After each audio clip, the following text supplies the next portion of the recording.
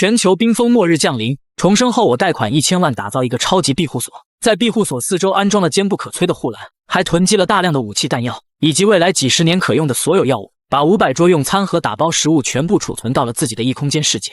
13思索了一番之后，他才想到自己忽略了一个非常重要的东西，那就是生命之源。我去，怎么连水这么重要的东西都能忘了呢？到时候外面普遍都是零下60-70度，而且出门就意味着可能会有危险。13想了想之后，他直接通过外卖平台下单，购买了100个巨大的储水桶，足够自己使用好几年的了。几个小时之后，外卖小哥就给13送上了门。看到又是13买了那么多奇怪的东西，周围的邻居们全都在议论纷纷。这个13是不是有什么毛病啊？就是啊，天天买一些奇奇怪怪的东西。前几天他们家装修，我看到不少人抬着起码10几厘米厚的钢板。可能是脑子坏了，学人家电影里面搞什么安全屋呢？我也在国外的视频里面看到过一些有钱人闲得无聊搞那种东西，这不完全是杞人忧天吗？是啊，现在又买了那么多水桶，他该不会以为天海市将来会缺水吧？估计脑子有毛病。现在你们就笑话老子吧，等到寒冰末日来临的那一天，你们就会明白自己现在有多愚蠢了。13啊，你买那么多水桶到底是干啥的？有什么需要帮忙的和我说，我给你搭把手。保安大叔是退伍兵，无儿无女，在小区当了10几年保安，一直尽职尽责。前世的时候，他为了帮助一对即将饿死的母女，把自己最后的粮食捐献了出去，自己活活饿死。保安大叔人也不错，我还是给他提个醒吧。保安大叔，今年气温有些反常，我有内部消息，这个冬天很不好过，为了以防万一，你最好也多囤点吃的喝的，免得到时候物资涨价。13，真的假的？消息靠谱不？你看看，我都准备了这么多东西了，你可以囤点泡面和矿泉水，这些东西也不怕买得多。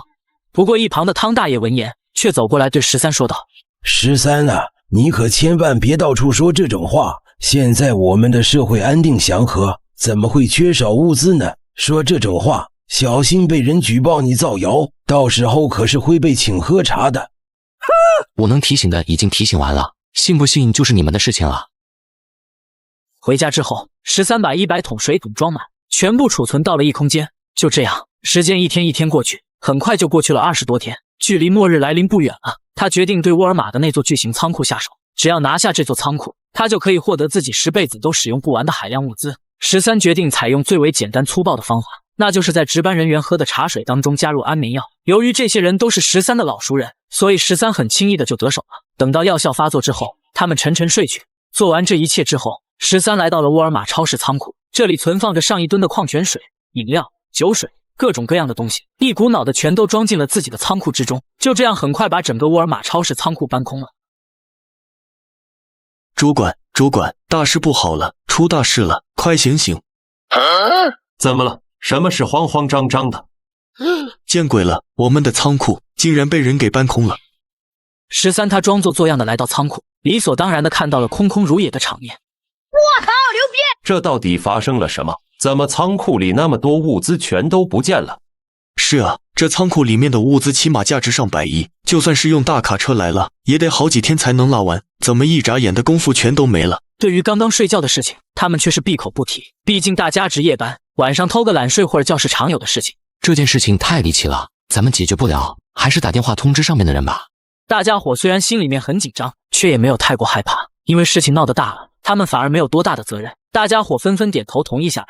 13立刻打电话给仓库的经理，通知这件事情。经理听到消息之后，整个人都吓傻了，甚至还以为13是在同他开玩笑，而他还假装什么都不知道。价值上百亿的物资全都进入了他的异空间之内。终于12月12日这一天还是到来了。仅仅几分钟之后，外面的天空竟然开始飘起了密密麻麻的雪花。一开始雪花只有指甲盖那么大，但是不到2分钟之后就开始变成了鹅毛大雪。窗外的风开始呼啸了起来，屋外的雪仿佛就在一瞬之间变得恐怖了起来。整座城市的上空突如其来的出现了漫天的大雪。13看了一眼室内温度，已经达到了32.6度，再看一眼外面，铺天盖地的雪花已经将整座城市都给淹没。13的心中安稳了不少。就在这个时候，13的拜金女前女友方雨晴打来了电话。我们都分手了，还打我电话干嘛？13，今天外面好冷啊，你之前囤物资是不是提前知道会大降温？我也是听朋友随口提到的，不过没想到降温降得这么厉害。怪不得你囤了那么多东西。13，你也真是的，这种事情都不提前跟我说一下，害得我被冻到了。还有什么事吗？没事我就挂电话了。别啊，13，外面好大的雪，我没有办法出去。你不是买了很多吃的吗？能不能先借我一些，等到雪再过去了我会还你的。前世我就是被这个白莲花迷惑，把家里的吃的给了他很多，到了最后他竟然把我害死了，还要挖掉我的肋骨熬汤喝。这样的女人，我现在只想好好的戏弄她，然后看着她如何凄惨的死去。你早说呀，我家里囤的东西都吃的差不多了，你瞧，今天早上刚煎的牛排。13说完之后，还对着桌上的牛排、红酒来了一张自拍，发给了他看。真好啊，人家也想吃牛排，喝红酒呢。他觉得自己的暗示已经非常明显了，按照13以前的性格，此时肯定会主动给他送来牛排跟红酒。还拿我当过去的舔狗呢，想吃就去超市买。哼，13，你真不是个男人，给你这么好的机会你都不知道过来表现一下。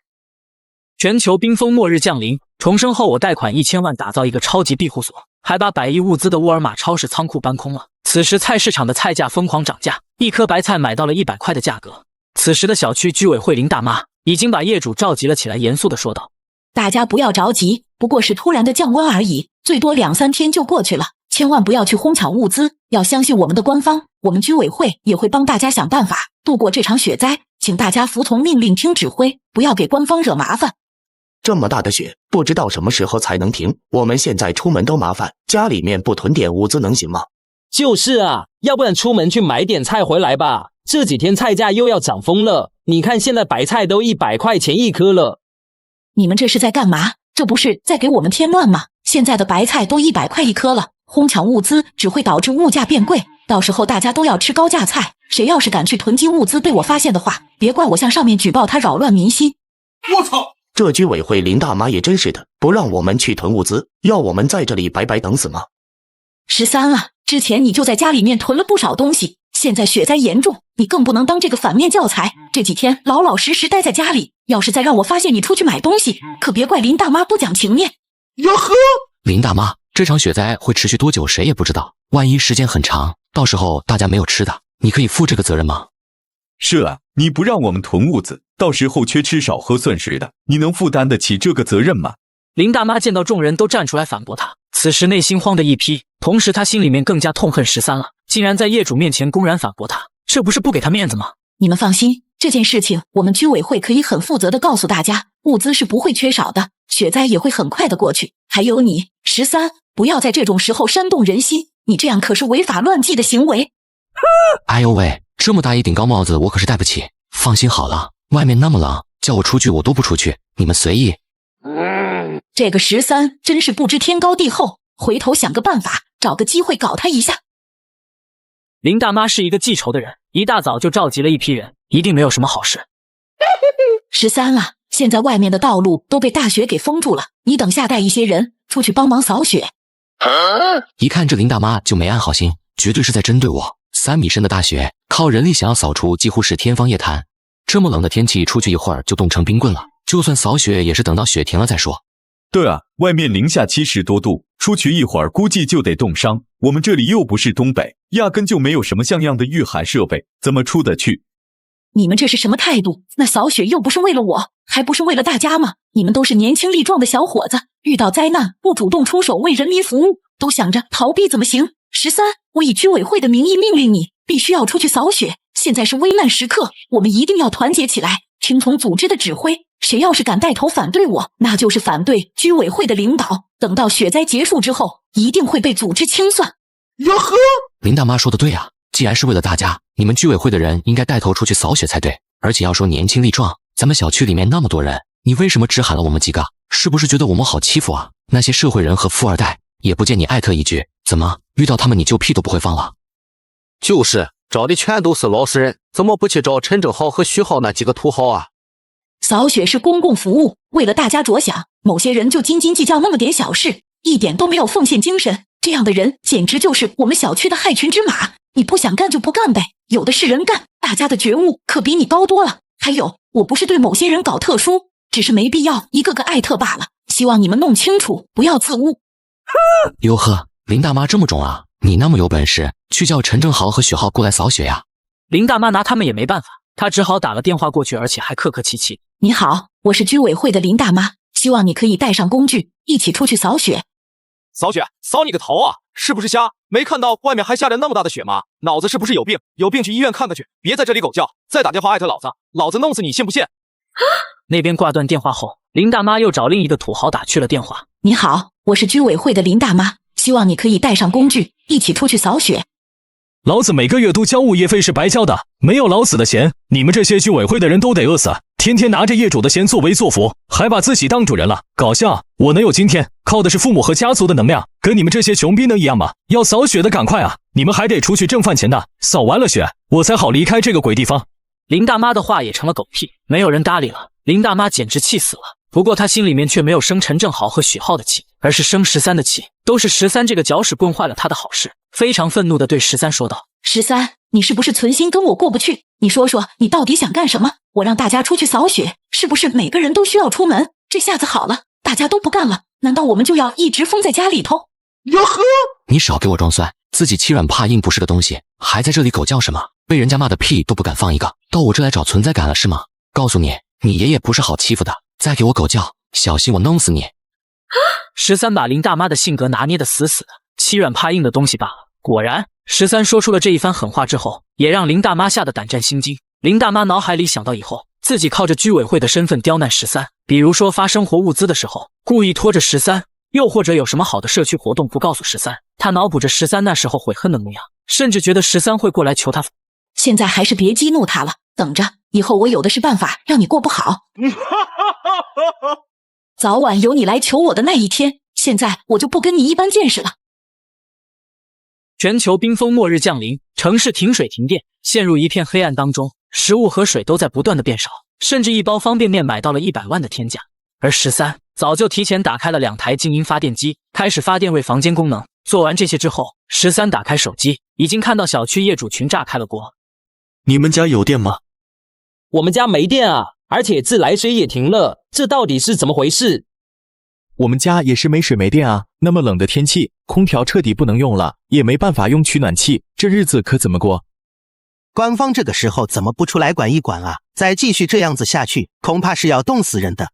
这个时候，小区业主一个个纷纷的打语音电话，问候起来了林大妈。林大妈，之前你不是说没事的吗？我就是听信了你的话，才没有出去买物资，现在怎么解决？上面到底什么时候过来救我们？你说句话啊！林大妈面对邻居们的质问，心里面也是一片焦急与恐慌。此时她的内心比邻居们更加的害怕，业主们还不清楚上面要怎么救他们。可是林大妈通过居委会已经接到电话，提前得到了一些消息。林大妈，现在全世界都在下暴雪，据说是数十万年难得一遇的雪灾，可能我们迎来了又一场生物大灭绝，也就是末世。官方虽然在尽力支撑，但是我国10几亿人口根本不可能顾得过来，国内几大重点城市都已经沦陷了。接下来想要活着，咱们只能靠自己，一定要多囤物资，尤其是食物和取暖的能源。林大妈听到领导说的话后被吓得不轻，也不知如何向各位业主如何交代。这个时候，林大妈的孙子小虎问道：奶奶，外面怎么那么冷啊？爸爸妈妈什么时候回来？小虎，没事的，再过一阵子爸爸和妈妈就会回来。林大妈安慰了一番小虎之后，拿起手机开始在业主群里面发话，只不过都是林大妈忽悠小区业主的理由罢了。各位，灾难只是暂时的，外面天气太过寒冷，断水和断电并不奇怪，放心，已经有工作人员在进行抢修了，官方已经下达了通知，在这种非常时候，所以从现在开始，居委会将会收集每一家每一户手头的物资，然后进行统一分配。13拿着手机，好整以暇地看着手机里林大妈的消息。上一世，林大妈就是用这种卑鄙的方式，从别人手里骗走了不少物资，我就等着你们狗咬狗吧。我曾经就亲眼看见一个女人为了一包泡面，亲手把自己的丈夫给砸死了。林大妈开始挨家挨户的收集物资，总会有一些胆小的，因为畏惧而听从林大妈的话，把物资给了她。终于有一些人被逼急了，开始问候起来林大妈。林大妈，现在大雪封门，根本没办法出去，各家各户的东西自己都不够吃，你还要收集起来统一分配，这像话吗？大家日子都不好过，留点吃的不容易，你还要没收，这就过分了吧？我说过了，现在是非常时刻，当然要用非常的手段，雪灾很快就会过去的，你们不用担心，只是让大家把物资重新分配一下而已。这种时候，许多人家都没有吃的，你们就那么自私吗？也不为自己的邻居们多想想。有些人家里面囤了物资，那就自然有些人家里缺少物资，所以家里缺少物资的人自然就站出来支持林大妈。就是啊，大家都是邻居，这种时候互相帮助一下怎么了？不就是一些吃的喝的吗？平日里大家又不是买不起，也就是这2天情况特殊罢了。林大妈见这边的物资要不到，转头打电话找起了13啊，你在仓库那边工作，平日里家里肯定放着不少吃的喝的，对吧？我还记得上次你可是买了一大车的东西呢。现在大家遇到了麻烦，到了你发挥精神的时候了。你放心，等到雪灾一过去，我们肯定会还给你，大家还会念你的好。上一世他错估了雪灾的严重程度，我想着能够卖给邻居们一个大人情，所以就把自己囤积的物资拿出去了一些。可是结果呢？他非但没有感激我，反而是让人以为我家中还有大量的物资，被他们破门杀死，让人当做了口粮。可以说自己上一世的死，这个姓林的老女人也脱不了干系。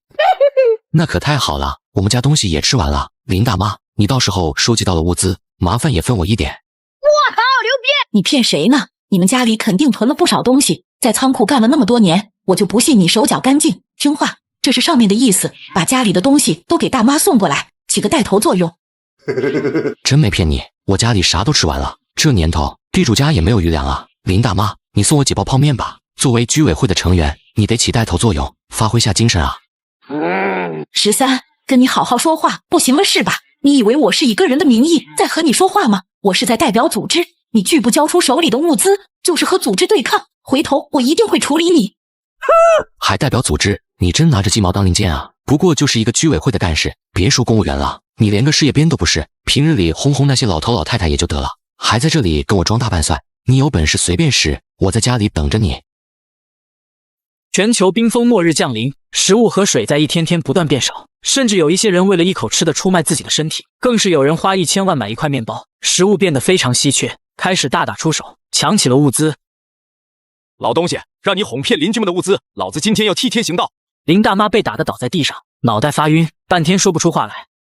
给我搜，这屋子所有吃的喝的咱们都拿走，这都是邻居们辛辛苦苦攒下来的，可不能便宜了他。很快的就从林大妈家里翻找出来一大堆的泡面、面包和饼干、矿泉水。你们不能把东西都拿走，那还有我们家自己囤的东西，你们都拿走了，我和我孙子还怎么活？关老子屁事，给我滚！这个时候，林大妈的孙子拿出一把水果刀，对着他们生气的说道：你们这群狗日的，都给我滚出去，不然我就弄死你们！哟呵，小屁孩，哪凉快哪待着去！熊孩子气得不行，一跃而起，水果刀扎到了小卡拉米的屁股上。老五，什么时候练得这么好的腿功啊？竟然把那个小兔崽子给踹飞了，厉害厉害！小卡拉米拔下屁股上的刀子，洋洋得意地说道：帅不帅？真该让你们把刚才那一幕给拍下来。林大妈自己身上有伤，本来想躺在地上装死，可是看到疼爱的孙子被人踹得那么重，绝望地痛呼了一声：小虎，我的孙子！这就是你哄骗邻居们的代价，我这是替天行道。而另一边的13通过监控看着林大妈被打的画面，那叫一个爽啊！只可惜跟我没有多大关系，看着他们打生打死，为了一点物资玩命，我却只能在家里躺平过日子，真无聊。随后13就把拍摄到的这段视频发到了业主群里。大骗子，活该！好哥为伍啊！对付这种人，就该用雷霆手段，这就是骗子的代价。偷鸡不成蚀把米，真是笑死人了！不愧是社会大哥，就是有正义感。要不是有豪哥，咱们对他这种无耻败类真是一点办法都没有啊！不过林大妈孙子被陈正豪手下狠狠地踹了一脚，6岁的孩子被这么踹上一脚，根本承受不住，内脏都出了问题。林大妈绝望之下，只能够在业主群里面求救，希望有人可以帮忙救救他的孙子。不过，由于他之前骗取物资的事情，让大家对他都特别反感，根本没有人愿意帮助他。千错万错都是我的错，只要你们能救我孙子，我给你们磕头都行啊！业主们却没有人同情他，反而是有人嘲讽起来。谁知道这一次又是真的假的？再说了，我们又不是医生，没有那个能力帮你们。要不是你自己骗大家物资在先，豪哥会打你孙子吗？说到底还是你自找的。就在这个时候，一个叫周可儿的女人发来了消息：我是医生，让我给孩子看看吧，不过我不保证一定可以把他治好。末日开始1周的时间已经过去了，所有人的食物所剩无几，业主小区群开始出高价买食物。谁家里还有吃的吗？我和孩子已经2天没吃饭了，我可以高价买。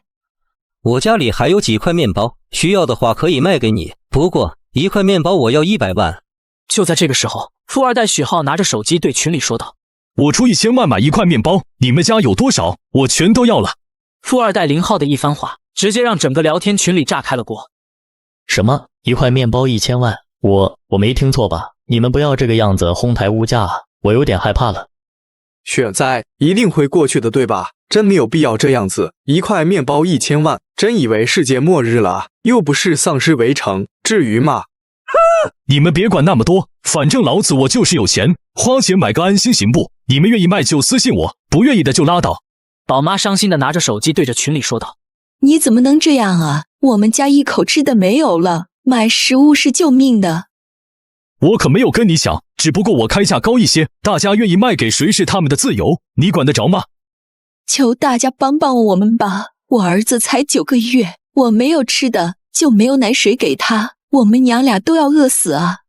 妇女通过卖惨博取大家同情心，最终获得了少量的食物，而土豪许浩靠着超能力，最终从许多邻居手中买到了物资。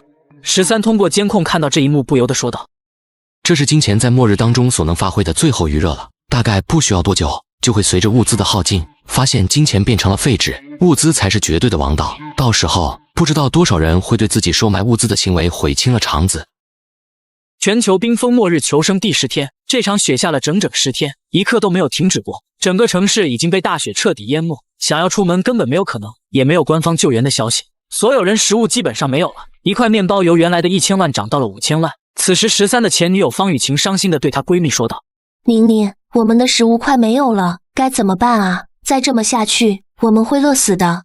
你看，我们俩长得这么漂亮，只要我们略微出手，一定会有男人肯为我们的美色动心，为我们奉献物资吧？”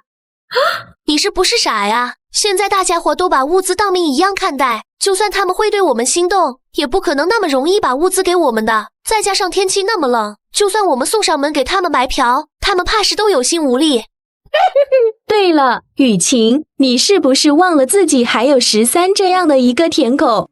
哼，那个臭男人，除非他过来磕头求我原谅他，否则我绝对不会主动找他的。几天过后，他最终忍受不住饥饿，放下自尊，打电话找起了13。你这个臭弟弟，那么多天都不找我聊天，你真是坏死了。不就是前几天说了你2句吗？其实人家当时就后悔了啊。不过人家是女孩子，不好意思先开口吗？你这个臭弟弟，一点都不知道心疼人家。方雨晴作为一个绿茶白莲花，在撒娇卖萌这方面可真是有一套。这个骚娘们，如果不是知道她心肠恶毒，真想把她给办了。最近身体不好，大概是生病了，所以懒得看手机。方雨晴一听，连忙虚情假意说道：“只不过是想从13这里搞点食物罢了。”生病了啊？你是不是冻感冒了？这个天气一定得注意保暖。不是，我热伤风，被热的。别开玩笑，零下50、60度那么冷的天，怎么会热伤风啊？冷吗？我屋子里有壁炉，倒是没有什么感觉。这玩意烧起来屋子里热得难受，大概是前几天坐在火堆前睡觉，不小心病了吧。13说完，用手机对着熊熊燃烧的壁炉火堆拍去一张照片，又不经意间将他桌子上那些成堆的零食也拍了进去，给方雨晴发送了过去。我的天，这张照片不会是 P 的吧？这种时候怎么可能有人过上这么好的生活？这里简直是天堂啊！他灵机一动，给13打了个视频电话过去，是真是假，只需要看一眼就清楚了。视频一接通，就看到13家里堆成山的食物，那种温度宜人、食物丰富的优渥生活，让他们彻底傻了眼，简直像是看到了天堂一般。最近怎么样？看你们都瘦了，恭喜恭喜啊！方雨晴和她闺蜜心里面真想骂娘，她们哪是想变瘦啊，那全都是饿的。方雨晴一副讨好的模样对13说道：“13哥哥家里吃的真多，好厉害！现在外面不少人都吃不上饭呢，还是你聪明，怪不得当初你买了那么多东西呢，原来早就有打算啊。”这有什么呀？不过是运气好罢了。13哥哥，你们家看上去好温暖啊，而且现在也不是供电的时间，为什么你们家那么明亮？我们家装了壁炉啊，这个玩意暖和得很，屋子里面都热得难受。看你们的样子好像很冷似的，外面现在真有那么冷吗？我10来天没有出门了，也不知道外面什么情况。方雨晴立刻换上了一副柔弱可怜的样子，嗲嗲地对13说道：“13哥哥，你好厉害，人家好崇拜你呀，能不能让我去你家里看看？好久没有见到你了，雨晴好想你呀。方雨晴觉得自己这一招肯定管用，毕竟之前她就是靠着这一招，让身边不少舔狗对她唯命是从。何况当初13也追求过她。以前每次让你上我家来，你都是各种借口，说什么咱们都是单身男女，传出去影响不好吗？我觉得你说的对，咱们又没有什么关系，是应该保持距离才对，省得人家说闲话。人家过去那么做也是为了你好吗？13哥哥，别那么小心眼嘛，就当是晴儿错了好吗？人家现在就过去给你赔罪，大不了人家帮你捶捶腿，让你为所欲为还不行吗？这么冷的天，难得他能以如此精湛的演技演出羞涩少女的感觉，不去当影后真是可惜了人才。只可惜小爷并不吃你这一套。那怎么行啊？咱们俩又不是男女朋友，做这么亲密的事情我无法接受，我是一个传统的人。方雨晴几乎要被13这句话给气炸了，为了搞到食物已经顾不上什么脸面了。13哥哥，其实人家一直以来对你都特别有好感，男女朋友什么的以后也不是不可以考虑呀，毕竟日久了生情嘛。哎呀，羞死人了，你到底还要人家说的多直白吗？我好牛逼！不得不说，绿茶白莲花也不是谁想做就能做的，这一番茶艺没有10年的功力绝对做不到。方雨晴，你是不是误会了什么？我承认过去有段时间咱俩关系还不错，不过你该不会是觉得我喜欢你吧？13哥哥，你这是什么意思啊？你过去不是最喜欢晴儿了吗？别误会啊，你的确是有几分姿色，是个漂亮的妹妹，不过我可从来没打算跟你谈恋爱，最多就是玩玩而已。就凭我的条件，在天海市想找个有模样有身段的女朋友，真不是什么难事。你到底是哪来的自信，认为我在苦苦追求你啊？13，你不要太过分了。哟呵，行了，你也别跟我装什么清纯美少女，我早就看出来了，你不就是一个捞女吗？天天想着钓金龟婿，你以为有钱人都是傻子吗？再告诉你一件事情，你在天海市富二代圈子里都是出了名的，今天去舔张少，明天去追李少，人家只是跟你玩个几天，你还真当自己能做有钱人家的少奶奶了？知道他们私底下怎么叫你的吗？公交车，公共插座。13，你给我闭嘴！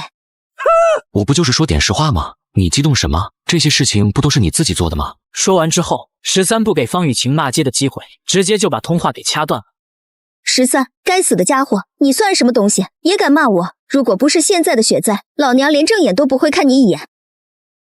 全球冰封末日求生第15天，此时的金钱已成废纸，食物极度短缺，一些人开始失去理性，杀人抢夺物资，尸体被堆积起来当成了储备食物。做完这一切后，他拿起手机对业主群生气地说道：现在局势那么难，大家伙都是为了活命，谁也不想动手杀人，希望以后大家能够和谐的相处，在我们需要的时候借我们一点粮食，只要你们乖乖配合，我保证大家可以相安无事。这种短暂的宁静在第2天就被打破了。虽然家家户户都因为畏惧陈正豪不敢出门，但是如果不下楼凿冰取水，他们就活不下去。到了晚上，他本想着趁着天黑偷偷下去挖穴取水，就被逮了个正着。这小娘们够味啊，我已经10几天没有发泄了，快憋不住了。我也一样，这小娘们长相一般，不过身材还凑合。刘甜甜赶紧关上了房门，绝望之中拿起手机向业主群求救。大家快来救救我，他们在砸我的门，求求你们了，我会被他们杀掉的。保安大叔，你救救我吧，你不是退伍兵吗？他们肯定打不过你的，万一我出了什么事，下一个就轮到你们了。姑娘，现在事出突然，我一个人也对付不了他们那么多人啊，还有枪，哪怕我当过兵也无法对抗。你不能这样啊，我一个弱女子你都保护不了吗？你算什么男人啊？我要是死了，做鬼都不会放过你的。大家都是姐妹，这种情况我们也没什么办法，你可一定要顶住啊，否则被破门的话，说不定会把你给那啥的，他们那么多人，会把你给玩坏的。建议姐妹你夹死一个，也算是为民除害了，反正家里被抢了，估计你也活不下去了，倒不如临死拉一个垫背的。刘甜甜气得瑟瑟发抖，她还想再说些什么的时候，房门被一脚踹开了，一个个如狼似虎的朝她走了过去，然后就被几个小卡拉米扯住双腿拖了出去。13，现在外面太危险了，陈正豪他们早晚会抢到我们身上来，我们大家必须团结在一起。没事，我现在自己过得挺舒服的。话不是这么说啊，你只有一个人，陈正豪手里可是有5、6个人，还有枪，所以你现在也非常不安全。那你们想怎么样？现在大家分散着住，实在是太危险，所以我们决定搬到一起，这样即便是面对陈正豪也是反抗的力量。怎么，你们聚在一起就不怕陈正豪手里的枪了？此时，群里另一个人开始说话了。人多一点，最起码他们会有忌惮，而且我们可以团结起来把门给封上，就不怕被他们破门了。只是现在我们欠缺的是一个好的据点。13，你们家有阳台，而且防盗门特别的结实，非常适合用来对抗陈正豪，所以我们希望你能够加入我们的团队，大家一起对抗陈正豪。我不需要，谢谢，我现在自己一个人过得非常舒服。你们想要合住的话，就自己找地方吧。十三，现在大家都有生命危险，你不能目光那么短浅啊！只有大家在一起，我们才能活下去。这时，另一个群成员王明也说道：“只是因为你们楼层有阳台，方便取雪水，大家才选中你们家。你以为我们是占了你的便宜？实际上大家也能保护你啊！”哟呵，保护我？你们也配？还真有脸说出口的。13，我承认我们有求于你，但是你想啊，你只要让我们进入你家避难，你就可以救活7、8条生命。难道你忍心眼睁睁看着我们被陈正豪给杀死吗？我们可是那么多年的朋友邻居啊！都这种时候了，大家能不能活下去都个凭本事。你们对我而言没有任何的价值，又凭什么要求我保护你们？说完之后，13直接选择了退去，想薅他的羊毛，简直是做梦。此时，一群人开始联合起来，即便要大家一起抱团，也只敢找信得过的人。之前答应让你们住进来，是看在我表弟的面子上，而且你们还承诺会说服13，让我们住进他家里去。现在13根本不同意，你们说说这件事情怎么办？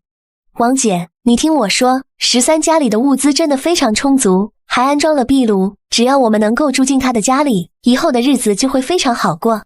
是啊，视频你们都看过了，应该明白13家里现在有多舒服。咱们大家努力一下，住进13家里去，不光能够对抗陈正豪，而且还能过上舒服的日子。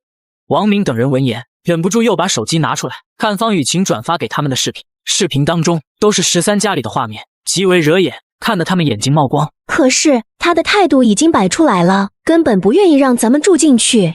他这种人也太自私了，完全不顾别人的死活。对这种人，咱们也用不着太客气。我看，反正他家里面就一个人，不如咱们用点特殊的手段。我觉得这是个好办法。这种自私自利的人，只考虑自己，不懂得替别人着想，他凭什么住那么好的房子？可是按照周鹏的说法，他们家的防盗门很结实，咱们又不是陈正豪他们那种人，不擅长这个啊。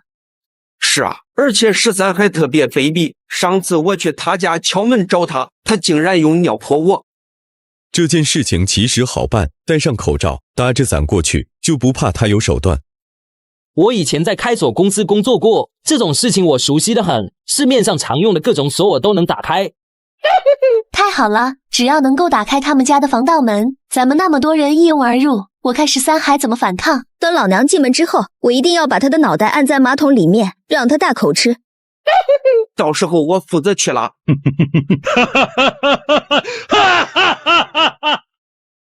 全球冰封末日降临，食物极为缺少，一些人为了食物开始。此时一些人盯上了我，开始对我防盗门疯狂输出，砸我的门，被我用电电死。救我！孙志超和陆涛是多年的哥们，看到兄弟惨死，他的眼睛里都在冒火。13，你这个狗日的，你给老子滚出来！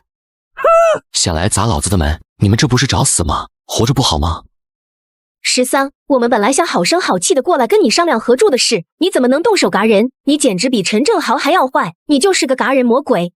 哟呵，你跟我装个鸡毛呢？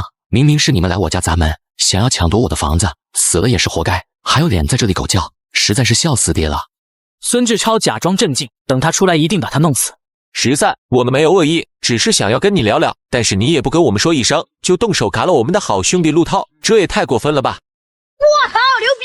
只是过来跟我聊聊，不请自来，直接上来砸我的门，这就叫聊聊。砸开门之后，下一步估计就是把我给弄死，或者赶出去让我自生自灭，然后你们享受着我辛辛苦苦准备的安全屋，对吧？13，我们给你最后一个机会，开门放我们进去，否则的话，后果不是你承受得了的。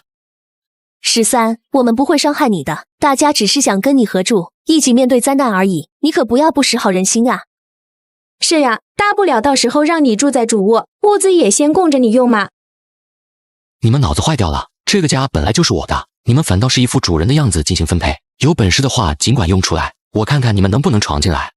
孙志超几个人聚在一起，商量着下一步的动作。几人当中，胆子最小的葛家良紧张地问道：“怎么办？现在陆涛死了，没有人能够开锁，要不咱们撤吧？万一引来陈正豪他们的注意就不好了。”怕什么？这里是24层，陈正豪他们爬上来都能累个半死，他们就算是想赶人越货，也会先挑底层的人动手。这个13果然不好对付，他这个样子就好像是早就知道末世会来似的，装备的非常充分。要是那样的话，这个13就更加可恶了，明明知道雪灾要来，结果只顾着自己，都不提前通知邻居们。问题是，接下来我们应该怎么办？砸门不行了，直接破门可不可行呢？几个人嘀嘀咕咕又是商量了一阵子，通过监控看到他们离开了。13左右手持一把枪，本可以出手射杀2个人，不过他一点不着急，现在生活过得太平淡了，需要找点刺激，所以他要看看这些人打算怎么破门。过了好一阵子之后，他们几个人又回来了，这一次他们抬来了一根又大又粗的木头，对着他的门一顿乱撞，可是门丝毫没有变化。这门到底有多厚啊？就算是银行金库的门也没那么结实吧？谁家里的房子会用这种门？孙志超他几乎陷入绝望了，愤怒地发出了咆哮，那是不甘与绝望的声音。好了，现在也该给你们点教训了。13打开房门，举起手中的枪开始射击，第一枪射了出去，一声惨叫传来，狩猎的时候到了。然后连续开了很多枪，3个人都被当场领了盒饭，另外几个人此时才反应过来，落荒而逃。你个臭娘们，都是你们害的！你们不是说他家只有门结实吗？为什么会有枪？你们是不是早就知道了，所以才跑得那么远？为什么你们就好好的？这一巴掌顿时把方雨晴吓得瑟瑟发抖，委屈的流下了眼泪。我也不知道啊，上2回我们过去的时候，他也没有用枪攻击我们。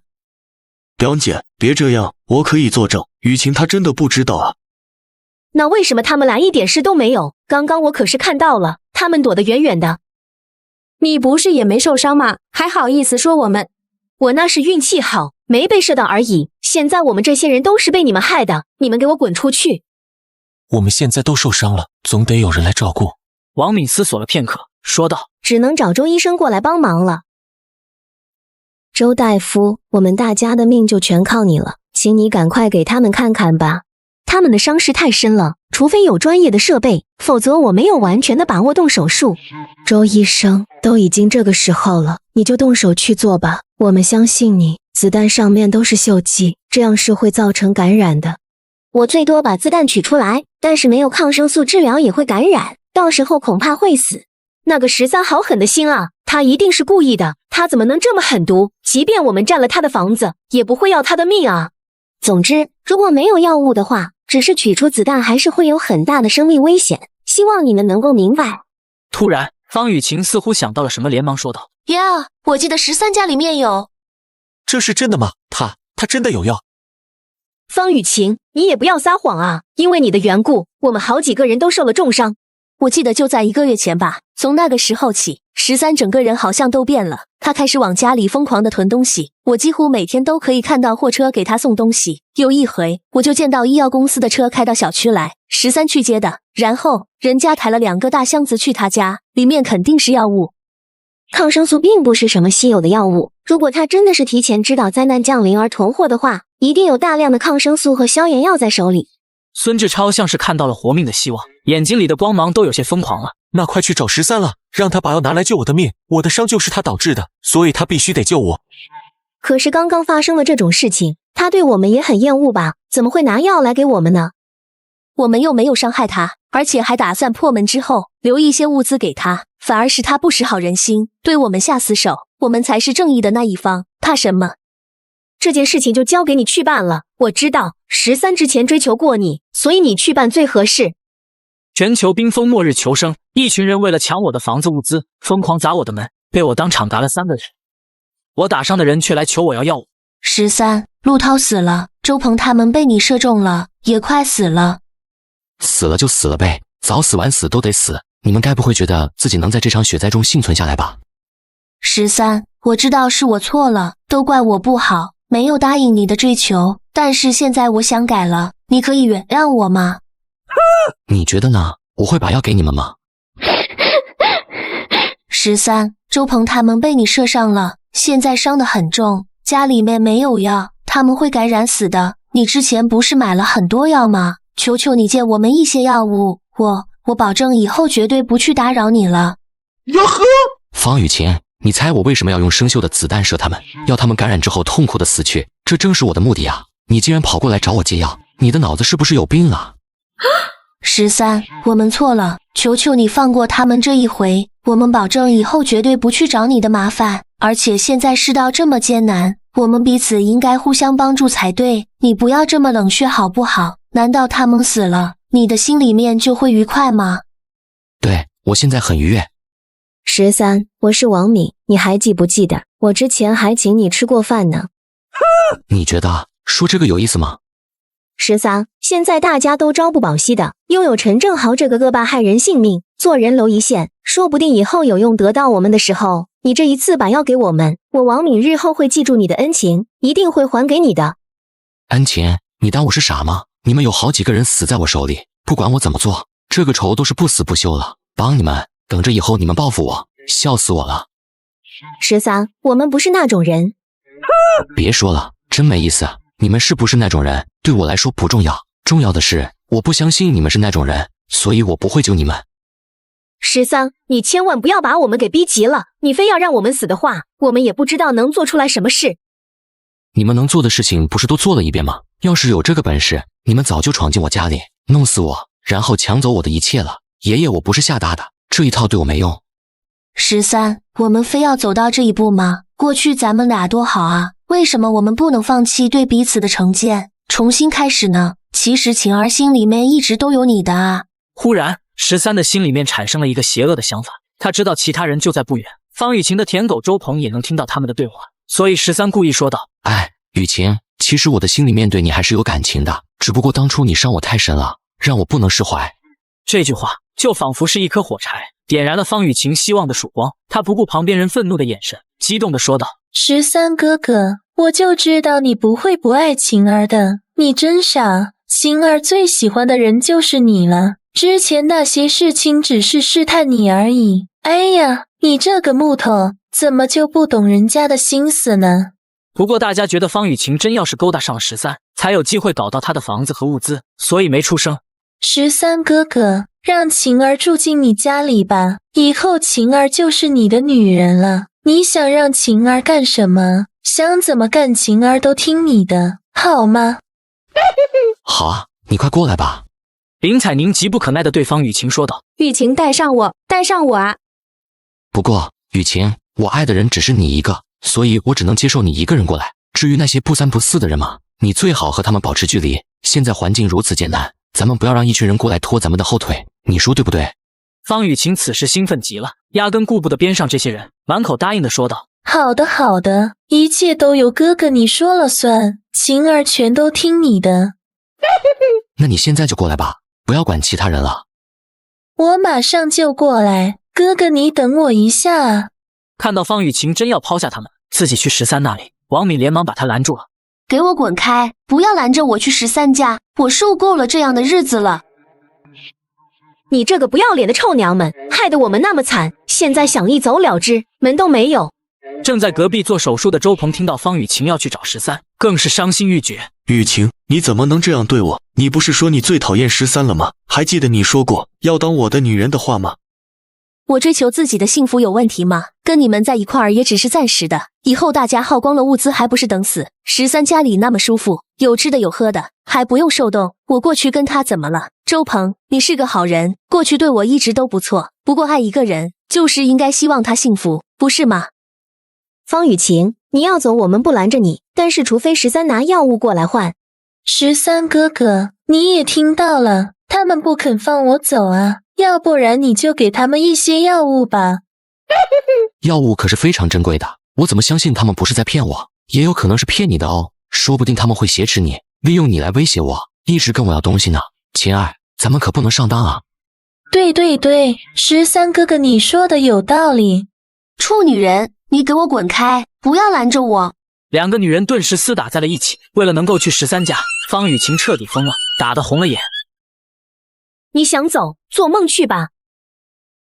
13，现在方雨晴在我们手里，如果你真的想救她的话，就拿药来交换。你们人太多了，我害怕，万一你们趁机杀死我怎么办？所以雨晴啊，虽然哥哥也很想和你一起过日子，但是他们不允许啊，你可千万别怪哥哥。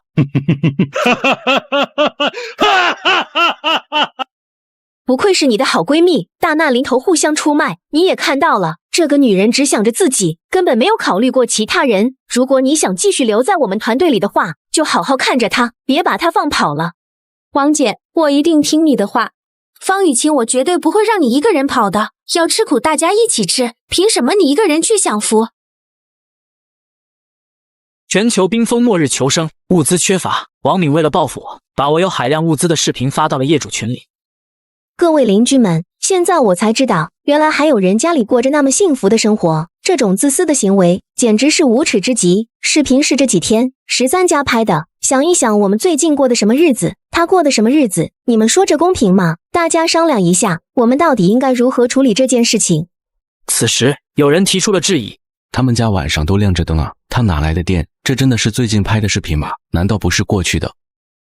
我可以跟大家保证，这些视频都是最近才拍摄的。13家里早就备好了各种物资，无论是吃的还是燃料，所以他现在过的生活和天堂一样。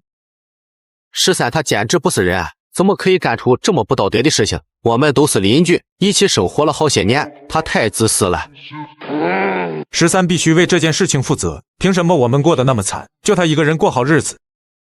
他家里面吃的喝的那么多，必须给我们大家分一分，我们不好过，他要负担主要责任。此时的陈正豪的眼睛顿时红了起来。13，你这个小可爱，竟然过得那么舒服。13，我可是咱们小区的居委会主任，而且我还是咱们这栋楼的长辈，我说了算，这些物资拿来，大妈给所有人分。13，我和宝宝快要饿死了，你之前不还夸过我们家宝宝可以吗？救救我们吧！我可以让孩子认你做干爹，甚至你有其他要求也可以。13，只要你让我住到你们家，我可以把我所有的资产都给你。我爹已经死了，我们家10几资产都给你。我跟你们很熟吗？凭什么我们家的东西要分给你们？13先生，最近我们家的食物与药物已经接近告捷，希望您能够提供一些帮助。为了答谢，之后我可以为您提供医疗方面的援助。不愧是做医生的人，非常的理智，并没有跟我卖惨求施舍，而是要跟我交换。末世之中，只有有价值的人才有活下去的资格。我现在身体很健康，没有用大夫的必要。不过我家里的确有很多药物，食物方面更不必说了。你想要交换，起码拿出一些现在对我有用的东西来。就当是预付的诊金行吗？我实在是坚持不下去了。我可以给你食物与药物，但是你也得帮我一个忙。什么忙？你尽管说，只要是我能办得到的。这些邻居们大概要对我下手了，如果你知道了他们想如何行动，就告诉我一声。我明白了。另一边的陈正豪拿着手机对着业主群严肃地说道：各位，现在我们的首要目的是对付13，他们家的物资恐怕比我们所有人的总和还要多，只要把他打倒了，我们可以获得大量的物资，所以你们不用担心，我现在不会对其他人动手的，但是这次行动获得的物资我要一半。现在大家应该暂时放下之前的恩怨，首要目标是攻入13家，拿回那些属于集体的物资。跟我走，打13，抢物资，打死那个臭不要脸的自私鬼。13，他们打算要去你家了，应该每家每户都过去了。他们看到了你的视频，已经疯了，你不想想办法吗？行了，我知道了，记住，这次你千万不要过来，我只提醒你一次，然后等着看好戏吧。13啊，你快跑吧，他们都带着家伙找你去了。保安大叔，放心好了，我应付得来。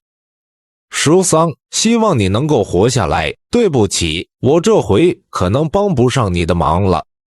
你能够不加入他们，已经说明你的善良了。没事，我这边不需要你操心。此时，13家门口来了一大批的人，把走廊堵了个水泄不通。13，你给我滚出来！不想死的话，这是你最后的机会了，别等我们冲进去，否则到时候说什么都晚了。我好怕呀！你们有本事进来啊！被13这么一嘲讽，一群人对着他的门疯狂乱砸，可是他的门没有一点变化。很快的防盗门通上电了，一群人被电得哇哇大叫，都被领了盒饭消失了。我操！是高压电，大家快躲远点！有些人心生惧意，想要逃跑，被陈正豪带着小弟堵住了。你们想干嘛？都给我回去！孙志超看到众人有所畏惧，便大喊道：可恶的13，简直就是个出事了，进而嘎自己的邻居。兄弟姐妹们，咱们必须嘎了13，为他们报仇啊！不用怕，大家用木头去撞门，别破门就可以了。他们有多少手段的，已经是黔驴技穷了。只要攻破这扇门，后面可就是舒服的暖炉，还有吃不完的食物等着咱们呢。孙志超的这一番打气，又让不少人红了眼睛。马上就有人找了2根大木头过来。兄弟们，给我撞，打开门，弄死13那个小可爱！一群人抱着木头，对准13的大门就开始了疯狂的撞击。可是撞了几十下之后，他们却发现那扇门微丝未动。13却觉得还不够尽兴，却打开音箱跳了起来。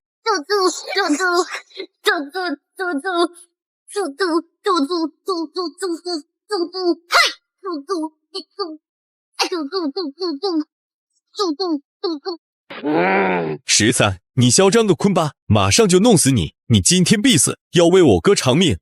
他们撞得越来越起劲，一定要把门撞开。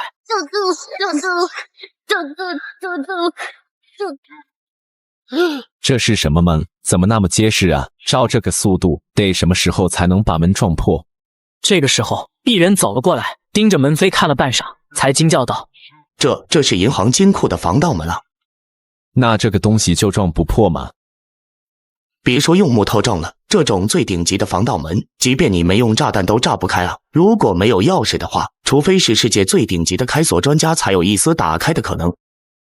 全球冰封末日，求生物资缺乏，我有海量的物资被曝光了。整栋的邻居来到我的家门口，一群人拿木头砸我的门，我根本不慌，打开音箱跳起来舞，疯狂嘲讽他们。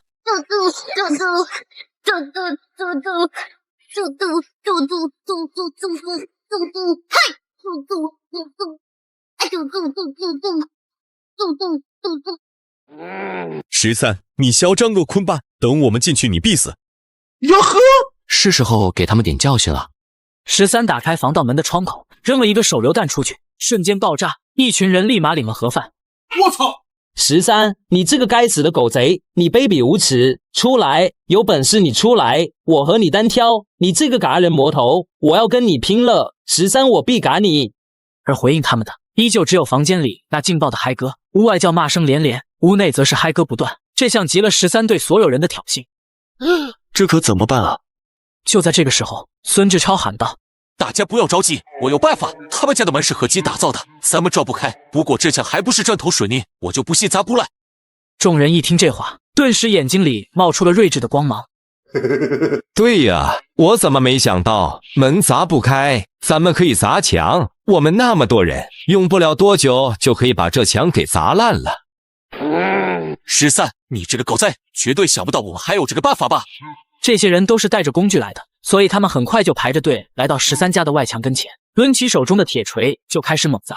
大家用尽了吃奶的力气，锤子狠狠砸在墙上，顿时墙面裂开了。众人见状，眼睛里满是兴奋，觉得自己找到了13家的突破口，然后他们砸得更加卖力。这是怎么回事？这个墙为什么砸不开？不应该啊！有人走了过去，从裂缝中仔仔细细地看了一下墙，当看清楚里面的东西时，他差点惊掉了下巴。这墙里面也是钢铁铸成的，材质与门扉一模一样。一个人忍不住仰天吼道：为什么会这样？谁家的房子用钢板筑墙啊？我不信这房子全都是铁做的。有人已经无法忍受这种绝望了，又拿起锤子去敲击其他地方，好几个人一起动手，希望能够找到墙面上的破绽。可是无论他们从哪个角度，最后发现的都是坚固厚重的钢铁墙壁。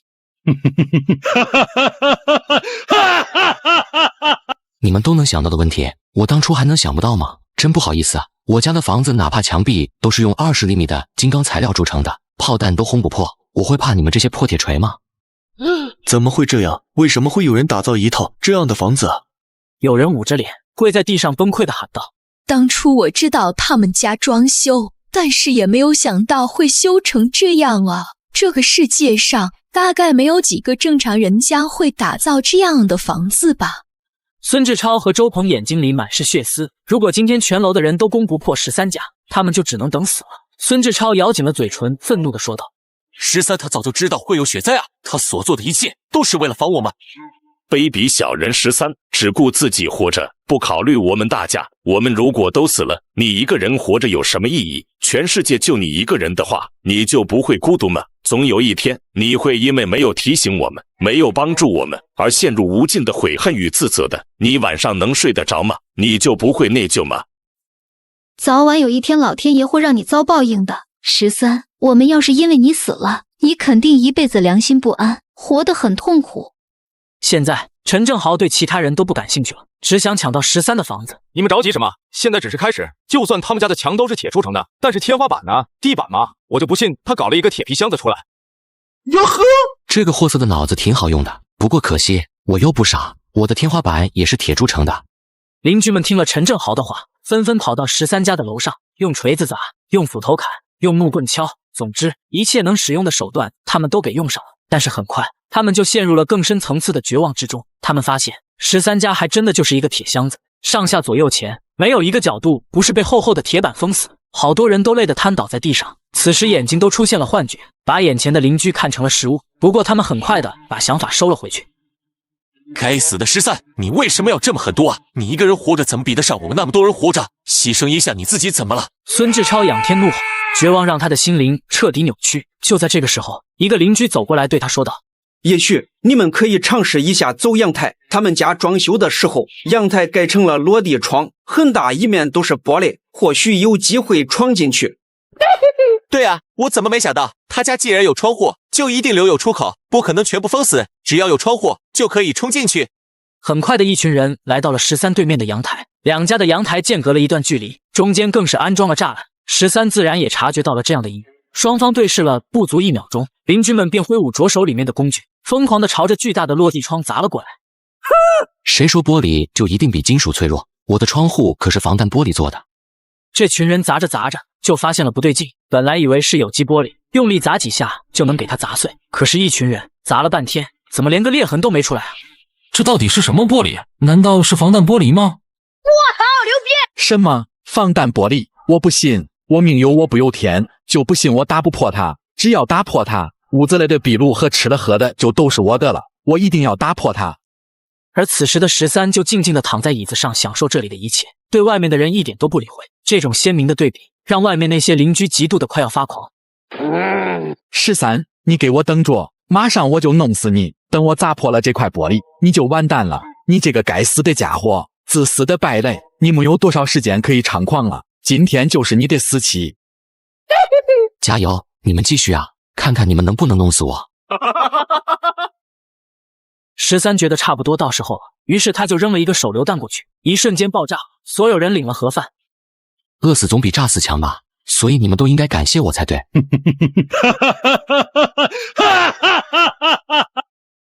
全球冰封末日，求生物资缺乏，邻居们想尽各种办法想攻入我家，却拿我一点办法没有。此时13家对面阳台又来了一批人，13以为又要过来砸玻璃的时候，他忽然跪倒在地。13，我快要饿死了，求求你救救我吧，哪怕只给我一块面包也行啊！那惨状真的是闻者伤心，见者落泪。磕头的大部分都是女人，试图博得13的同情。大家不要这个样子，我看着心里面难受啊！我心里一难受就想吃东西。13大口大口地吃着东西，把邻居们看得直吞口水，别提多馋了。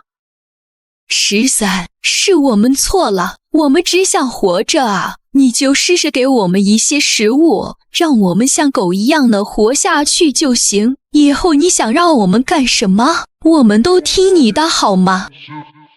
别怪我没给你们机会，你们谁现在过去给我把陈正豪的西瓜拿过来？这样的东西我管他1星期，顿顿吃到饱。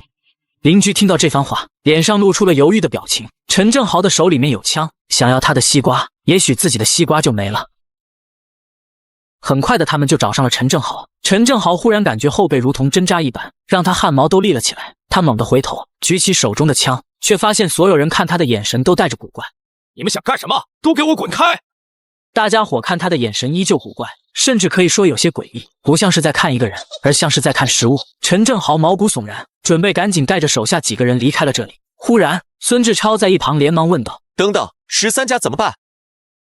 攻又攻不进去，还能怎么办？回头再想办法吧。很快，13又收到了许多人的私信和视频电话。经过这一战之后，邻居们也是彻底的认怂了。许多人开始哭求13可怜他们，或者提出利益交换，比如说富二代许浩。13，我可以把我的女人送给你，只求你给我一些吃的行吗？她可是天海市有名的车模，你看看这大灯，这尾翼。真是个骚娘们，不得不说，这个女模特身材很有料。不过这种不要脸的女人，我是不可能让她进门的。说不定趁自己睡着了，她就给我一刀，然后把我家给霸占了。能出卖自己身体换食物的女人，哪里有什么道德底线可言？第二天的时候，13听到楼道里面传来了枪声，2声枪响，像是放了2个大号的鞭炮，这无疑是陈正豪动手的。显然13昨天的话已经产生了作用，2个男人手里拿着菜刀倒在地上。不过陈正豪也没有好到哪里去，他靠在墙上，手里拿着枪，一副心有余悸的模样。陈正豪让手下的人把这2具昆体拖走，当即就把昆体拖到了厨房里面。他早就看到了群里的消息，知道13对他进行了悬赏，这让陈正豪感觉到了一丝危机。但与此同时，他更加的疯狂了。死吧，把你们都嘎了！想让我死，你们先去死吧！放松下来之后，他忽然感觉后背有些疼，于是喊来一个小弟帮他看看怎么回事。那个小弟看了一眼之后，顿时大喊道：“豪哥，你后背中刀了！这2个狗东西，给我把他们剁碎点！”他脑门上渗出来细密的汗珠，连忙拿起手机打电话给周可儿。周医生，我受了点伤，你快过来帮我包扎一下。不久之后，周可儿背着医药箱就来到了陈正豪家，看着这个嘎人如麻的恶棍，周可儿眼睛里充满了厌恶，但是为了活命，他不得不给他疗伤。我可不会免费帮你。陈正豪嘿嘿一笑，伸手指着厨房说道：“你要是把我治好了，待会的西瓜我分你1块。”周可儿用力抽了抽鼻子，才闻到那股刺鼻的血腥味。他脸色一变，常年在医院里工作，他当然知道那是什么东西，强忍着呕吐的冲动。周可儿冷冷地说道：“不用了。”都什么时候了，周医生还这么清高，早晚有一天你会吃的，不吃就死。我宁可去死，也不会吃。那我可舍不得，现在这个世界，身边有一个医生太重要了。你放心，如果有一天非吃你不可，我也会把你留在最后面。不一会儿，伤口就简单的包扎完毕了。周可儿拎起药箱打算离开，谁知道陈正豪给小弟使了个眼色，那个小卡拉米顿时把他拦住了。你们想干嘛？没什么，我的伤没好之前，你不能走。陈正豪此时心里面也害怕，不知道多少人想要他的命，而且又缺少药物，身边有个医生在，他才放心。也不管周可儿的抗拒，他强硬的把他留了下来。这么下去也不是个办法，这些牛马现在都敢反抗了，对我们很不利。只有把13那个家伙给弄死，占了他们家的房子，咱们以后才会安全。他们家跟个堡垒似的，里面物资也多，起码足够咱们生活几个月的，说不定那个时候雪灾就过去了。所以当下还是得考虑怎么对付13。豪哥，13家我们都进攻过好几回了，但是每一次都失败，他们家就像个乌龟壳似的，攻不进去啊。我就不信他们家没有破绽，更不信他不出门。这样吧，咱们搬到他家隔壁去住，轮班看着他，只要等到有机会，就直接把他给干掉，而且住在高层也更安全。周可儿把他们的对话都听在耳朵里，他借着上厕所的名义去洗手间给13发消息，告诉了他这件事情。知道了，你继续留在那里观察情况吧。你是医生，陈正豪不会那么快把你嘎了的，所以你暂时没有生命危险。13也不着急出手，他设下了悬赏，之后自然会有人不要命的嘎了陈正豪。陈正豪带着周可儿就来到了24楼，住在13隔壁的小夫妻知道陈正豪来了，也是吓得厉害。开门，开门！我是陈正豪，跟你们换一间房子住，快把门打开，不然我就开枪了。怎么办？他们来抢我们家的房子了，恐怕连我们最后那点吃的也保不住了。别怕，没事的，他们要房子，咱们就给他好了。对了，快把剩下那些吃的藏在身上。看到外面凶神恶煞的陈正豪等人，躬身说道：“豪哥，这房子以后就是您的了，我们马上就走。”说着，他就要带着自己老婆离开。没等他们走出2步，陈正豪的小弟举起了手中的棍子，砸在了他们的西瓜上。一声闷响过后，男人两眼一黑，倒在了地上，昏死过去之后，他的眼睛里还写满了难以置信。他不明白，自己明明都乖乖听话，把房子让出来了，可是为什么对方还会动手？他的妻子捂着嘴发出一声尖叫，另一根棍子也落到了他的头上。周可儿死死地捂着自己的嘴，他彻底被吓傻了。这还是他头一回见到嘎人，心理素质再强也无法保持镇定。天太冷了，总得储备一点粮食，免得到时候没饭吃啊。全球冰封末日求生，这个世界已经没有食物了，一些人开始吃人。13给周可儿发消息，询问他陈正豪那里的情况。周可儿那边过了很久之后，才给13回复消息。13，陈正豪他们已经疯了，现在所有食物都吃完了，他们已经开始吃人了。我2天没吃一点东西，感觉自己快饿死了。这个结局我早就猜到了。如果有一天我也快要饿死了，只有吃人才能活下去，大概我也会选择吃人吧。这几天他们天天出去找人，只要找到有人的房子就攻进去，然后把人给嘎了。大家都没有物资了，说来可笑，当初被你嘎掉的几10个人的昆体，倒是让不少人又多活了些日子。不过他们也遭到了抵抗，还活着的人都已经抱团了，他们也有死伤。13，你还能救我吗？周可儿，这个女人留着还有用，不能让她就这么死了。毕竟在末世之中找一个医生可是一件难事。这样吧，你帮我办一件事，事成之后我可以让你活下去。于是他交给了周可儿一个任务，13可以接纳周可儿，但是他必须要递上一份投名状。13的要求很简单，有作用，无危险，关键是不能圣母。第二天，13上午睡到10点钟才起床。就在这个时候，外面忽然响起一阵巨响，门外的周鹏拿着一把菜刀，对着他的房门疯狂的劈砍。13，给我滚出来！整天只知道躲在房子里，你就是个缩头乌龟，没用的垃圾。13来到门前，双手插兜，淡淡的对周鹏说道：你说的都对，然后呢？有本事进来弄死我呀！感染的滋味不好受吧？你的伤口起码得有10几厘米深，到时候你就会被细菌感染死，都不用我动手赶你。13绘声绘色的描述着。周鹏听了之后，感觉自己的身体更疼了。周鹏一声怒吼，对着门疯狂乱砍。13，老子要嘎了你，都是被你害的。隔壁的房间里，陈正豪的手下听到周鹏疯狂的吼声，连忙对陈正豪说道：豪哥，要不要弄死他？没听说他都感染快死了吗？病死的猪肉你也敢吃？周鹏，你死定了，伤口都烂了，晚期就不活了，倒不如趁着你没死，把活着的时候没敢干的事情给干了。周鹏的眼睛里满是泪水，听到13的话后，他陷入了更深的绝望。难道说我真的要死了吗？我不甘心，我不甘心了。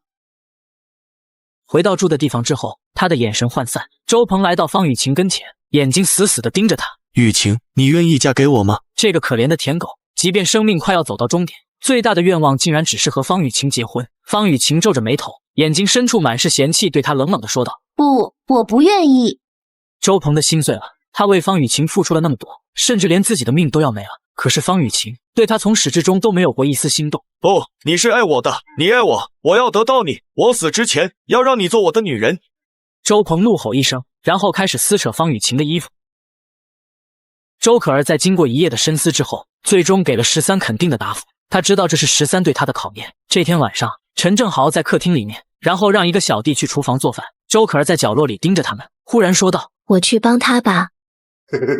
我就知道你忍不住了，2天没吃东西，是个人都受不了。不要怕，只要你尝过一次就会上瘾的。西瓜的味道非常鲜美，比我过去吃过的任何西瓜都要好吃。我不想死，我想活着。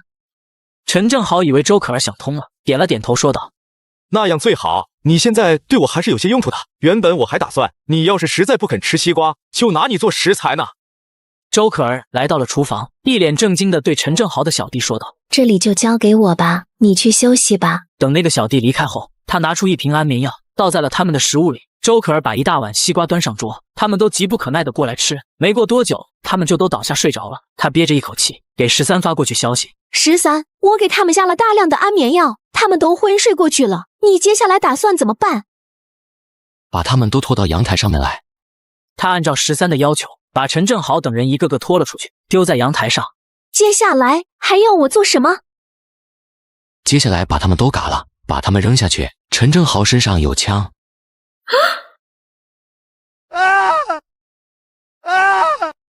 完成这一切后，周可儿终于通过了13的考验，来到了13家里。听着，我让你住进来是因为你对我而言有些价值，但是你必须时刻记住，这里是我的家，你能够住进来是我对你的恩赐，所以你必须要服从我所有的命令，否则的话，我会将你驱赶出去。如果你对我有任何不轨的举动，一旦被我发现，我会毫不留情地嘎掉你。周可儿听着13冷漠的话语，心里面不禁吐槽道：这13可真冷血。13又伸手指向一个房间：你住在那间房子里，不过事先说好，整栋房子里每个角落都有监控，所以你时刻要在我的监控之下，没有任何隐私可言。房门也是防盗门，材料只比大门轻薄一些，可也不是人力能够打开的。要是在我手里，只有在我允许的时间段才能让你出来。如果你有任何异议的话，现在就可以离开。好，我会听你的。你很聪明，这样我们大家以后相处起来都方便。你应该明白外面是怎样的炼狱，除了依附我，你没有别的活路。所以现在我要告诉你一个秘密，你仔细听好。周可儿惊讶地睁大了眼睛，对13说道：“秘密，你愿意告诉我？”造成这次雪灾的原因，我相信你在网上也看到了，是由于超新星的爆炸导致的伽马射线爆发。这种射线对人体会造成一定影响，有可能导致人体变异。所以，我拥有了一种超能力，就是获得一个独立的异空间。我之所以可以潇洒快活地活到现在，就是因为我的空间里面存储了大量的物资。否则的话，光靠我这套房子，你也看得出来，存储不了太多的物资。因此，我活着，你才可以跟着我享用到那些物资。我如果死了，这栋房子很快就会变得与其他房子没有差别，你还是会饿死。全球冰封末日求生，一些人盯上了我家的物资，开始使用大量的炸药炸我的门，然而却一点用没有。老驴，你干的什么活？搞得这个破玩意连个门都炸不开。这不对劲啊！我调配的炸药是没问题的，可能是受潮了吧。门外一群人还在抱怨的时候，13趁他们没有注意开了一扇小窗，把炸弹朝着外面就扔了过去，瞬间爆炸，一群人立马领了盒饭，只有5、6个人侥幸逃走了。13没有开门去追，还是安全第一的原则。这群狗东西，我一定把你们全打了。13来到周可儿房间里，他蜷缩在角落里瑟瑟发抖。已经没事了，你不用害怕。周可儿听到13的声音，顿时觉得心里面特别的踏实。他抬起头望着13，狡辩地说道：“我可不是害怕，我只是以为地震了，躲在角落里比较安全。”这里是24层，真要是地震了，躲哪里都够给你压扁的。13，刚刚是怎么回事？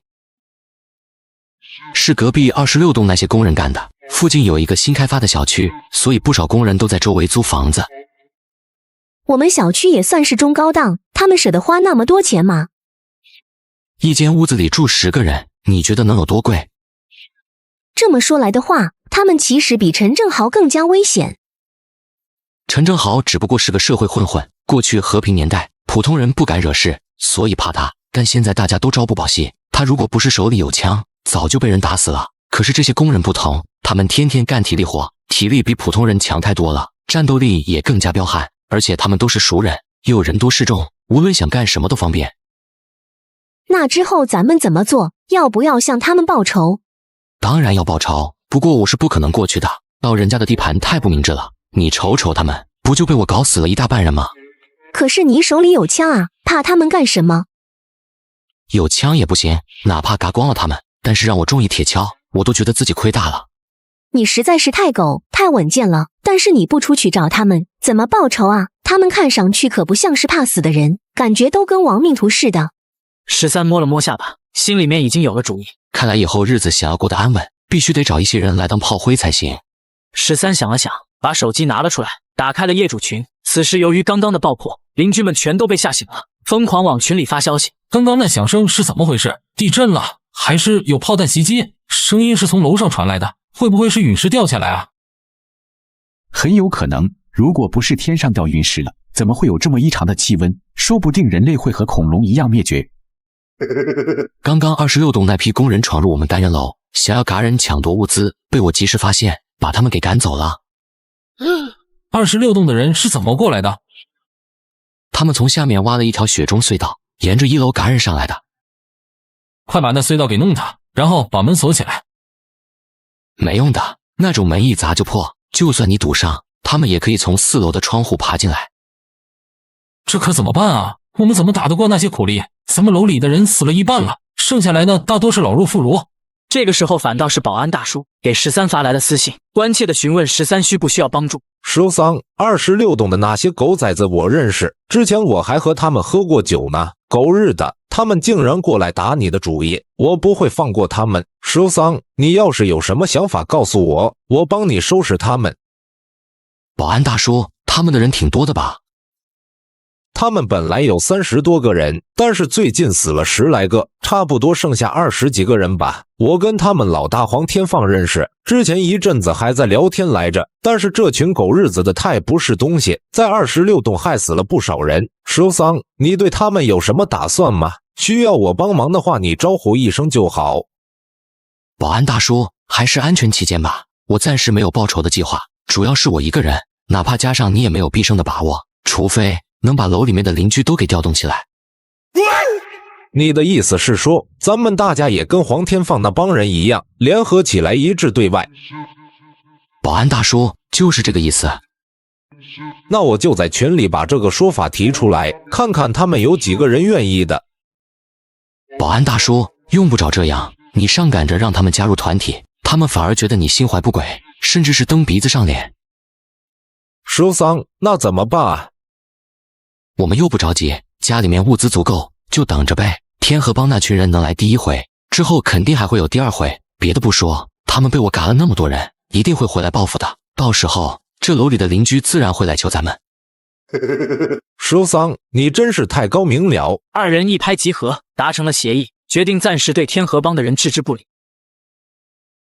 接下来的2天里，13让周可儿和保安大叔从外界获取情报，得来的情报比较棘手的主要是2股势力。蛇桑，一个就是隔壁26洞的天河帮，他们以天河集团下的小工程队为核心组建，战斗力彪悍，主要的武器是钢筋，手里面没有枪支。周可儿，你这边的情报收集的怎么样了？21洞由一群年轻人组成的势力，他们自称狂狼帮，名字听起来极度的中二，但是战斗力可不弱。这些人里面有学生，还有一些游手好闲的街溜子，普遍年龄在20岁上下。队伍当中有10几个人，领头的2个人，一个叫王强，一个叫香露。你继续搜集情报，一定要搞清楚了，把危险降到最低，尤其是他们有没有枪支，这一点很关键。这天13家门口来了一批人，并且还抓了一些13的邻居。见识过13的手段，以及感受到13家的易守难攻后，他们暂时又不敢对13动手，那就只好拿13一个单元楼的邻居们动刀了。13，我嘎不了你，我还嘎不了你的邻居嘛。到时候看到邻居们惨死，你就不内疚，你如何面对他们的指责？我打你的邻居，就是对你最大的报复。13，你不出来，我就嘎光你的邻居。全球冰封末日求生，一群人抓了我的邻居，逼我从安全屋出来，不出来就嘎我的邻居。13，你不出来，我就嘎光你的邻居。你要嘎就嘎了他们好了，他们死不死和我一点关系没有，我就是不出去，有本事进来弄死我呀。13，你这个没良心的，好歹我们也是多年的邻居了，你就见死不救吗？死了我做鬼也不会放过你的。哟呵！之前打我家主意的是你们，现在又不要脸的要我的命换你们的命，你觉得可能吗？该死的13，你为什么要这么狠毒啊？你一个人活着怎么比得上我们那么多人活着？牺牲一下你自己怎么了？让他们说那么多废话干嘛？要嘎就快点动手，不用白费口舌了。既然13你不肯出来，那就动手吧。13，我们还会来的，你一天不出来，就一天不会停止嘎人的。我的目的已经达到了，就是让黄天放多嘎几个邻居，造成恐慌，使得这些邻居们不得不求我出手。果然，仅仅过去2天之后，邻居们就受不了了。业主群的邻居们疯狂地给13发消息：13，你惹的祸你要去解决啊！天河帮那群人是你引来的，也是你嘎的，跟我们有什么关系？一人做事一人当，你总不能让我们来帮你承受这种代价吧？他们说了，你一天不出来，他们就一天不会停止嘎人。13，如果你有点良心的话，就自己去解决这件事情吧。你真的忍心看着大家因为你而死吗？又不是我让他们来的，怎么他们过来嘎我，被我反嘎了，最后反倒成了我的不是了？你们自己没有本事抵抗他们，关我屁事！你们也说了，那群人太危险了，既然这样的话，我更不会出去了，还是我的屋子安全啊。13，你自己倒是安全了，你让我们怎么办？你这不是把我们都给害了吗？你招来的人，凭什么让我们替你面对？你这样还有没有良心？我管你们怎么办，你们死不死跟我有半毛钱关系吗？还真别跟我谈良心，当初进攻我家的时候，你们谁家没有份？也就是老子大度，没有拎着枪上门，一个个把你们全给崩死。你们倒是叫起来了，你们也配跟我谈良心？你们是不是真觉得我不敢弄死你们？13最后一句话说出来，把许多人嗓子眼里的话都给堵了回去。他们这才想起来陈正豪怎么死的，这就是13干的。13不再说话，而是给保安大叔发过去一条消息。保安大叔，该你发挥一下了。放心吧，包在我身上。这个时候，平日里少言寡语的保安大叔突然现身在业主群说道：大家不要慌张，天河帮也只有差不多20号人，咱们团结一致，可以跟他们对抗的。保安大叔，还好有你在啊！你最近一直不说话，我还以为你也死了呢。太好了，有保安大叔在，大家的安全就有保障了。你说要怎么干吧？大家一定鼎力支持你。就靠我一个人也没用啊！我们家的物资也耗尽了，好几天没吃饭，现在饿得没有力气。大家伙跟我的情况应该也差不多，这种状态凭什么跟天河帮抗衡？保安大叔，那该怎么办啊？大家其实都缺吃的，也没办法帮你啊。你有什么建议，提一提呗，大家都听你的。咱们楼现在要和其他楼对抗，只能够靠13了。13家里面有很多武器，而且他天天吃得饱饭，也有力气，让他带领我们是最合适的选择。可是13刚刚才说让我们自生自灭呢，他是不会离开那间房子的，我们也叫不出来他。要是他能来带领我们，那的确是最好了。这样吧，我和13还能说上2句话，我去找他谈谈，看看能不能说动他出山。保安大叔，我们是否能活下去，全靠你了。保安大叔转头就给13发私信：13，现在怎么办？火候差不多了，到时候你给我帮帮腔，让这群人老老实实听我的，恩威并施，让他们听话，咱们这栋楼以后才有安全。保安大叔和13商议完毕，两人便回到了业主群当中。保安大叔装模作样的艾特了一下13，大家现在都非常需要你。如果这栋楼里只剩你一户了，你也会孤单，对不对？所以现在请你发发善心，帮助一下大家，大家肯定会发自内心的感谢你的。说得对，只要你能够拯救我们，大家都会对你感恩戴德。以后咱们楼就由你说了算。13，我们一家老小的性命就交给你了。我是看在保安大叔的面子上才过来跟你们聊聊的，不过我压根懒得管你们，我自己活得好好的，管你们干嘛呀？还得出去累死累活的，冒着性命危险，我觉得很不值。13，别啊，大不了以后你让我们干啥我们就干啥，行不行？是吗？我让你们干什么你们就干什么，你们所有人都同意吗？只要你不是让我们去死，其他条件都可以。合着你们就想让我去拼命，对不对？那我也不管你们了，等到黄天放带着人嘎过来的时候，你们把脖子伸出去，让他们砍就好了。再见。此刻保安大叔和13唱起了双簧，一唱一和。13，别啊，我们大家伙肯定听你的，反正都是一死，拼一把还有活下去的机会。我跟你干了，你们还在犹豫什么？大家一起拼命还有活路，难道非要等着让人家点名，一个个嘎掉吗？保安大叔的鼓舞果然起到了作用，想着拼一把还有活路，大家纷纷开口，同意了听从13的号令。13，以后我们都听你的了，你要我们干什么就干什么，我们的命就都交给你了。13与保安大叔二人一唱一和，就这样获得了整栋楼的控制权。他淡淡的说道：那就好，从现在开始一切都得听我的行事，事态严峻，敌人随时都有可能进攻过来，任何消极懈怠的行为都视同对整栋楼业主的背叛，到时候别怪我直接出手嘎了那个人，千万别让我发现有那些悄默默躲起来不肯出来打的人，发现一个直接嘎掉，像狗起来摘果子，门也没有。全球冰封末日求生，13开始分配物资，不过前提是多干多得，摸鱼的拿不到食物。谁要是敢吃的东西不干活，我保证让他吃多少吐出来更多。邻居们看着13手里面的枪，还有地上的那些食物，大家纷纷点头，臣服在了13萝卜加大棒的手段之下。那好，咱们就分配一下食物吧。就在这个时候，天河帮的几个工人闯了进来，他们看到地上摆着那么多吃的，兴奋的不得了。赵哥，好多吃的，咱们发了。还有啥好说的，直接抢。13没有开枪，而是对邻居们说道：这些食物都是给你们的，别让他们抢走了，谁要是嘎一个人，我奖励给他5人份的食物。此话一出，原本畏惧的只想逃跑的邻居们停住了脚步。这些食物都是13给我们的，万一被抢走了，我们吃什么？食物就是命，没有了食物不还是个死？更何况13可是说了，嘎一个人就提供5个人的食物。说得对，他们就几个人，我们有一群人，怕个鸟啊，干就完了。很快就从身上掏出一把菜刀就冲了上去。天河帮的4个人猝不及防，本来以为这些软蛋会吓得逃跑，可不知道为什么，他们突然跟打了鸡血似的冲了上来。一眨眼间，众人便陷入了乱战。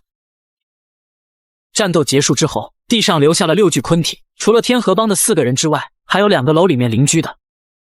好，干得漂亮！你们看到了吗？只要我们团结一致，这些人有什么好怕的？13望向前方，朝2个最卖力的年轻人指了过去。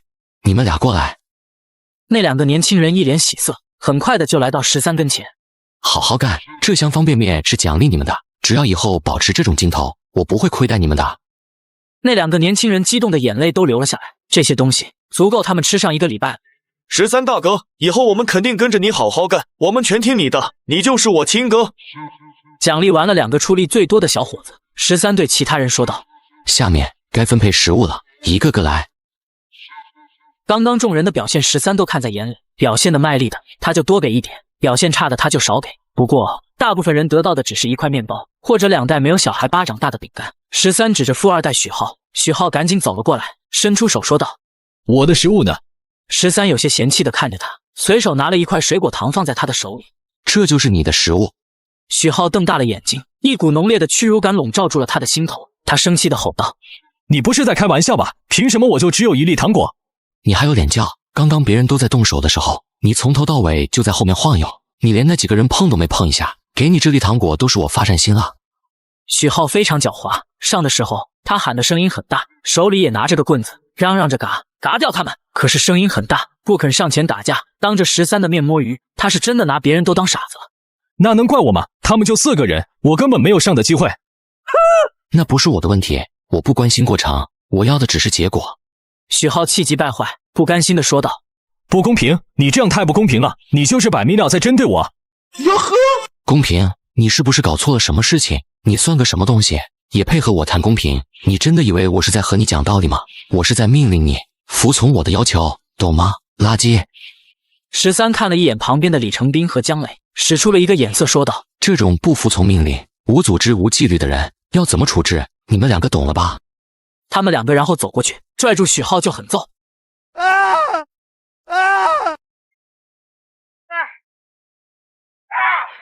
许浩被揍了半天，奄奄一息的时候，13才让李成斌和姜磊停手。虽然许浩是个垃圾，但是拿起武器也能去当炮灰。13指着许浩对众人说道：这就是不服从楼主命令的下场。也别说我霸道，我这个人非常公平。如果在座的某一位认为我霸道，现在就可以放下手里的食物，有骨气的离开，我绝对不会找他任何麻烦。邻居们看了看彼此，没有一个人站出来的。食物就是他们的命，他们怎么舍得？很好，那么我们就达成共识了。13走到许浩跟前，在许浩绝望的眼神当中对他说道：下次希望你能学乖一点，我13是不养垃圾的。可这个时候，人群中突然发出一声焦急的喊声，此人便是方雨晴。13哥哥，我还没有食物啊，你怎么把我也给忘了呀？没有忘掉你们啊，你们俩本来就没有。凭什么别人都有，凭什么我没有？方雨晴更是无法接受这件事情，来到了13跟前，流着眼泪委屈地问道：13哥哥，你是在跟晴儿开玩笑的对吧？这不是真的，你不会对我这个样子的。你不是说过喜欢晴儿的吗？我是说过喜欢你，不过你不会当真了吧？我对许多女孩都是这样，大家本来就是出来玩的嘛，彼此心知肚明。现在我对你失去新鲜感了，麻烦你以后不要过来烦我，我已经有女朋友了。13说完，故意把周可儿搂进了怀里。方雨晴哭着指着13说道：嘟，这不是真的，明明前一阵子你还让我去你家住，为什么现在你又这个样子？你说那个呀，我就是在耍你呢，你看看你现在这个蠢样子有多好笑。13随即看向王敏和林彩宁，对他们说道：他是不是天天跟你们说我喜欢他，还说我会让他进门？是呀，这个女人一点不摇碧莲，就知道做白日梦，这种烂货也不知道自己的斤两，她还害死了我表弟，她真是该死。嘟，你别再说了，求求你别再说了。你这种女人还自以为是个仙女，天天想着去钓富二代，却不知道你在天海市的富二代圈子里那是出了名的。谁不知道你是个花点小钱就能得到的破烂？13看向许浩，对他说道：“许浩，你说说他的外号是什么？”万能插座，公共汽车。现场顿时发出了一阵爆笑。想不到我们单元楼里还有这样的人才，亏我之前还暗恋过他呢。看样子花点小钱就能搞定，早知道我还费那劲干啥，真是不要脸的臭女人。全球冰封末日求生，林大妈以为自己的孙子死了，饥寒交迫下把自己亲孙子给吃了。林大妈此时被愤怒冲昏了头脑，都怪13害死了他孙子，手提一把菜刀就冲了上去，砍在了13的肩膀上。13一脚把林大妈踹飞，躺在了地上。该死的老东西，还好老子穿了防弹衣，不然还真被你嘎了。巡逻队的人听到了动静，急忙跑过来查看，见到是13和林大妈，不由得问道：“13大哥，怎么回事？”这个老太婆想嘎掉我。听到13这番话，对着林大妈就是破口大骂：“这个老女人真该死！13大哥现在可是我们整栋楼的希望，就凭你还想嘎掉她？干脆弄死她算了，她已经疯了，活着早晚是个麻烦。”你们回去吧，这里的事情我来处理。几个人不敢违逆13的意思，乖乖的离开了这里。周可儿听到了外面的动静，就出来了，双手捂着嘴巴，一脸担忧的看着13。13，你没受伤吧？13用手指着林大妈的脑袋，冷冷的说道：“就凭他还伤不到我，我可是穿了防弹衣。”林大妈倔强的抬着头，用怨毒的眼神望着13。13，我要让你给我孙子偿命，嘎了你，给我孙子报仇。13，你该死，是你害死了我孙子，你死了一定下18层地狱。13没有急着动手，不知道什么时候把他孙子害死了，他反而平淡的问道：“你孙子又不是我害死的，你为什么来找我报仇？”林大妈恶狠狠地瞪着13，咬牙切齿，像极了一条发疯的狗。我的孙子就是被你害死的，你该死！我恨不得喝你的血，吃你的西瓜，一口一口把你给咬死。可是我不记得什么时候嘎掉了你的孙子。严格来说，我还是你的恩人，因为是陈正豪的人踢死你的孙子，而我帮你嘎了陈正豪，你该感谢我才对。你少在这里装好人，我孙子当时还没死，后来是因为没有药物治疗，才活活疼死的。是你不肯借给我药物，才让他死掉的，你就是罪魁祸首。13这下子就弄清楚了前因后果。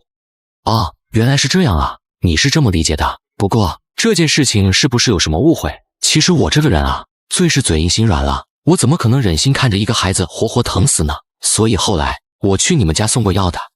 你胡说八道，别想糊弄我。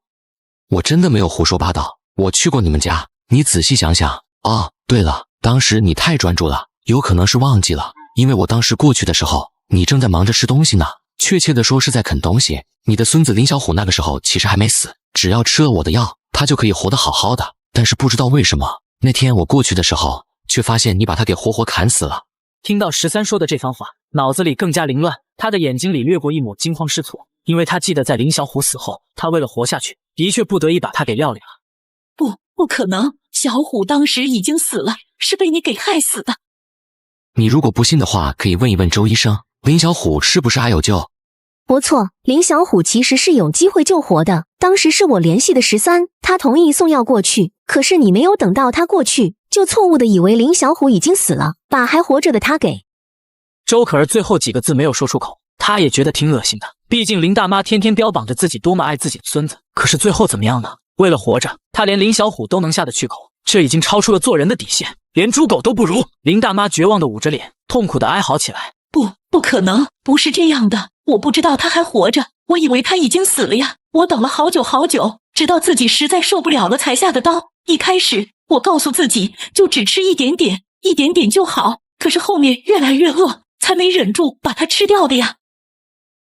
原来是这样啊，这就是林家的好奶奶，为了一口吃的，狠心把自己还活着的孙子给砍死了。怎么样，你孙子的味道很不错吧？你可真疼爱他呀。你的儿子和儿媳妇把孙子托付给你，你对得起他们吗？林大妈的眼神涣散，捂着嘴巴发出痛苦的哀嚎。不是这样的，不是这样的。就是你干的。不要说了，求求你不要再说了。林大妈忽然头朝着墙壁狠狠撞了过去，她已经彻底崩溃了，丧失了活下去的希望，死亡对她来说是最好的解脱。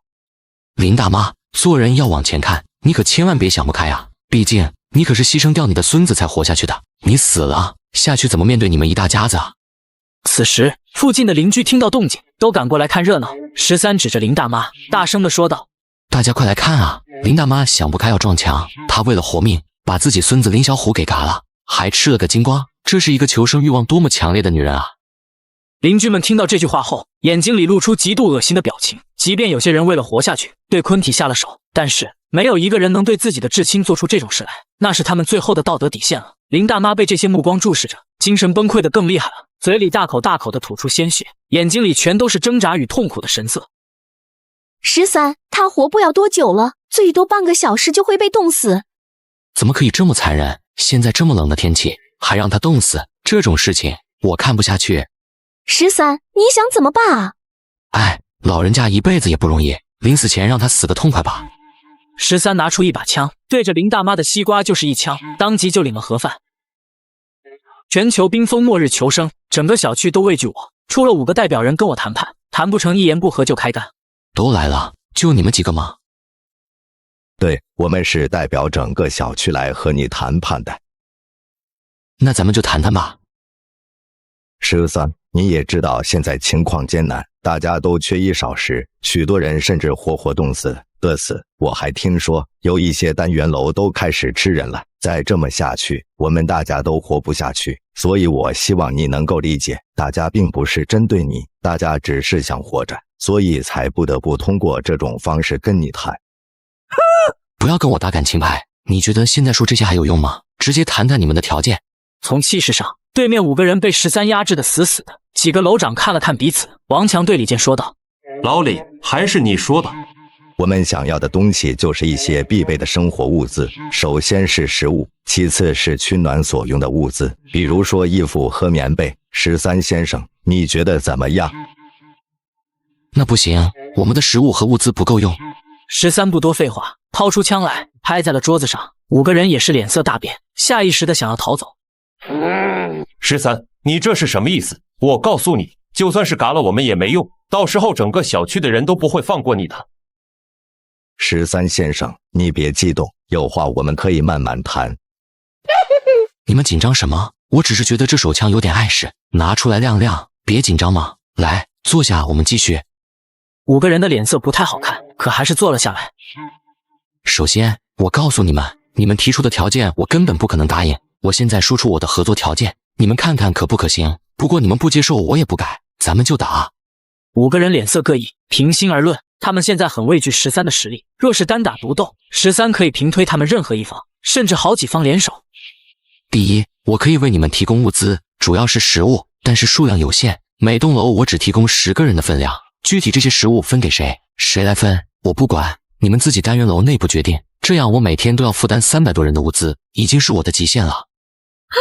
10个人的物资太少了，我们楼里活人可是有76个，光是我自己手底下的公司员工就有20多，你才给10人份的，那到时候我们怎么分？哟呵，这么说是没得谈喽？如果谈不妥，那就打。等等，陈灵玉，你别急着代表我们大家，我看这个物资的数量还是可以再谈谈的。10人份是少了点，到时候我们没有办法和其他单元楼交代。每天要提供300人的食物，你们觉得很少吗？李健看了看旁边，王强和黄天放明显有些异动，他连忙对13说道：“这个让我们再考虑一下，你先说别的条件吧。”好啊，接下来就是我为你们提供物资，你们所需要付出的报酬了。我身上有一批良种，我觉得我们可以种植农作物，以此来获得持续稳定的食物。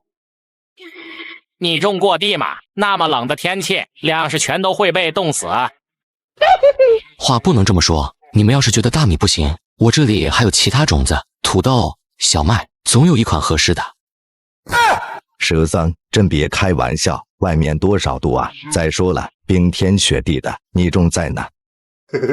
再冷的天又怎么样？咱们不还是活下来了？至于种在哪里，这个问题好解决，外面不都是土地吗？只要大家把雪刨开，下面都是土地。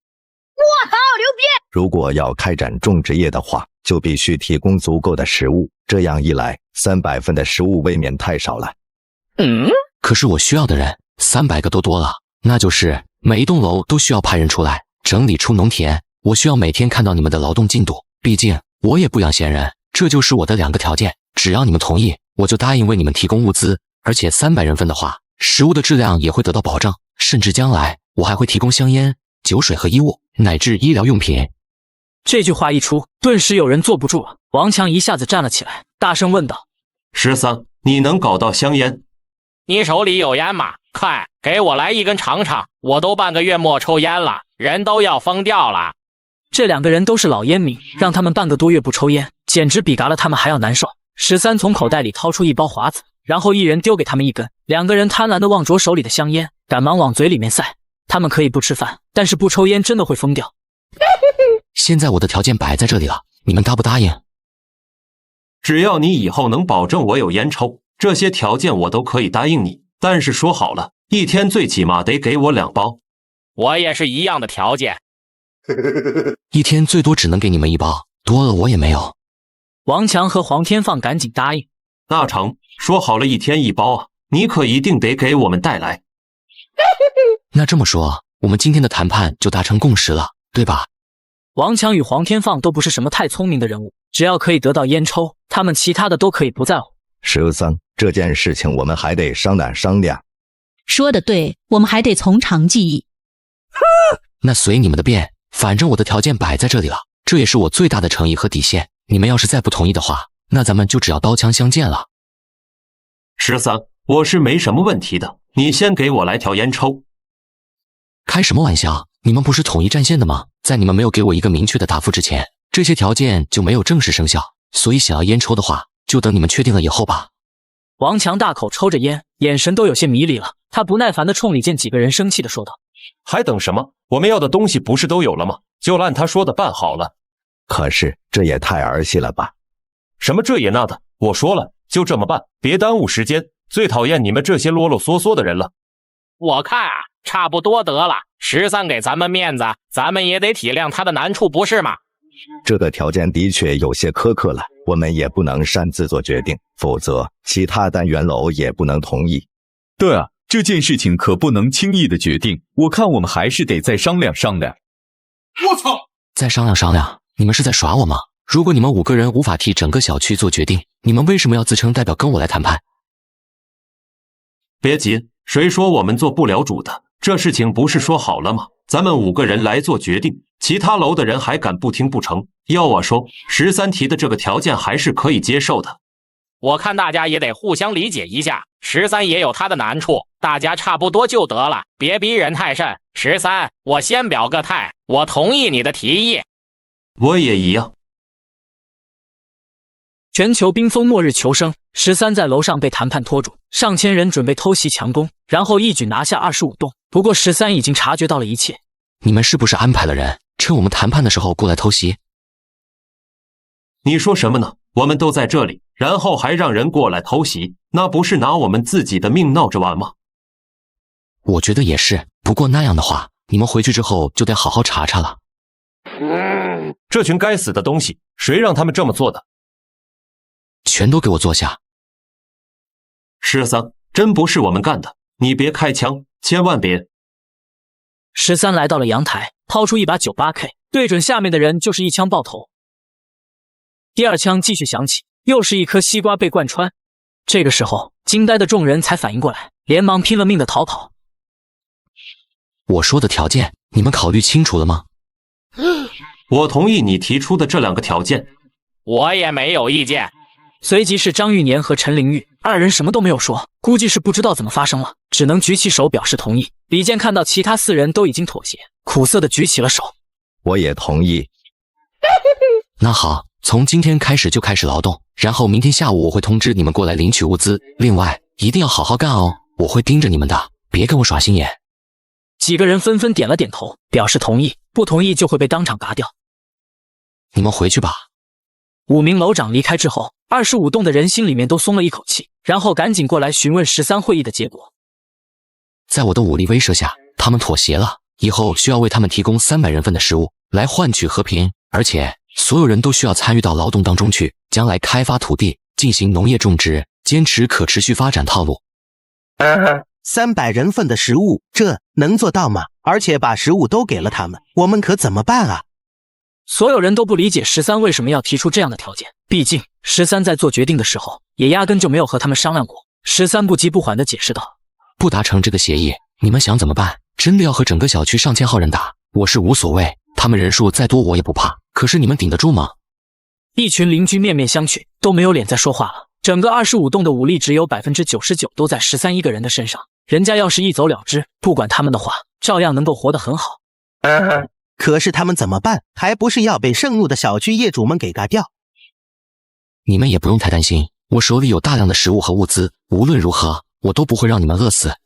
邻居们听到了13满意的答复后纷纷离开了，只有保安大叔留了下来，一脸狐疑地看了13好久，仿佛他从来不认识13一样。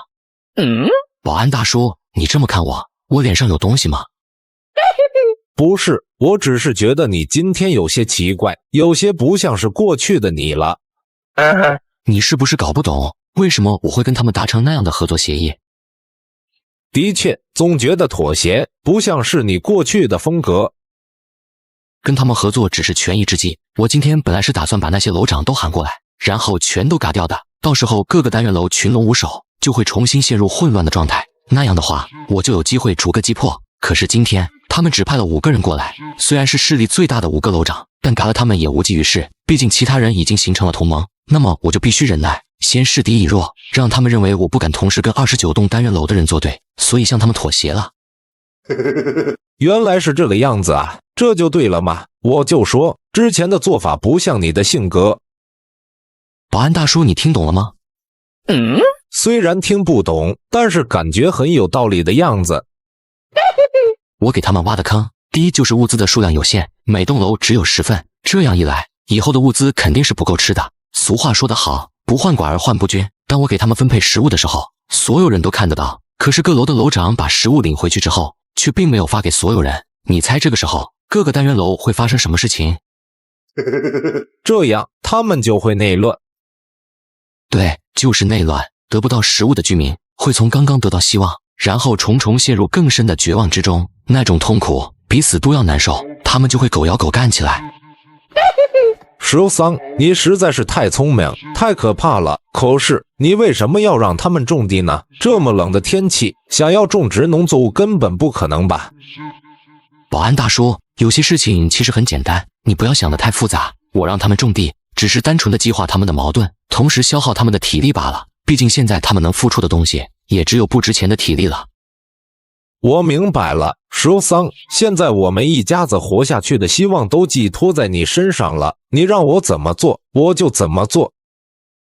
保安大叔，那好，接下来咱们就按照计划行事，然后看看他们能走到哪一步吧。13跟保安大叔说的只是一部分真相，事实上他还有更多的后手没有告诉他，因为13已经知道25栋有人私下里勾结其他楼的人。全球冰封末日求生。第2天夜里，除了李健之外，其他单元楼的楼长仍然没有发放任何食物给普通居民，于是纷纷开始干了起来。死了一大片的邻居，小区变得空前热闹了起来，今夜成了一个不眠的夜晚。13出了单元楼，眼前的一幕让他都忍不住倒吸了一口凉气。雪地上躺了几十具昆体，可想而知，昨天晚上经历了怎样残酷的一场战斗。25栋的居民站在门口，一个个心惊胆寒，大气都不敢出。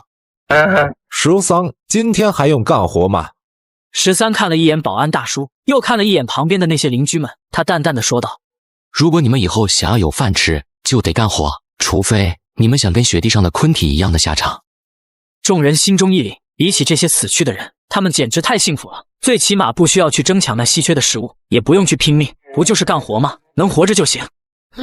是，我们马上就干，马上就干。13，其他单元楼貌似没有人出来扫雪，要不要通知他们出来？你觉得他们现在有时间吗？昨天晚上只是一个开始，这场冲突发生在各单元楼的掌权者和普通居民之间，除非他们能够解决食物的分配问题，否则必须有一方彻底灭亡。才一个晚上，哪里嘎得完啊？13，那我们接下来该怎么做？跟我们有什么关系？让他们慢慢的嘎吧。就在这个时候，一个女人走了过来，来的人是9栋的楼长陈玲玉。13，我想跟你再谈谈合作的事情。你能跟我谈什么？小区这个样子发展下去，早晚会崩溃的，内部矛盾重重，根本无法有效的管理。即便你有再多的食物，将来也肯定会有人仗着武力多拿。这样一来，矛盾就会一直被激发，然后人越死越多。哟呵！哦，然后呢？你想表达什么？13他能不知道会是这样一个结果吗？因为如今这个局面就是他一手促成的。我来帮你用科学的管理方式管理小区，这个模式好的话，甚至可以扩张到其他地方。现在是末世，世界的各种体系全都乱了，哪怕我们建立一个王国都不成问题。由你来当这个国王，我来辅佐你，你觉得怎么样？我好牛逼！没兴趣，不用再说了，我也不想听你讲那一套。再这么下去，说不定哪一天我们也会死的。哟呵！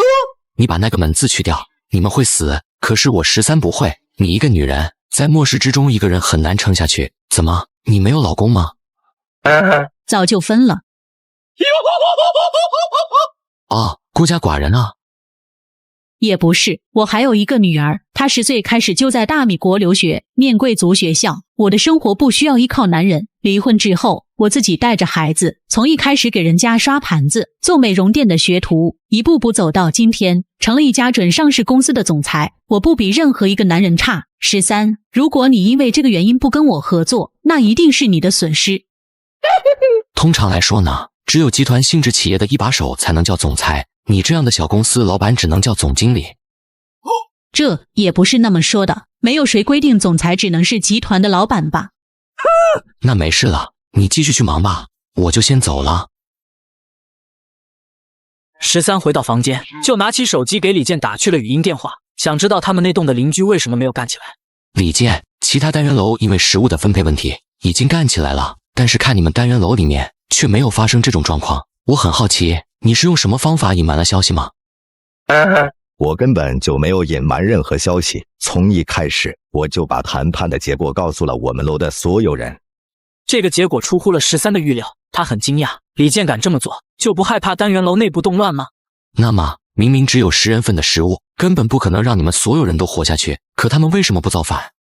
李健似乎猜到了13会有这样的问题，他无比平静地说道：我们这栋楼里的所有人都不希望自己变成野兽，所以有10份饭，我们就平分来吃；有1份饭，我们同样分着来吃。可是这样的结果，最后只可能是你们全都死掉，一个人也活不下来。你以为自己很聪明，可实际上却是做出了最为愚蠢的选择。13，你能不能帮一帮我们？抱歉，没有这种可能。13回答得非常干脆，没有一丝一毫商量的余地。以你的能力，完全可以拉拢一批最有希望活下去的人，瓜分利益，然后保证自己可以在末世当中生活得很好。可是你瞻前顾后，什么都想要，然而你并没有保护所有人的能力，你这么做就等于是犯罪。路是你自己选的吗？那你就靠自己走下去喽。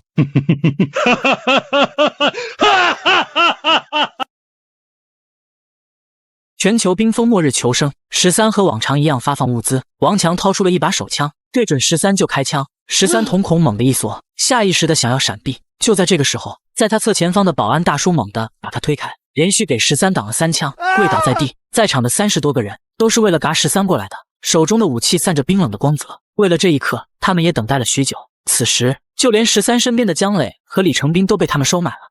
给我嘎了13，只要把13嘎了，我们就拥有一座完美的庇护所和充足的食物。保安大叔，谢谢你帮我挡子弹，我会帮你报仇，嘎光他们所有人的。13掏出一把步枪，一手牢牢压住枪柄，开始了扫射。距离他最近的李成斌和姜磊眨眼之间领了盒饭。13此时什么都顾不上了，见到有站着的人就把子弹扫了过去。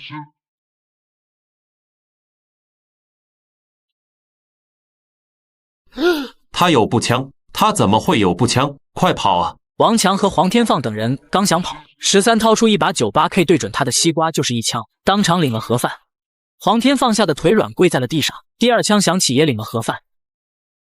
不到20秒的时间里，现场的人几乎全都死绝，还剩下几个人两股颤颤地站在雪地里，举高了双手，一脸惊恐和恳求。13，我们不是他们的同伙，不关我们的事啊！我发誓这件事情跟我们没有任何关系，你不要嘎我。此时的13已经不相信他们的鬼话，掏出手枪送他们领了盒饭。13的枪口对准了还活着的最后一个人，9栋的楼长陈灵玉。陈灵玉此时吓得不行，眼泪流个不停，向13求饶。13，这件事情真的跟我没有关系，我求求你相信我，我还有一个13岁的女儿，她就在国外，我要活下去，等着她回来。13冷冰冰地看着他，沉默了2秒钟之后，一声枪响，送他领了盒饭。你们早晚都会死，活着那么辛苦，还不如就让我送你们上路吧。从这个角度来说，我帮你们摆脱了痛苦，你们应该感谢我才对。13来到了保安大叔的身旁，一边打量着周围，以防有人过来偷袭，一边试探着尤大叔的脉搏。保安大叔，你还活着吗？13打量着保安大叔的身上，3处子弹坑痕迹清晰可见，子弹没有打中心脏。13也不知道他还有没有的救。25栋门口，一群邻居胆战心惊地站在那，他们都被13刚才的表现给吓傻了，直到现在都不敢靠近。都给我过来，把保安大叔送到我家里去。不惜一切代价救活保安大叔，你所需要的药物和医疗器械告诉我，我会尽量提供给你。周可儿打量了一番保安大叔的身体后，眉头深深皱了起来，说道：情况很不乐观，子弹的位置都很危险，要是伤到了内脏的话，可能以现在的条件就没救了。你尽力吧，我真的不希望保安大叔就这么死掉，都是为了帮我挡子弹才受伤的。13看了一眼病床，保安大叔脸上带着氧气罩，旁边的心率仪呈现出稳定的波浪线。13松了一口气，看样子保安大叔的命是保住了，这样他就不算是害死了自己的伙伴，用不着太愧疚。科尔，辛苦你了，能帮上你的忙，我很开心。保安大叔的身体怎么样？需要多久能康复？还是说只是回光返照，撑不了太长时间？他受的伤很重，其实一开始我都觉得很难救活他了。那后来是怎么救活他的呢？本来他的心率都接近0了，可是突然之间，他的身体似乎产生了什么变化，机体的活性迅速增强，就连伤口都快速愈合了。这件事情我也没有办法解释。13听完这句话之后，却是心头一惊，这种超常的事情他再熟悉不过了，因为在他自己的身上就发生过一次，很可能保安大叔是觉醒了某种异能。没想到保安大叔竟然成了除了我以外的第2个异人，濒死的状况下有可能会觉醒吗？这或许就是觉醒的先决条件之一，这样的话条件未免也过于苛刻了。13思索了一番之后，对周可儿说道：从现在开始，你每天要给保安大叔注射一定剂量的肌肉松弛剂或者镇定剂，不能影响到他的身体，但是要控制住他的行动。周可儿有些惊讶，但是略微一思索，便猜测到了些什么。保安大叔是不是也像你一样，产生了某种特殊的能力？我想应该是的，但是对这种事情我们毫无经验，也不清楚他之后会变成什么样子。你知道绿巨人吧？他就是被伽马射线影响导致的变异，万一保安大叔也变成了绿巨人，情绪失控，很可能把这个家都给拆了。这个简单，交给我就好了。13处理完了家中的事情之后，就带着枪走出了家门。有一件事情也是时候去做个了结了，也就是之前林采宁和方雨晴等人所居住的房间。房间里面光线很暗，方雨晴正在吃西瓜。好久不见了呀，方雨晴。13看了看地上的昆体，通过身上残留的衣服，13判断出来那是属于林采宁的。怪不得你能活到现在，真不愧是塑料姐妹花呀。13，你为什么没有死？为什么？那群邻居，他们那么多人，连你一个都嘎不了，他们真是垃圾。哟呵，蠢女人，你以为暗中联络了王强那些人，又策反了姜磊和李成斌就能嘎掉我？你真是蠢得可怜啊！就你这种脑子，活该被人当成玩具耍来耍去，最后活成了那么多人的现状。13，我恨你，我有今天都是你造成的。明明你追了我2年半，可为什么突然就不追了？这是无耻的背叛，你连这么一点考验都经受不了，你凭什么说爱我？原本只要你再坚持那么一下下，我就答应嫁给你了啊！可是你为什么要为了那个臭女人丢下我？我恨死你了，我恨不得亲手把你和那个臭女人给嘎了。哟呵，臭女人就是矫情，现在就送你上路。13，饶了我吧，我不想死啊！求求你放过我，13，放过我，放过我啊！你让我做什么都可以，我错了，我真的错了。你活该啊！早知如此，何必当初？13也不多说什么废话，递枪送方雨晴领了盒饭。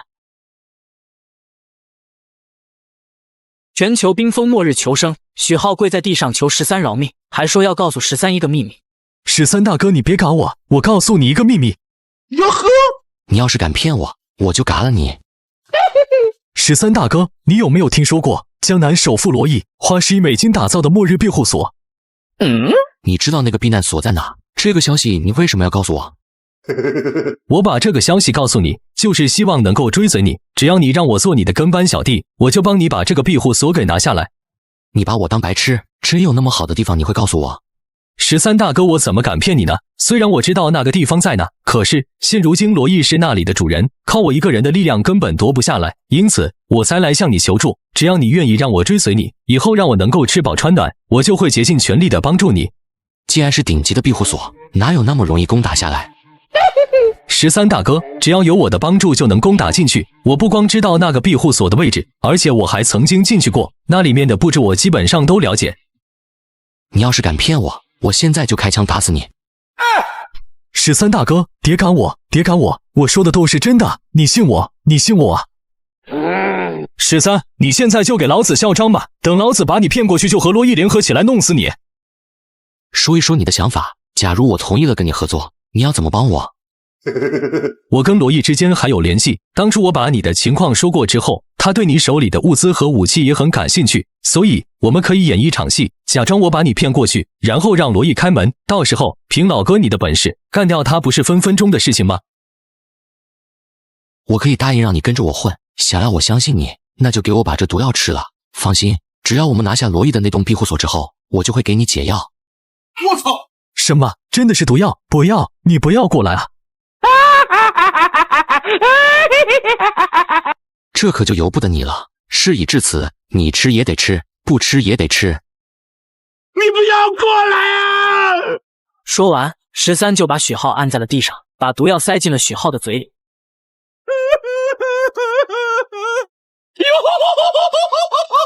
你先回去吧，接下来有什么事情我会单独给你指示。保安大叔，你醒了，真是吓死我了，还好你没事。13，幸好你这里有医生，不然我可就真的没命了。听说你把黄天放那些人都解决掉了，可真有你的啊！他们算什么？对我来说不值一提。我的身上可是有防弹衣的，他们藏着一把破枪，还以为是什么秘密武器，可对我根本没用。保安大叔惊讶不已，嘴也张着，尴尬极了。他当时豁出命去帮13挡子弹，没想到却是白费了力气。也怪我没有提前告诉你，谁能想到他们会突然暴击伤人呢？幸好你没事，不然的话我心里多过意不去啊。不，我也没能帮上什么忙，还麻烦你救我。不用跟我说这么客气的话，你能够有这份心意，我已经很感动了。你好好养伤，现在其他事情不用你操心。不行啊，我感觉自己现在浑身都没有一点力气，胳膊都抬不动，这个样子下去，不知道得麻烦你到什么时候。没事的，你就踏踏实实的养病，其他事情有我在呢。几天后，13和许浩来到了罗毅的庇护所，然后用枪指着许浩的西瓜说道：“这就是你说的那个庇护所，过去把门给我打开。”你稍等一下，我这就给你开门。庇护所的控制室里，一个男人站在监控前，眼睛认真地盯着13，他就是华国有名的富豪罗毅。门口的许浩一直在磨磨蹭蹭不开门，13等了一阵子，有些不耐烦了。他拿起手枪对准许浩的西瓜说道：“你个小可爱敢耍老子，信不信我现在就崩了你？”不要开枪，我能开门，一定是能开门的，你再让我多试一试。他哆哆嗦嗦地靠近大门，实际上给监控使眼色。这门是可以开的，可以打开的，辛苦了那么久，不能功亏一篑啊，否则的话，以后就找不到那么好的机会了。控制室里面，罗毅听懂了许浩的意思，那是在告诉他，如果这一回没有拿下13，他就会死在这里。我死了，就没有人可以帮他把13骗过来。罗毅摸了摸下巴，心中其实没有那么信任这个许浩，可是一想到这座庇护所从现代物理学角度而言堪称无解的防御，罗毅也没有什么好怕的。你们要是敢耍任何花招，我就打开机关弄死你们！罗毅嘴角一撇，然后按下了开门的按钮，而此时外面的门已经被打开了，他们来到了一条长长的通道。控制室内，罗毅一手端着红酒杯，一手在控制台上按下了绿色的按钮。与此同时，通道内部出现大量的白色的瓦斯气体，将二人瞬间淹没。可以过去把他们绑起来了。高强度催眠瓦斯气体，只要吸入一点，就会陷入长达24小时的昏迷状态，而且就算是苏醒过来，也会处于浑身无力的状态。而他却不知道，此时的13戴着防毒面罩，同时利用异空间将身边的瓦斯气体都给吸纳了进去。13只是靠在墙上假装昏迷，而许浩才是真的昏死过去了。人在这里，这家伙是真的蠢，收拾他没有费一点力气。这不是预料之中的事情吗？我这座庇护所可是花了10个亿美金打造的，要是连他这么一个人都对付不了，我的钱不是白花了吗？13趁着他们在闲聊的时候，把之前吸收进去的那种高强度催眠瓦斯释放了出来。他们两个说着说着就晕倒在了地上。你醒过来了？你是怎么做到的？末世之中生存，总得有点保命的手段。现在你好像没有功夫聊这个话题吧？我们不如来谈谈其他的事情，比如说以后怎样好好的跟我合作，这样才能换取你的一条命。我操！你想怎么样？你不用太紧张，我来的时候你没有要我的命，那我也不会伤害你。你想要什么？我们可以好好谈谈，只要你不伤害我的性命。说白了吧，我来这里的目的就是希望能够找个安稳的地方生存下去，外面太危险了，物资匮乏，温度寒冷，你这里这么大，多我一个人也不多，对不对？你的目的就是搬过来住，你难道不想干掉我，然后做这里的主人吗？干掉你？我有这个必要吗？现在大家各取所需，我搬过来住，同时也可以为你提供你需要的东西，干嘛非得要打生打死的呢？那都是野蛮人干的事情，我13不会那么做。好，这件事情我可以答应你，你先帮我把绳子解开。哟呵，罗公子，你这样就太不懂规矩了。我已经表现出了自己的诚意，可是你呢，都不表示，让我如何相信你啊？你想要什么东西？这个房子里的东西我可以让你随便挑。那些东西我都不缺，为了表示你的诚意，我希望你把这栋庇护所的使用说明书交给我，只有这样子，我才能彻底相信你。罗毅的脸上出现了犹豫的表情，13不给他思考的机会，直言说道：如果不是这样，我无法保证自己能安全的在这里生活，只是使用说明书而已。再说了，就算你不给我，我自己花点时间也能摸索出来吧。那恐怕你还是很难做到的，这栋庇护所没有你想象的那么好控制。罗公子，我可是一片诚心跟你谈这件事情，如果你愿意合作，我们就好好相处，你也不要把我给逼急了，我就弄死你。你别急，我问你，如果我答应把这个庇护所的使用说明书交给你，你能保证不嘎我们吗？我说过了，我13不是乱嘎无辜的人，而且以后雪灾度过之后，我也希望能够成为罗公子你的朋友。他相信了13所说的话，因为此时他没有别的选择，13随时都可以嘎掉他。罗毅把庇护所使用说明书交给了13。现在你可以给我松绑了吧？别急嘛，我这就送你们2个上路。13掏出手枪就是2枪，2个人立马领了盒饭。从现在开始，这栋庇护所的主人正式变成我13了。全球冰封末日求生，13翻脸不认账，一言不合就嘎人。许浩，拿着这些食物滚蛋吧，这些食物够你吃1个星期的了。许浩无法接受这样的现实，他希望那只是他出现了幻听。13大哥，我没听错吧？明明我帮助你得到了这座奢华又安全的庇护所，你为什么不让我留下来？你不能待在这，拿上我给你的报酬，离开这里吧。13大哥，你答应过要留下我的，你亲口答应过我的。哟呵，我是答应过你没错，但是我可以抵赖啊，大家都是成年人了，应该明白口头协定是最容易反悔的，过去都是如此，更别说现在了。你不能这样对我，你不能说话不算数，我帮了你这么大的忙，不要你给我为的什么，只要你保护我活下去就行了，这个条件你都不能接受吗？你这个样子以后会孤独终老，没有任何人会信任你，陪在你身边的。哦，那又怎么样？起码我还能活着，可是因为心软害自己丢掉性命，我可就什么都没有了。走吧，这些食物省着点吃，够你吃1个月的，在这1个月的时间里想办法活下去，我对你已经是仁至义尽了。不行，我不走。哟呵，非要逼我做到这一步吗？我希望咱们俩可以和平的分开，而不是让我用枪指着你的头。我不能走，我身上还有你下的毒呢。根本没有什么毒药，不过是带颜色的常规药物罢了，你死不了。许浩一脸惊讶，又一次的被13给骗了。那你也不能赶我走，你怎么能背信弃义？我帮你打下了一个庇护所，你就给我这么点东西，这远远不够。可是你别忘了，你也欠我一条命。什么？哪有的事情？当然有，在小区里的时候，你原本应该被我打死的，但是我没有打死你，你不就欠我一条命吗？现在我用你的一条命和这些食物作为酬劳，你赚大了，快走吧，走得晚了，说不定我就改主意了。啪！我走，13，你不讲信用，早晚有一天你会遭到报应的。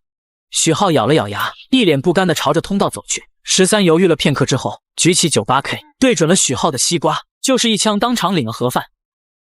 愤怒并不能让你变得强大，要有实力才行。我原本打算让你活下去的，可是你为什么要自己找死呢？我已经放你走了，所以我不算是忘恩负义。那个时候我们俩就两清了，谁让你后来威胁我，我赶你也很合理。13刚出来这座庇护所，却被一个温柔的声音给叫住了。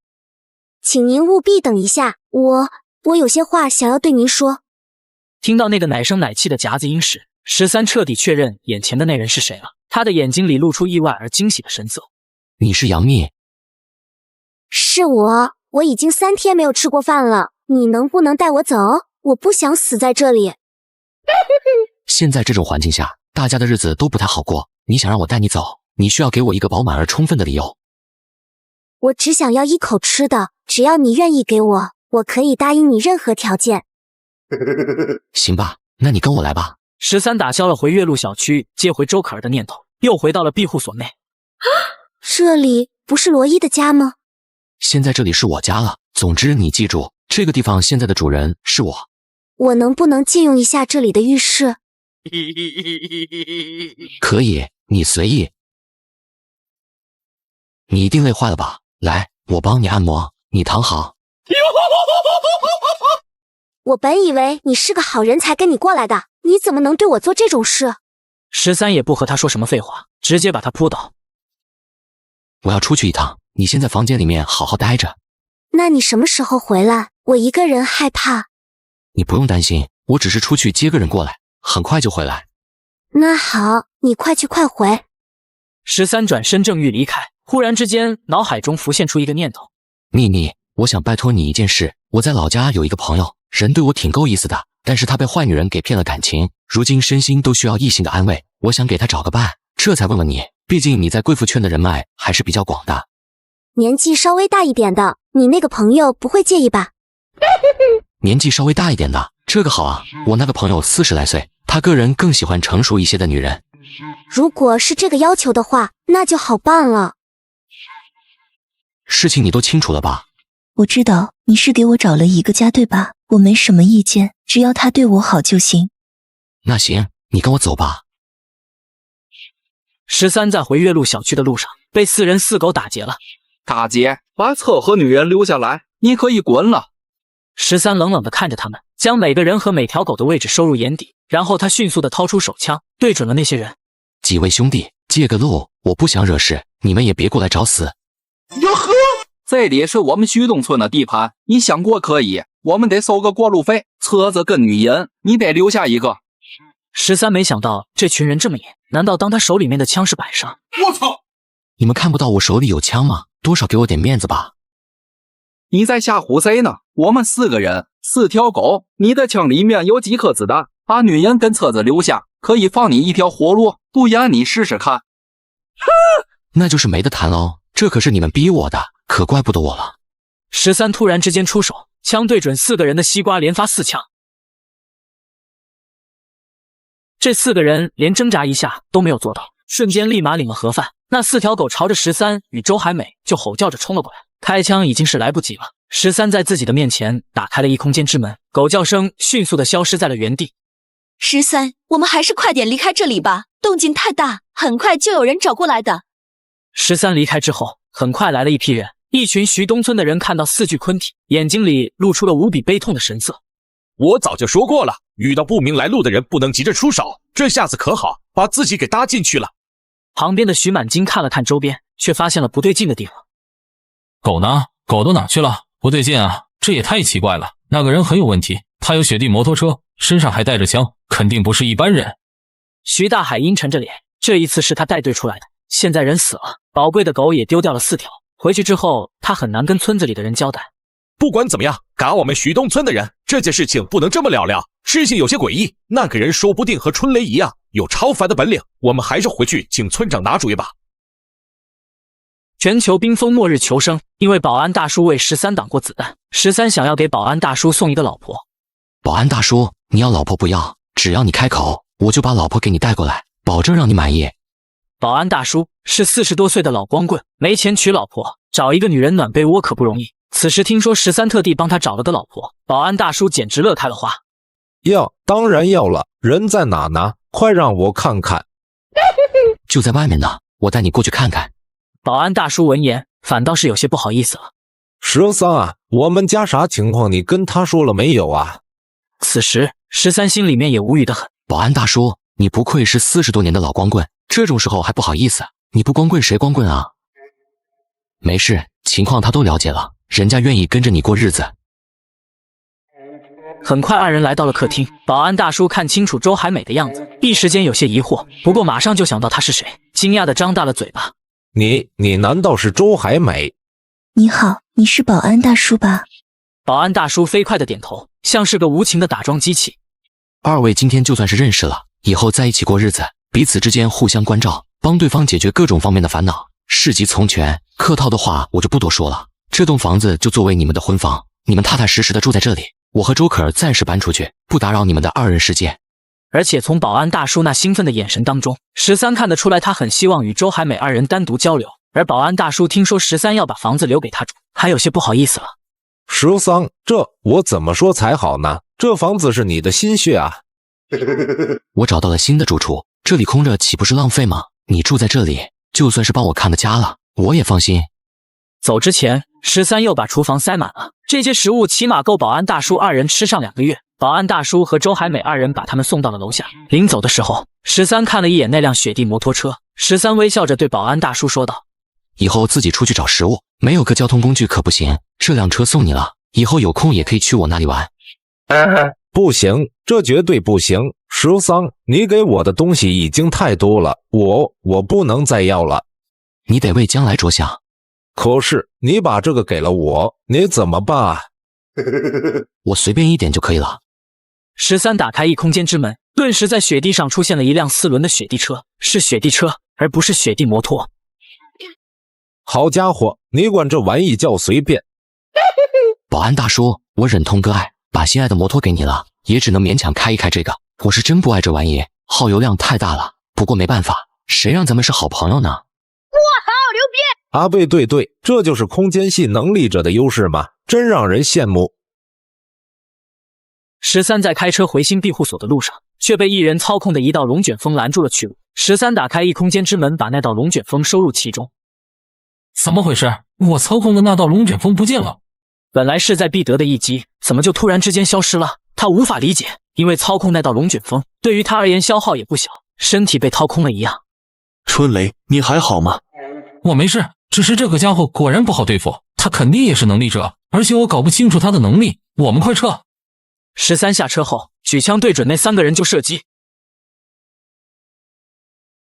我操！他手里怎么会有突击步枪？距离太远了，打不着啊。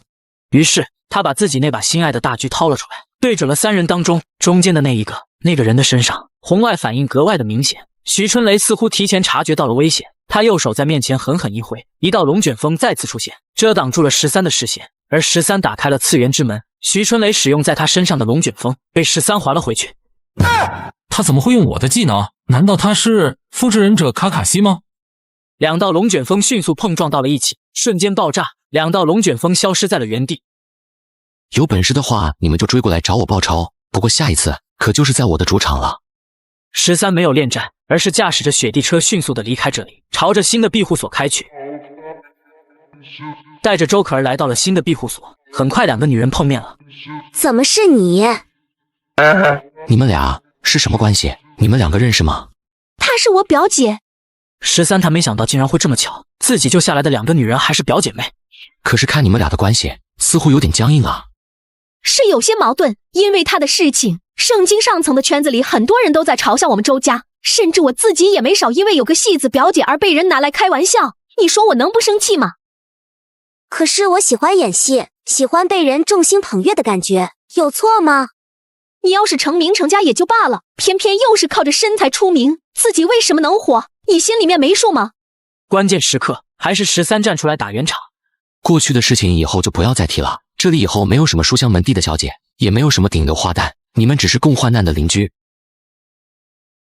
第二天，一个陌生电话打破了这份平静。13思考了一下，然后挂断了电话。可没想到，很快那个电话又打了过来。你是谁？为什么一直打我电话？那个人没有回答13的问题，而是自顾自地开始说出了13一些信息。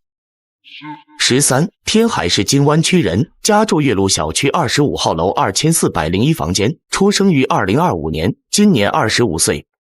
他准确无误地说出了13的个人资料。13此时更加的确信，对面一定是个顶尖的黑客。他千算万算，没有算到有人会通过网络的方式获得他的个人资料。你这个人原来是变态啊！竟然暗地里调查良家少男，好恶心！我还知道你现在就住在云雀庄园101房间，那栋房子是属于罗毅的，他已经让你给嘎了吧？我操，牛逼！你是谁？找我又有什么目的？我是你现在的邻居，我就住在云雀庄园。不过你最好别打歪心思，否则的话，我随时都可以将你的信息曝光出去。我想你也不希望自己住在这里的事情被其他人知道吧？哟呵！你打电话给我就是为了说这些吗？说吧，你到底想要干什么？很简单，我看到你手里的物资不少，而且还有多余的物资养女人，所以希望你能够分我一部分罢了。分给你？凭什么？你觉得就凭你手里的这些东西，能让我给你送物资？我又不是什么大人物，信息曝光出去也没什么大不了的。你要是不怕死的话，就尽管曝光出去好了。可是，如果让人知道你手里有沃尔玛仓库丢失的那些物资，你觉得这件事情又会怎么样呢？你在说什么东西？沃尔玛的仓库失窃，丢掉的可是整个巨型仓库的物资，你该不会认为是我一个小主管干的吧？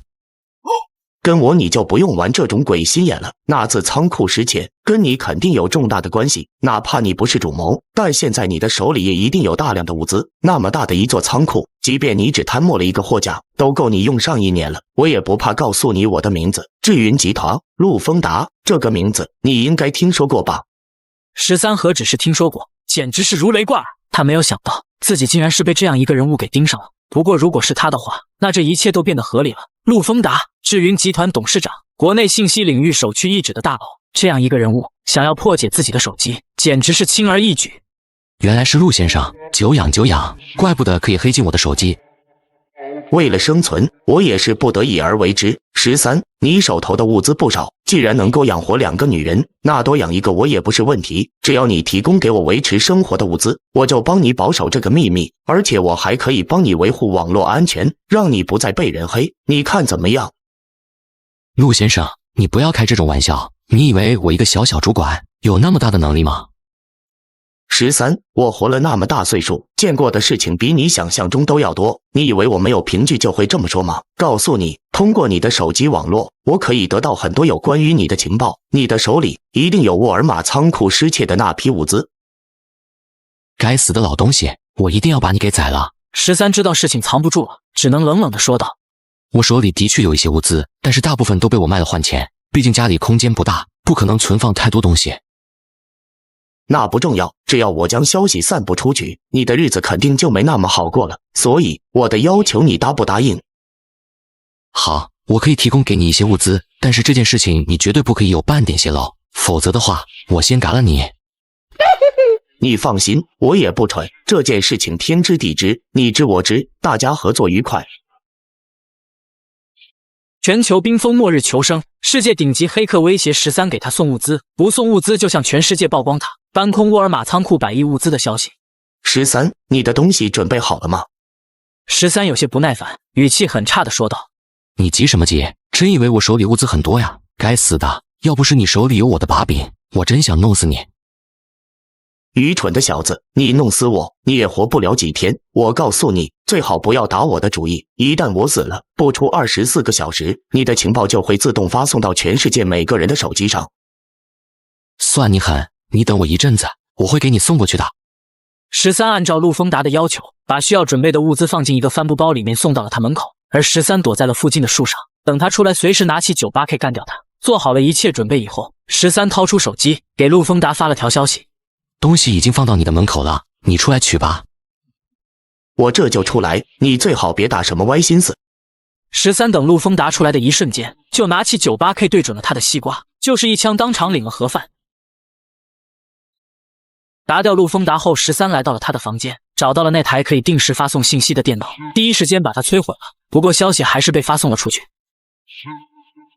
徐春雷在手机上看到了一则新闻，通过这场沃尔玛仓库失窃案，终于明白了13的能力。我明白了，他肯定是空间系能力者，而沃尔玛仓库丢失的所有物资极有可能都在他的手里。我的能力完全被他克制，根本打不过他啊！徐春雷意识到自己与13实力的差距，心中产生了畏惧的想法。我以后绝对不能和他作对，最好是能跟他交个朋友。对了，不光是我，还得警告全村的人，以后都不要去招惹他。徐春雷为了防止村民们干傻事，徐春雷当即从自己家走了出去，然后找到了徐东村的村长，也是他们徐家的族长徐东升。三爷爷，出大事了，这件事情我必须得告诉你。哦，什么大事啊？三爷爷，这个13非常厉害，他的能力也克制我，咱们千万别跟他产生矛盾啊。你是说，当初闹得沸沸扬扬的沃尔玛仓库失窃案，实际上是他干的，而且那丢失的价值100亿的物资也在他的手里？根据我的分析，这种结果是最有可能的，除非是空间系的能力者，否则根本做不到在短时间内搬空一个巨型仓库。如果可以把这些物资给我们徐东村的人来用，那得用多少年能用光啊？徐春雷听到这里，才察觉到了一丝不对劲，他心头一惊地说道：三爷爷，可千万不敢去打他的主意啊！春雷，你什么都好，就是胆子太小了。咱们徐东村可是有几百户人家，算上整个徐家镇的人更是有数千户，难不成你以为我们这么多人都奈何不了他一个人吗？可我能够感觉到那个人非常的危险啊！我心已决，你不用再说了，到时候你只要听我的命令行事就好。徐春雷头皮发麻，这样的结局不是他想要的。想到13的能力，他也是畏惧不已。徐春雷非常的怕死。我不会去跟那个人打的，我打不过他，我打不过他的。徐春雷，你还是不是我们徐家的人？这种时候你竟然当炮兵！我的能力也被他给克制了，所以我去不去也没有关系。三爷爷，我不想死。没用的东西，我们徐家那么多人才，少你一个人也能办得成事，给我滚！他当即把徐家几个分支的话事人喊了过来，将这个好消息告知了他们。大家伙一听附近还有这么大一个人，都兴奋的脸上像是开了花。原来那个小子叫13呢，就是他嘎了我儿子，我早就想找他报仇了，这一回我们新仇旧恨一起算。如果他手里真的有那么多物资，足够我们徐家人用上几十年都不成问题。大家伙迫不及待的就要回去，召集族人然后前去找13借粮。村长到时候让春雷先过去，让他那个龙卷风冲一下，普通的房门玻璃根本挡不住，咱们有春雷这个重要战力在，可就有大作用了。这一回春雷他就不去了。什么？春雷不去？这不太好吧？他一个人能顶得上100来个人的作用，他要是不去的话，别的不讲，那13手中有枪，得打死我们不少人啊！三大爷，您是族长，这件事情您可不能纵容他啊！行了，都给我住嘴！春雷他是上一回跟13打的时候受了内伤，那13是个高手，内功深厚。别看春雷表面没什么事，实际上伤得很重，他得在家里疗养一段时间。所以这次行动我们就不带上他了。虽然徐东升有些看不上徐春雷的懦弱，但毕竟那是他这一脉的子孙，他总得偏袒一些。其他人虽然还有怨言，可是族长的面子不得不给。再想到全族几百号男丁在，对付一个区13肯定不是问题，大家也就不再多说什么。徐东升的目光变得严肃起来。家里边藏着的猎枪、突火药全部拿上，对方毕竟也是个异人，咱们千万不可大意，要以最低的伤亡来打赢这场仗。第二天，全村几百号男丁都拿着武器，在村口的广场上集合，密密麻麻一群人。大家平日里并不会缺少食物，所以精神头都非常饱满，准备一举拿下13。全球冰封末日求生，一个村子上千号人盯上了我异空间的物资，准备强攻一举拿下我。可他们不知道我提前在庇护所周围埋下了大量的陷阱，很快的前面探路的人就中招了，脚底下踩着一块木板，而木板上面全都是密密麻麻的锋利钢钉。我操！卑鄙小人，既然在雪地里放了陷阱，快去通知其他人，路上小心一些，地上有钉板，别再中招了。这支队伍的领头当即让人通知所有人，徐东升坐镇后方负责指挥。听到这个消息之后，当即下达命令。小心行事。那个男人已经有准备了，不过这种小儿科的陷阱可难不到咱们，让大家缓慢推进，用棍子先探路，把那些陷阱给清理掉。不过这一切都被13看在眼睛里面。真以为自己很聪明是吗？第二波陷阱也该发动了。就在这个时候，一个人手中的棍子感觉到一股之掌的阻力，似乎碰到了绳子，埋藏在雪中的钢丝被触发了，剧烈的爆炸声响起，当场一群人领了盒饭，而且这边的动静也让其他队伍的人心神不宁。又有一个人不小心触发了手雷陷阱，当场又被炸死10几个。有炸弹啊，不能再往前走了。村长，把春雷喊过来吧，这还有100多米的距离，不知道雪下面有多少陷阱，必须得叫春雷过来才行。徐东升的表情有些难看。当初徐春雷求他不要进攻13的庇护所，他痛骂徐春雷懦弱，而且放下狠话，不需要他徐春雷，徐东村照样可以拿下这座庇护所。可是现在第一波进攻就让村民们不知所措。庇护所的2楼，13手中抱着大狙，也在默默地等待着。那个艺人怎么还不出手？快点过来吧，我好嘎掉你。徐东升这边面对村民们给他施加的压力，他的老脸也挂不住。此时让他去求徐春雷，他咬了咬牙，实在是做不到。徐东升呵斥道：怕什么？没有春雷在，咱们就什么都干不了了吗？这小子也忒歹毒了一些，竟然在房子周围布置了如此多的陷阱。大家伙不要着急，咱们一步步前进，把所有陷阱都给他拆掉。他人就在这里，跑得了和尚跑不了庙，怕他干甚？可是雪地里面都是陷阱，还有炸弹，咱们怎么破这个局？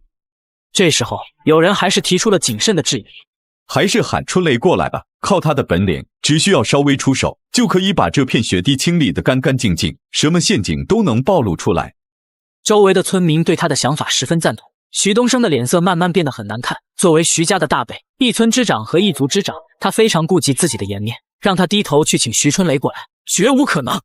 哼，都是一群没出息的东西。看来咱们村除了春雷，其他人都是孬种，胆小怕事的软骨头。谁要是害怕的话，就滚回去好了，省得丢我们徐家的脸。徐东升这一番怒骂，顿时让面前的徐家汉子们又羞愧又愤怒。三爷爷，我们不是孬种，有什么好怕的？我这就去把那个13抓起来，让你们瞧瞧。村子里的年轻男人们热血上冲，拿起工具就扭过头去清除陷阱。徐东升看到这一幕，才满意的点了点头。这就对了嘛，其实没有什么好怕的，只要小心一些，这种小儿科的陷阱根本啥也不是。庇护所2楼，13亲眼看着他们的一切举动，心中也是暗自留意。凡人的智慧果然是强大的，这种方法可以让大部分区域的陷阱都失效。不过高科技的装备就不是这种小儿科的手段能克服的了。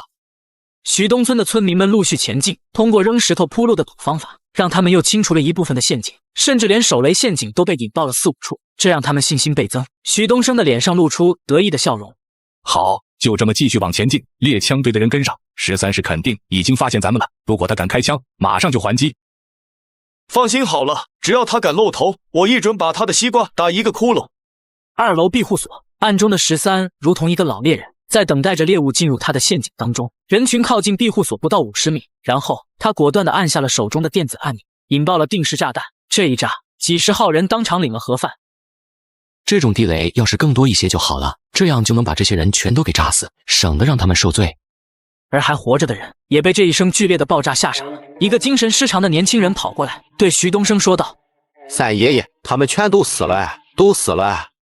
徐东升听到他的这番话之后，大脑缓慢的开机，却是两腿一软，直接瘫倒在了地上。死了那么多人，他作为族长也是这起行动的发起人，难辞其咎。徐东村的人本来还指望着村长能拿个主意，没想到村长都精神不对了，他们就像是无头苍蝇一样，没有人指挥的情况下，只能惨叫着乱跑。而越是乱跑，死在陷阱中的人就越多。13立身于黑暗，瞄准那些没有倒下的徐东村村民，枪枪爆头，毫不留情的嘎掉。很快被他亲手嘎掉的徐东村村民已经来到了26人。这个时候，周围的人才发现不对劲，一个村民大声吼道：有猎手！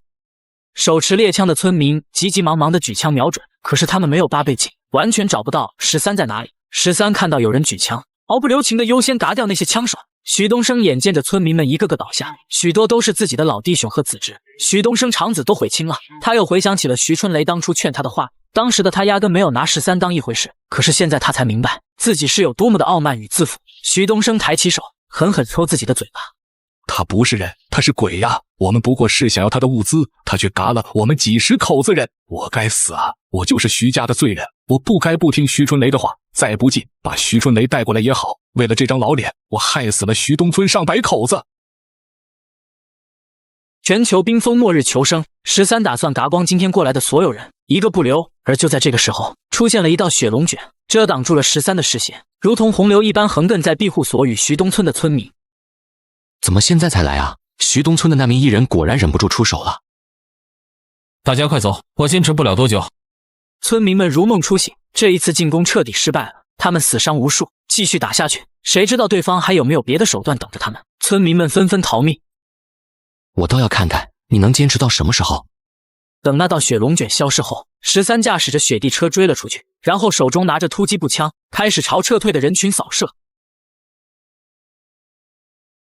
一次性就嘎了7、8个村民，有些村民在其他人都拼命逃跑的时候，他却面朝着13，举起了自己的双手投降，祈求13放过他们。13瞄准他们的西瓜，当场领了盒饭。徐春雷也很聪明，把自己遮挡得严严实实的。13索性调转枪头，开始去嘎那些村民，一枪下去，3个挤在一起的人全都被贯穿，当场领了盒饭。春雷，你快想想办法！徐春雷突然想到了一个办法，他利用自己的雪龙卷，掀翻了13的雪地车，没了雪地车，13就无法追击村民。要不是有那个艺人在，你们今天所有人都要被我嘎掉。13愤怒之下又开了2枪，随即干掉了2个徐东村的村民。等到他们的身影彻底消失，13才肯罢手。战斗结束后，13回到了庇护所，见到13回来，周可儿问道：13怎么样了？有没有抓住上次袭击我们的那个艺人？没有，那个家伙很猥琐，一直不敢跟我正面对决，他那种能力用于逃命太恶心了，不容易干掉他。村民们仓皇地逃了回来，狼狈不堪，许多人已经被惨状吓破了胆子，双眼无神，倒在雪地里。徐春雷叹了一口气，赶紧回到了自己的家里。他不愿意面对这些悲痛的村民们，可是没过多久，就有人闯进了他的家里。徐春雷，你躲在这里干嘛呢？快跟我过来，三爷爷快不行了，他要见你呢。一听说三爷爷徐东升快不行了，徐春雷也是吓了一跳，赶紧去了徐东升的家。看到徐春雷过来，徐东升的脸上露出愧疚的神色。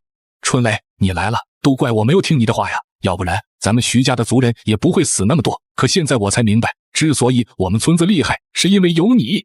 人之将死，其言也善。徐东升此时幡然悔悟，只可惜为时已晚了。他看着床边憨厚的孙子，拉着他的手说道：家族里的那些人，我已经跟他们讲过了，要埋怨就埋怨我这个老头子，这件事情不能怪我们这些普通人，哪里斗得过那些有大本领的艺人？他们现在都死了家里人，或许会对你说些不好听的话，希望你不要怪他们，毕竟我们都是同宗同族，在这种时候得互相帮扶才能生存下去。徐春雷闻言，心中也是有些感动，他点头说道：三爷爷，我知道，我不会放在心上的。我快要死了，临走之前只是放心不下徐家，怕我们这个家族断绝了血脉，所以春雷，三爷爷临走之前求你一件事情，希望你能够保护好徐家。三爷爷，你说什么呢？你的身体好好的。春雷，爷爷走了，以后徐家就托付给你了，你出去吧，我累了，让我睡一会儿。徐东升双眼一闭，永远的睡了过去。徐春雷回到家里，思索着应该如何应对接下来的危机。2次的交手让他深深认识到了13的可怕，因此徐春雷本能的在心里把13想象成了一个嗜血的大魔头。13这一次他肯定动怒了，说不定以后就会来袭击徐东村，嘎光村里的所有人。我可是答应过三爷爷保护村子，我到底该怎么办呢？徐春雷可不敢去跟13硬碰硬，思来想去，他认为这件事情只有一个解决的办法，那就是2个字：和谈。我真是个天才，这么危险的想法我都能想到。不过为了保护整个徐家，我豁出去了。他连忙拿起手机，开始寻找13的联络方式。就在这个时候，13的手机忽然响了起来，他接通电话，电话那头一个激动的声音传来：13，你好，我是徐春雷，谢谢你接我的电话，能不能给我点时间？我有话想要跟你聊聊。徐春雷，姓徐，你是徐家镇的人？确切的说，我是徐家镇徐东村的人，不过那个都不重要了。我这次打电话给你，是希望和你好好谈谈，咱们以后不要再发生冲突了，和解怎么样？13听了之后不屑地说道：和解？你跟我开什么玩笑？从一开始到现在，可都是你们一直在跟我挑事，怎么现在打不过了就想求和？这个世界上哪也没有这种道理吧？电话那头的徐春雷顿时紧张了起来，实际上现在他的内心非常恐惧，把13看作是一个强大的恶魔。我的意思是希望得到阁下的谅解，这一切是我们村子做的不对，可是就看在我们未对您造成伤害，而且自己伤亡惨重的份上，您能不能宽恕我们？为了表示歉意，您有什么条件都可以提出来。我能不能问你一句，你可以代表徐东村跟我来谈吗？能，其实我就是那个跟你交手了2回的艺人。徐春雷说出了自己的身份，只有这样，他才能够得到13的重视。原来是你。对，没错，就是我。13，你觉得我有没有资格跟你谈判？如果是他的话，的确有谈判的资格。徐春雷是13在徐东村唯一有所忌惮的人物。哦，你的意思是说，只要我同意和解，你们徐东村能够满足我任何要求喽？只要不是特别让我们为难的条件，我都可以答应你。那好啊，我想要的东西就是你徐春雷。能让13念念不忘的，自然是徐春雷的异能。如果可以把这个艺人拉拢成为自己的小弟，以后可是有巨大的用处。你不要这个样子，我是个直男。白痴，你想什么东西呢？我是说，我对你的异能很感兴趣。这样吧，如果你是真心想要和解的话，就亲自过来一趟，让我看看你有没有与我和解的资格。说到这里，13加重了语气。否则的话，3番2次对我的骚扰，我可不会容忍。你的能力对我无效，灭掉你们整个村子毫无难度。13故意吓唬徐春雷，果然他成功的把徐春雷给吓到了。不要，就算是灭掉我们徐东村，对你也没有任何好处啊！而且你也不要认为我们没有任何准备。哟呵，准备？我倒想看看你们拿什么来放我。别忘了，我有狙击枪，只要我愿意，根本不用靠近就能一个个嘎光你们徐东村的村民。除非从今以后你们一步也不要出门。等一等，13，你先不要激动，我们再谈谈好吗？总之我就一句话，在我眼里，只有你徐春雷有资格来跟我谈，来或者不来在于你自己。现在就给我你的答案，来还是不来？你不来的话，我很快就嘎过去。徐春雷已经彻底失去了节奏，内心当中13留给他的阴影无限的放大。我去还不行吗？那好，那你下午2点半的时候过来吧。全球冰封末日求生，徐春雷经过和13一番谈判后，决定做13的小弟。徐春雷，你以后只要好好跟着我干，我保证你吃好喝好，衣食无忧。13大哥，我以后肯定跟着你好好干。13心中有些疑惑，他顺便问了一下徐春雷觉醒异能的情况。你是什么时候觉醒异能的？觉醒异能需要什么条件？我也不知道，我妈走了以后，我自己也不想活了，但是我不敢自杀，就只好躺在床上，希望把自己饿死算了。这个愿望很容易实现，毕竟那时候我们家的食物也吃光了。这么说，你是快要饿死的时候觉醒的喽？徐春雷不好意思地挠了挠头，一脸尴尬地说道：那倒不是，躺在被窝里面还是很暖和的，因为一直没有饿死，就想着临死之前不如让自己再快活一把。过去我爸妈老是告诫我说，奖励自己多了伤身体，有损阳寿，可我都不想活了吗？那就不在乎什么损伤，所以就奖励自己，奖励的稍微多了一些。13一脸吃惊，他似乎明白徐春雷是怎么觉醒异能的。你奖励了自己多少次？我记不清了，大概30几次吧，冲的我都没有知觉了。然后在我失去意识以后，莫名其妙的就感觉到了身体的变化，那种感觉很少，很奇妙。竟然有人是快要冲死的时候觉醒的异能，说出去简直都没有人会相信，也只能说每个人的机缘不一样吧。你先回去吧，有什么行动我会通过手机告诉你的。可儿，这件事情你一定要帮忙。你和13在一起时间那么久了，说话肯定比我好用。我明白你的心情，可是我太了解13了，他不会去做这种事情的。但是我们总不能见死不救吧？她也是你妹妹啊。可是现在那边情况我们都不了解，13是个谨慎到过分的男人，这也是他能带着我们活下去的依仗，他不会帮这个忙的。如果我们不努力的试一试，又怎么会知道行不通吗？无论如何，我都要试一试。你打算怎么做？女人最好的武器就是自己的身体。说白了，你就是想要去勾引他，对吧？哪有啊，我也是为了欣欣。你就说这件事情，你帮不帮我吧？我才不会干那种事情呢，多羞耻啊！别以为我不知道你们偷偷做些什么事情。就在2个女人议论着怎么应付13的时候，13来到他们身旁，这一切都被13听见了。其实你们不用藏着掖着，我这个人还是挺开放的，下次真有这种想法，大可以当着我的面。13，我们只是在聊一件家里的事情。跟我说说吧，我希望咱们3个人之间不要有秘密，是不是你们在远方还有什么亲人活着，要接你们过去一起生活呀？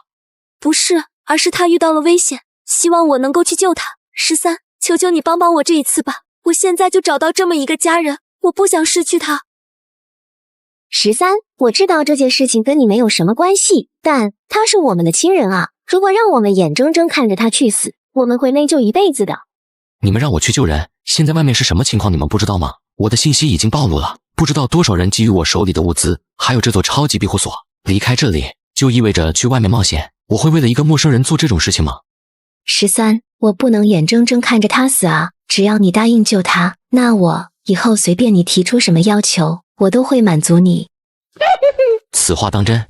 那你同意吗？二女一脸期待地望着13深吸了一口气，正打算拒绝，这时候杨幂说道：我妹欣欣她的腿一直不好，这么冷的天气，她在外面怕是坚持不了多久，一想到这里，我的心都在疼啊。13她记得这个名字，杨幂之前曾经提到过，她有一个堂妹叫杨欣欣，这个女孩就在天海市的一个贵族学校念书，18岁，人长得特别漂亮，而且是个顶级的黑客。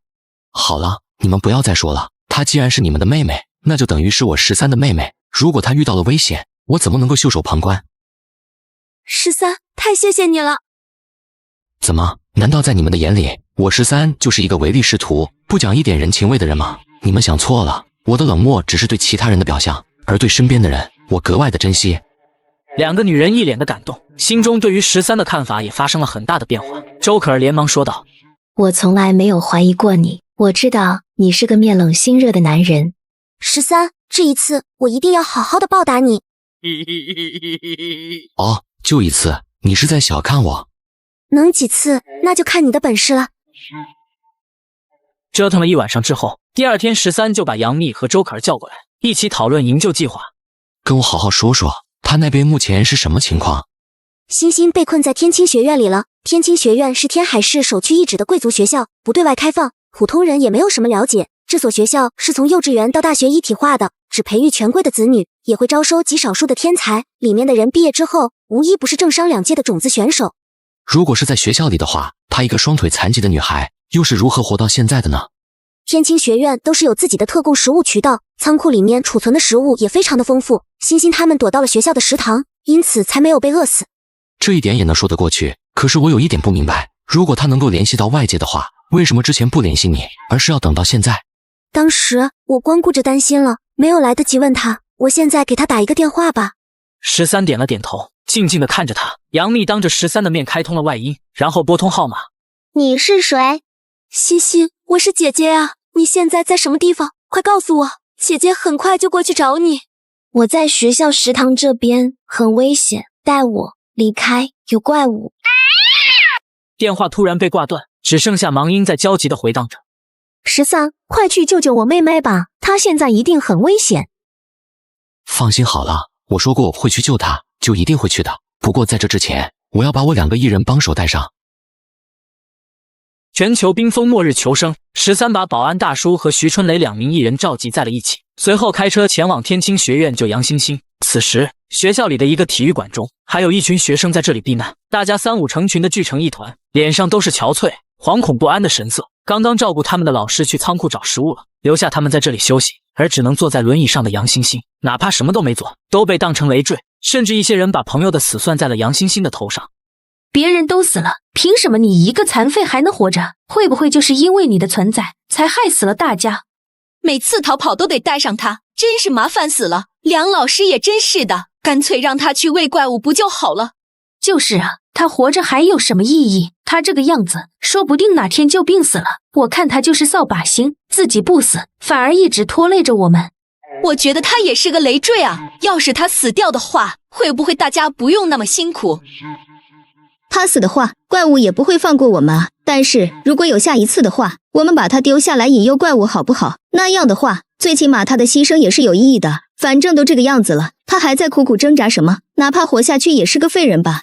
我们保护他够久了，也算是仁至义尽了吧。要不下次别带上他了。我们说有什么用？梁老师每次都舍不得丢下一个人，结果呢？呵，人还不是越死越多。杨欣欣，拜托你赶紧去死好吗？你现在这个样子完全是个累赘，好恶心。杨欣欣一下子呆在了原地，她茫然地睁着眼睛，两行泪水就这么直接沿着脸颊滑落。张梦宁，你够了！大家都是同学，你怎么可以说这么残忍的话？陆可然，你算什么东西，也配跟我这么说话？你这种特殊关照入学的人，也敢跟本小姐顶嘴？忘了你的身份吗？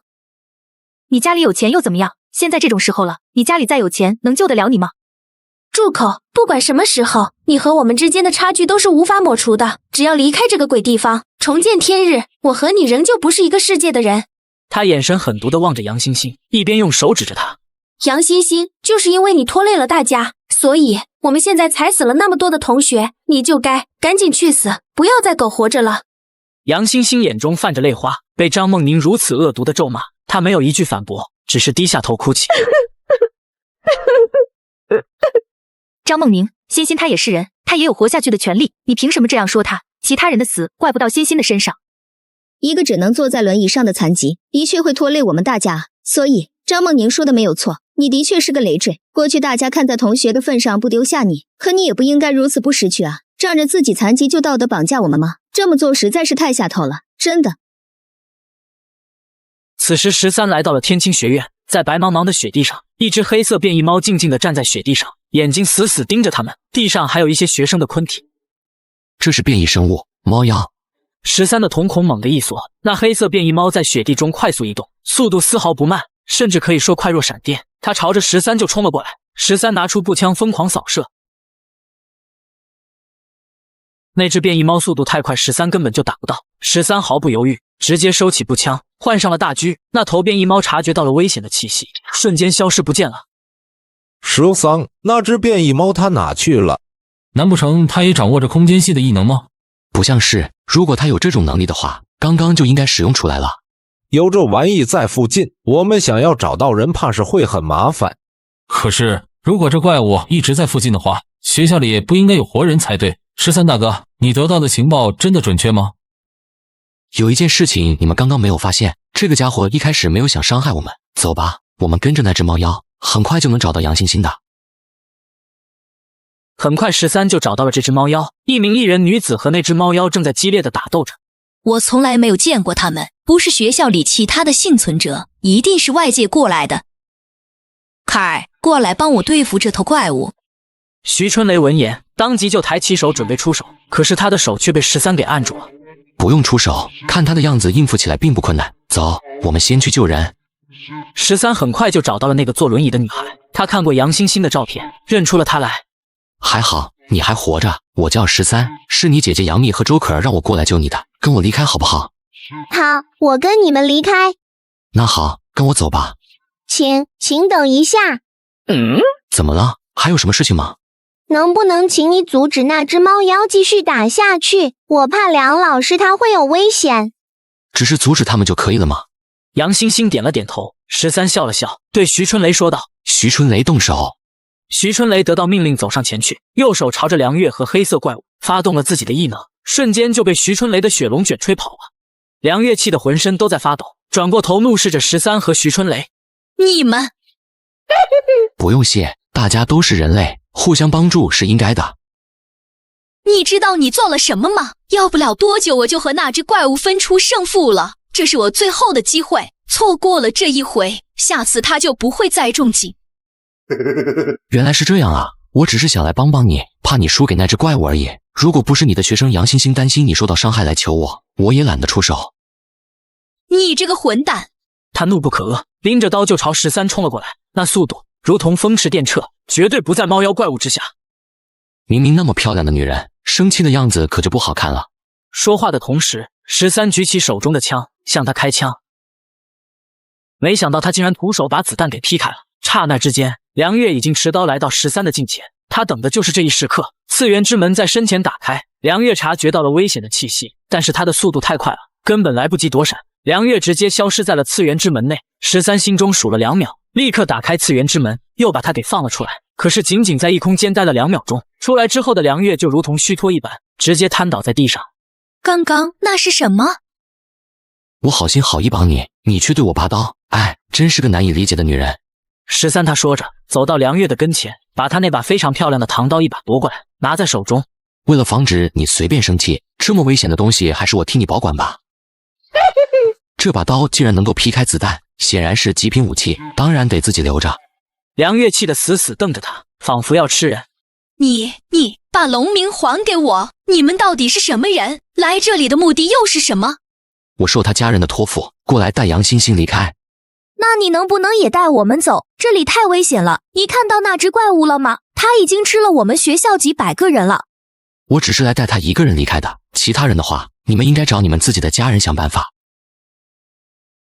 全球冰封末日求生，13不打算带他们离开。几个学生悄悄靠近杨欣欣，然后一把将他挟持住了。你必须带我们都走，否则的话，我们就掐死他。你要是不带我们一起走，那大家都别走了。你们说，这世上为什么有那么多自以为是的人？13他的双手已经换上了手枪，连续4枪。杨欣欣旁边的4个学生当场领了盒饭。你竟然嘎了这些孩子！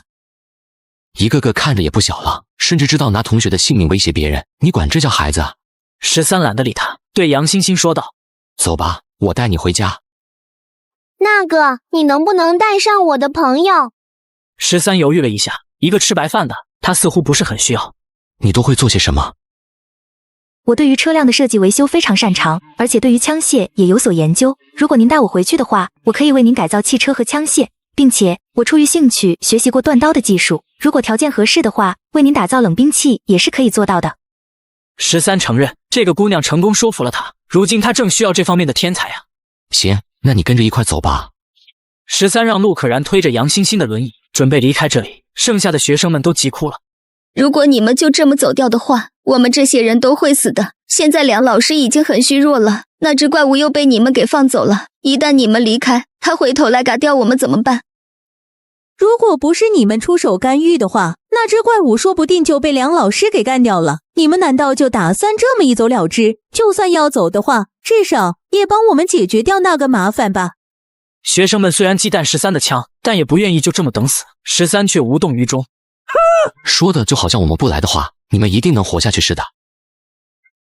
欣欣，你可真厉害啊！哥哥，你是在说我吗？我哪有啊，我一直都是大家当中的拖累。如果不是可然一直保护我，我怕是早就已经死掉了。咱们俩可是好姐妹，跟我客气什么呀？是这样的吗？可是我觉得还是你更厉害一点。哥哥，你为什么这么说呢？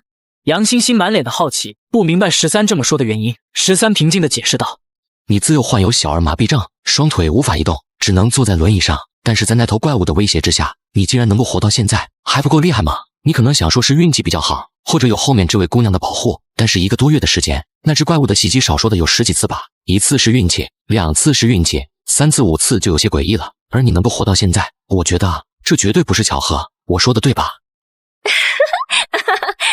哥哥，你真的很聪明啊，怪不得可以活到现在，而且还能养活那2个笨蛋姐姐。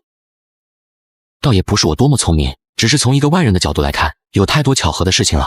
尤其是刚刚你们老师在跟怪物战斗的时候，你跟我说的是去阻止他们的战斗。如果你想要保护的是你老师，理应让我去帮他嘎掉那只怪物才对。可是你没有那么做，说明你想保护的不是你的老师，而是那只怪物。所以根据以上2条猜测，那只怪物一直都是你在养着。我猜的没错吧？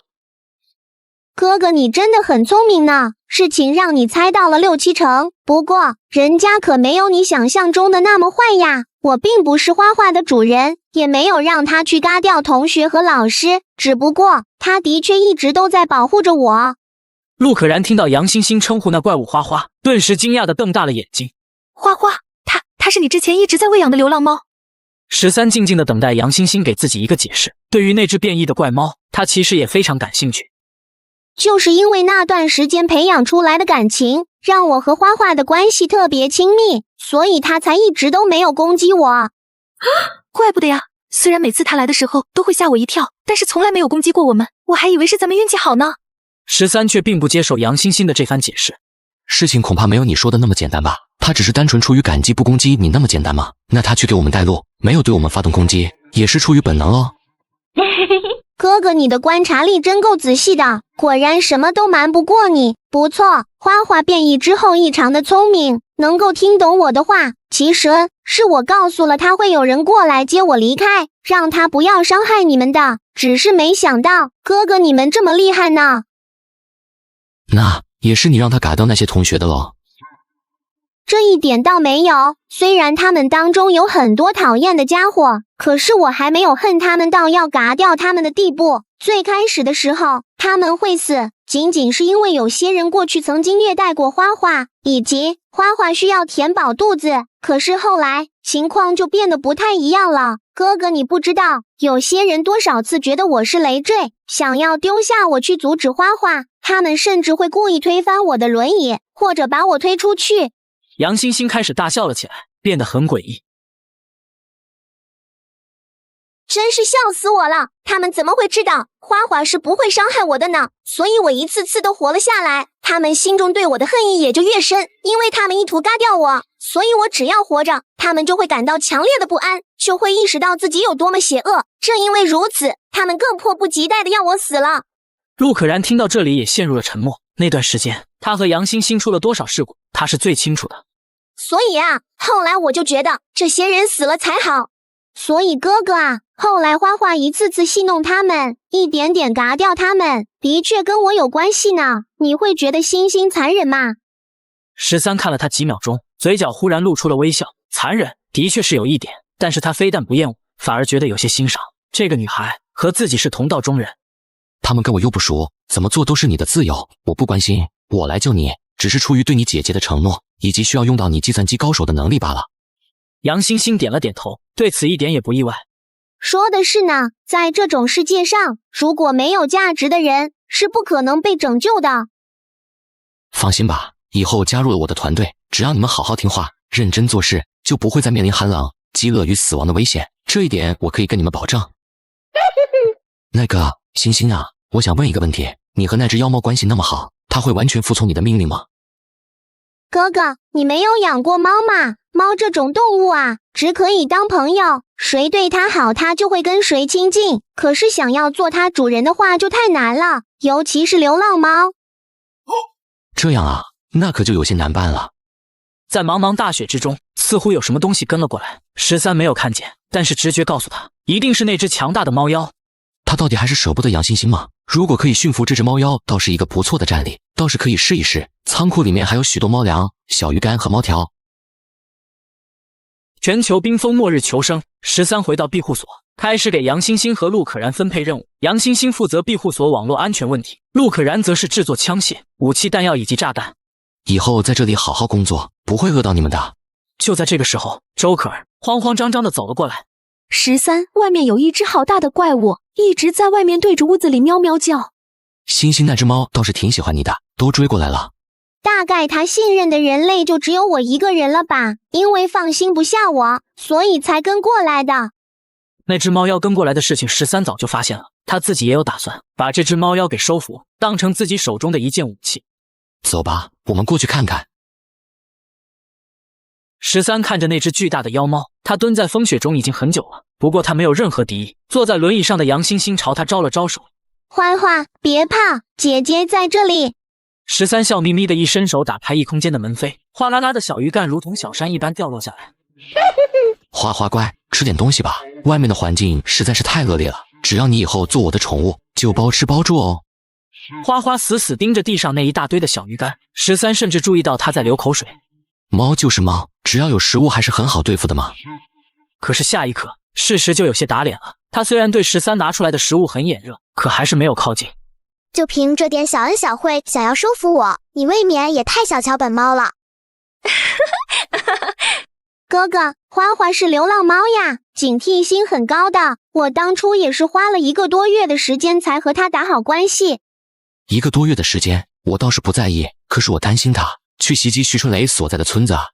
13虽然他不在意徐东村村民的死活，可是徐春雷是他很看好的小弟，万一花花惹出了祸端，以后搞僵了2个人之间的关系总是不好的。毕竟这只猫也算是被他引过来的。他想了想，对花花说道：喂，花花，我知道你现在还不信任我，但是我可以给你提供食物，不过你得答应我，不可以去袭击徐东村的村民，可以吗？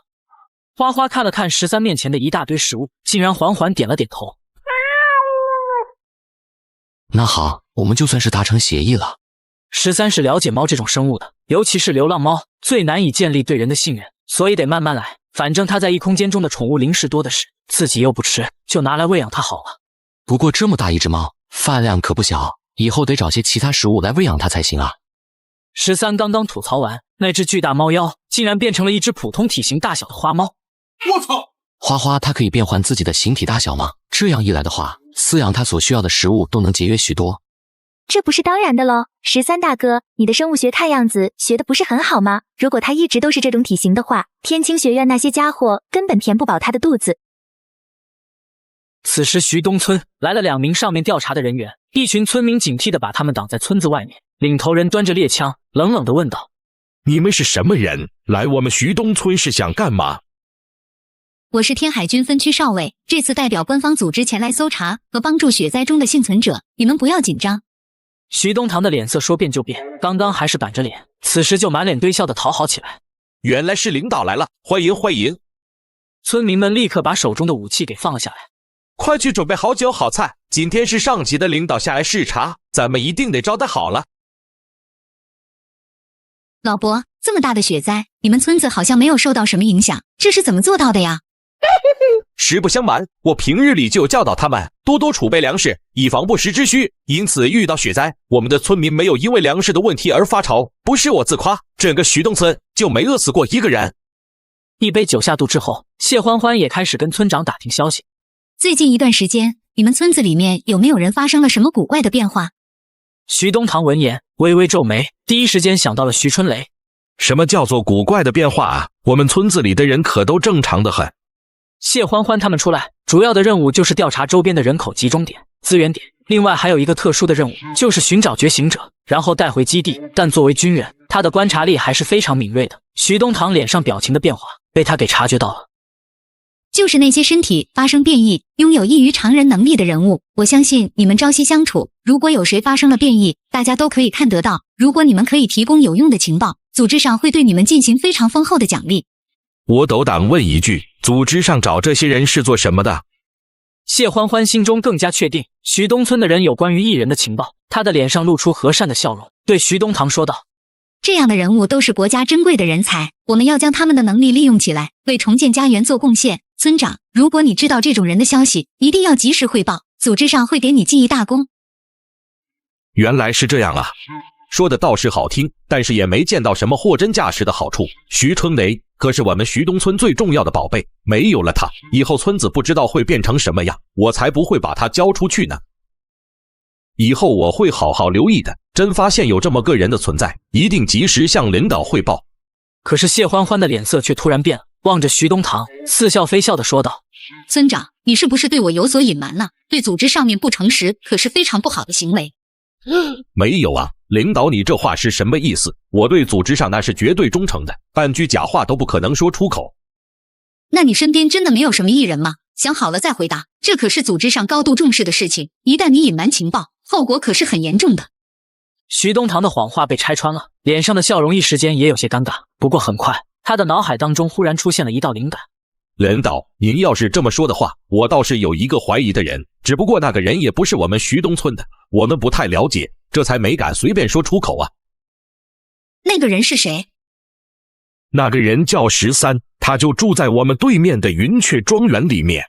一提到13，徐东堂恨得咬牙切齿，家人死在那一晚的进攻当中，如何能够不仇恨13？而谢欢欢听到13这个名字之后，也是眼睛一亮，他所接到的那个特殊任务提到的名字就是这个。如果没有意外的话，徐东堂口中的13就是他需要去调查的人，刚好可以借助这个机会从他的口中获取关于13的情报。徐东堂为了弥补自己言语上的疏漏，把13干净利落的给卖了出去。那个13可是个魔鬼一样的人物啊，他一个人就把我们徐东村100多口子人给嘎了，我们对他是敢怒不敢言，只能够打碎了牙齿往肚子里面吞咽。领导，现在你们来了可就太好了，你们一定得为我们做主啊。全球冰封末日求生，徐东堂把13所有情报都告诉了谢欢欢。他们离开徐东村，来到了13庇护所附近，二人已经做好了充分的准备。刘子阳取出一块军用的战术木镜，目光望向眼前的雪面，那些埋藏在雪堆下面的陷阱都一览无余地呈现出来。幸好提前得到了消息，要不然的话，贸然过去说不定会受伤。我先进去了，如果我有危险就开枪，听到枪声你就过来接应我。下一刻，他就来到了13的庇护所之内。一进入庇护所，他就被那种温暖的感觉所彻底包裹。谢欢欢心中非常惊讶，这里竟然比西山基地还要温暖。我现在已经可以确定，他的手里面肯定掌握着大量的物资，无论是食物还是能源，他都不会欠缺，否则的话，不可能享受着如此舒适的生活。谢欢欢嘴角扬起一抹微笑，正当他打算继续在房间里探查一番的时候，忽然听到了一声猫叫。谢欢欢心中陡然一惊，想到自己还不了解13这边的底细，他不敢继续冒险。但是谢欢欢也不愿意就这么离开，他决定给13留下一些什么东西，震撼一下他的内心。谢欢欢拿出一把军刀，然后放在了客厅的桌子上。做完这些之后，他进入阴影之中，又如之前那般鬼魅的消失。有什么发现没有？收获很大，我们先回去，路上我和你慢慢说。怎么了？是不是遇到了很厉害的对手？虽然不清楚，但是根据目前的情况来看，那个叫13的男人绝对不简单。我的异能不擅长战斗，没有必要留在这里冒险，回去把这里的情报汇报给高层，派大部队前来才是最稳妥的。可是此时，花花的叫声把13吵醒了过来。13顿时意识到家里面出事了。花花，怎么回事？花花只是盯着外面叫唤。13跟着花花来到了客厅，很快他就发现了桌子上放着的那把黑色军刀。13的瞳孔猛地一缩，这种军刀绝对不是他的，庇护所里其他几个人身上更不可能有这种东西。到底是谁把它放在这里的呢？更可怕的是，竟然能够绕过庇护所那堪称无法攻陷的防御，悄悄来到客厅，把它放在这里。对方能够悄无声息潜入我的房子，是不是意味着哪一天也能溜进来，随时随地取走我的性命？13来到了监控室，很快屏幕上就出现了10分钟前的监控，然后他清清楚楚地看到，从阴影里面缓缓出来一个女人。可是13却明白事情是怎么回事了。竟然还有这样的异能！自从这个世界出现了变异体之后，越来越多不可思议的事情就变得不再那么离奇了。那个女人必须得死，绝对不能让她活着。花花，跟我出去，把入侵者给嘎了。13穿戴好了装备，手中拎着一把大狙，然后带着花花就出了门。花花，能闻到他们的气味吗？花花自信地嚎了一嗓子。下一刻，他的身躯急速地膨胀，变成了一只庞然大物。花花趴在13跟前，示意他坐上来。在雪地之中，他的速度可是比雪地车还要快的。而此时，那2人有说有笑地返回西山基地，都在为此行的巨大收获感到喜悦。就在这时候，13拿起 98K 对准谢欢欢的西瓜，一枪领了盒饭。在刘子阳犹豫的瞬间，又是一发子弹射了过去。13本以为这一枪就可以将那个壮硕的男人带走，那个男人的身形忽然鬼魅的变化，靠着这种鬼魅的身法，他竟然险之又险地躲开了13的子弹。该死的，到底有多少亿人？看着谢欢欢已经冰凉的昆体，刘子阳心如刀割。一起共事了那么久，他对谢欢欢其实已经产生了朦胧的感情，只不过碍于身份，他一直不敢表白罢了。可是爱人当面惨死，他的内心仍旧是悲痛欲绝。该死的13，我一定要嘎了你！但是一名士兵的纪律性却没有让他丧失理智。对方是一名极其强大的狙击手，可以从那么遥远的距离准确地击中谢欢欢的西瓜。刘子阳判断，这大概率是一种异能。我现在不能够着急，着急的人应该是他。如果我没猜错的话，他就是那个别墅的主人13。发现了我们的踪迹之后，急于嘎掉我们灭口，所以我最好的做法是在这里和他僵持，然后呼叫救援。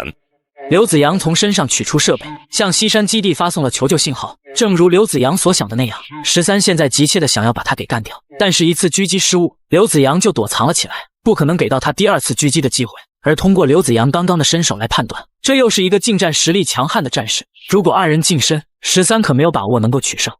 继续耽搁下去的话，说不定对方就会把我的情报传递出去，甚至有可能喊来援军。我该怎么办？联系徐春雷过来吗？还是算了吧，他没有交通工具，等他到这里天都亮了。这个时候，13的眼睛看着地上的花花，心中有了主意。花花，你去把那个人逼出来，然后我用狙击枪远程支援你。花花听懂13的意思，顿时有些不满。哼，我过去也会有危险，你这是拿我当肉盾啊？没事，你皮糙肉厚的，他伤害不了你，只要你让他暴露位置，我保证一下子就干掉他。听话，回去之后奖励你100条小鱼干。行吧，看在小鱼干的份上。花花他就朝着刘子阳躲藏的方向跑了过去，但是很快，他的身躯就在雪地中滚了起来，变成一个巨大的黑色球，轰隆隆朝着刘子阳的位置碾压过去。刘子阳本来还打算依托地形跟13打持久战，然后等待援军过来，可是耳朵里忽然传来巨大的轰鸣声。这是什么东西？只见到一个巨大无比的黑球朝着他狠狠砸过来，这玩意超乎他的想象，说时迟那时快，刘子阳低着身子躲避了花花的撞击。刘子阳拿枪开始射击，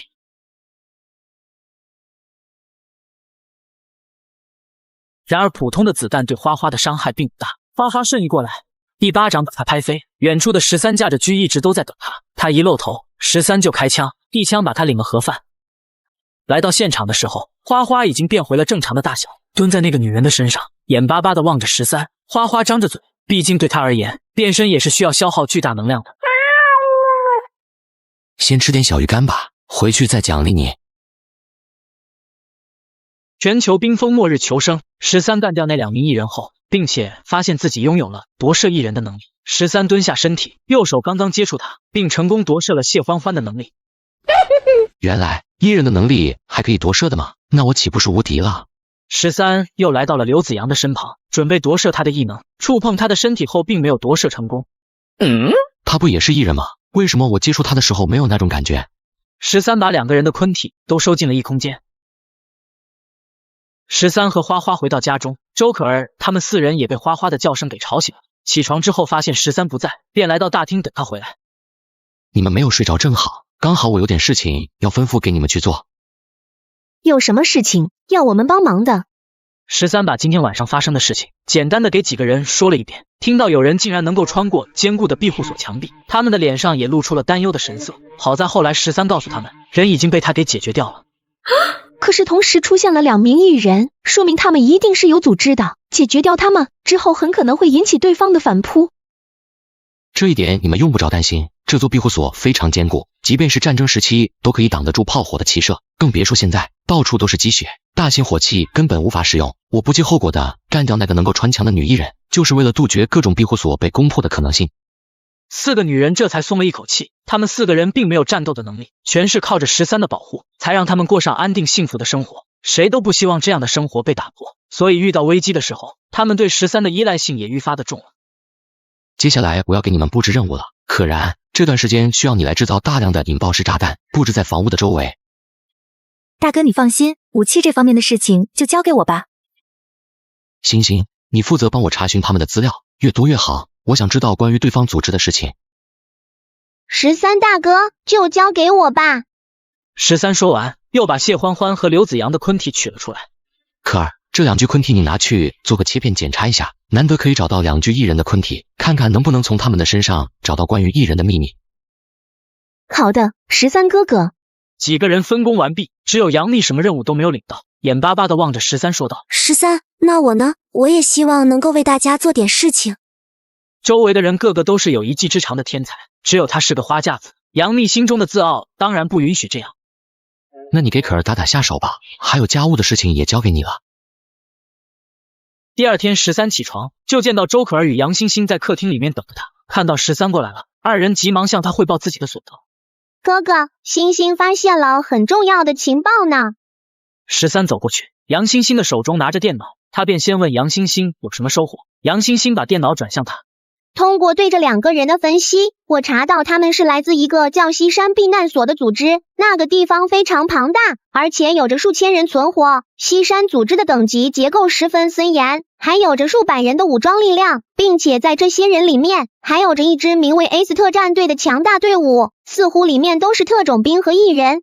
13查看着他获回来的情报，内心的震撼也是一波接着一波，事情跟他所想的没有太大的差别。这样的话就有的打了。13得知完这边的情报后，便对周可儿问道：可儿，你这边有什么收获？通过对这2个人的坤体进行研究，我发现他们的细胞都产生了异变，细胞活性是普通人的数10倍，而且糖原反应所产生的能量也会以不寻常的方式释放出来，尤其是脑细胞的反应最为显著，这可能说明异能的主要来源是脑部。这的确是很有意思的发现。到目前为止，人体变异都是受到伽马射线的影响所产生的自然变异，但是这部分群体是有限的，而且变异所产生的影响未必是正向的，即便是获得了异能，也未必是有用的。要是有人能够研究通透异人的变异原理，或者通过细胞移植的手段，说不定能够人造出异人来。13对这个说法也是非常的感兴趣。按照你的说法，那以后岂不是全世界都是异人？的确是有这种可能性，只不过概率不大。以目前的医学与生物学手段，怕是还达不到完美复刻天然异人的程度，毕竟人类连克隆人都无法完美做到呢。那不就得了？但是如果是用一些激进的手段，就有可能产生，怎么说呢，就是很古怪的效果。怎么个奇怪法呢？那个变异女，她的细胞变异很自然，整体都发生了变化。可是那个男人，他的细胞变异只发生在局部，而且还有大量细胞是恶性变异，导致坏死，甚至会伤害到他的身体。而且这种损害，每次随着他使用变异的能力都会加剧，所以我怀疑他很有可能是人造出来的异人。目前来看，还只是残次品罢了。人造异人，这也行。不过这样来看的话，一些问题就解释得通了。看样子也就是比普通人强大一些，而且上线已经锁死了。这么说来的话，西山组织那个所谓的有着大量异人的 X 特战队，大部分也都是这种货色。13给这种异人做了非常明确的定义，他对于西山基地的实力有了更加清晰的认知，信心也就愈发的充足。对方并没有成建制的强大武装部队，现在13对于防御他们的进攻有了底。而此时，西山基地接收到了特战队员刘子阳发来的求救信息，耿一林看到之后，也是深深皱起了眉头。刘子阳和谢欢欢他们两个人怎么了？我们在5分钟前接到他们的求救信号，目前已经确定了消息传来的方，要不要派人过去调查一下？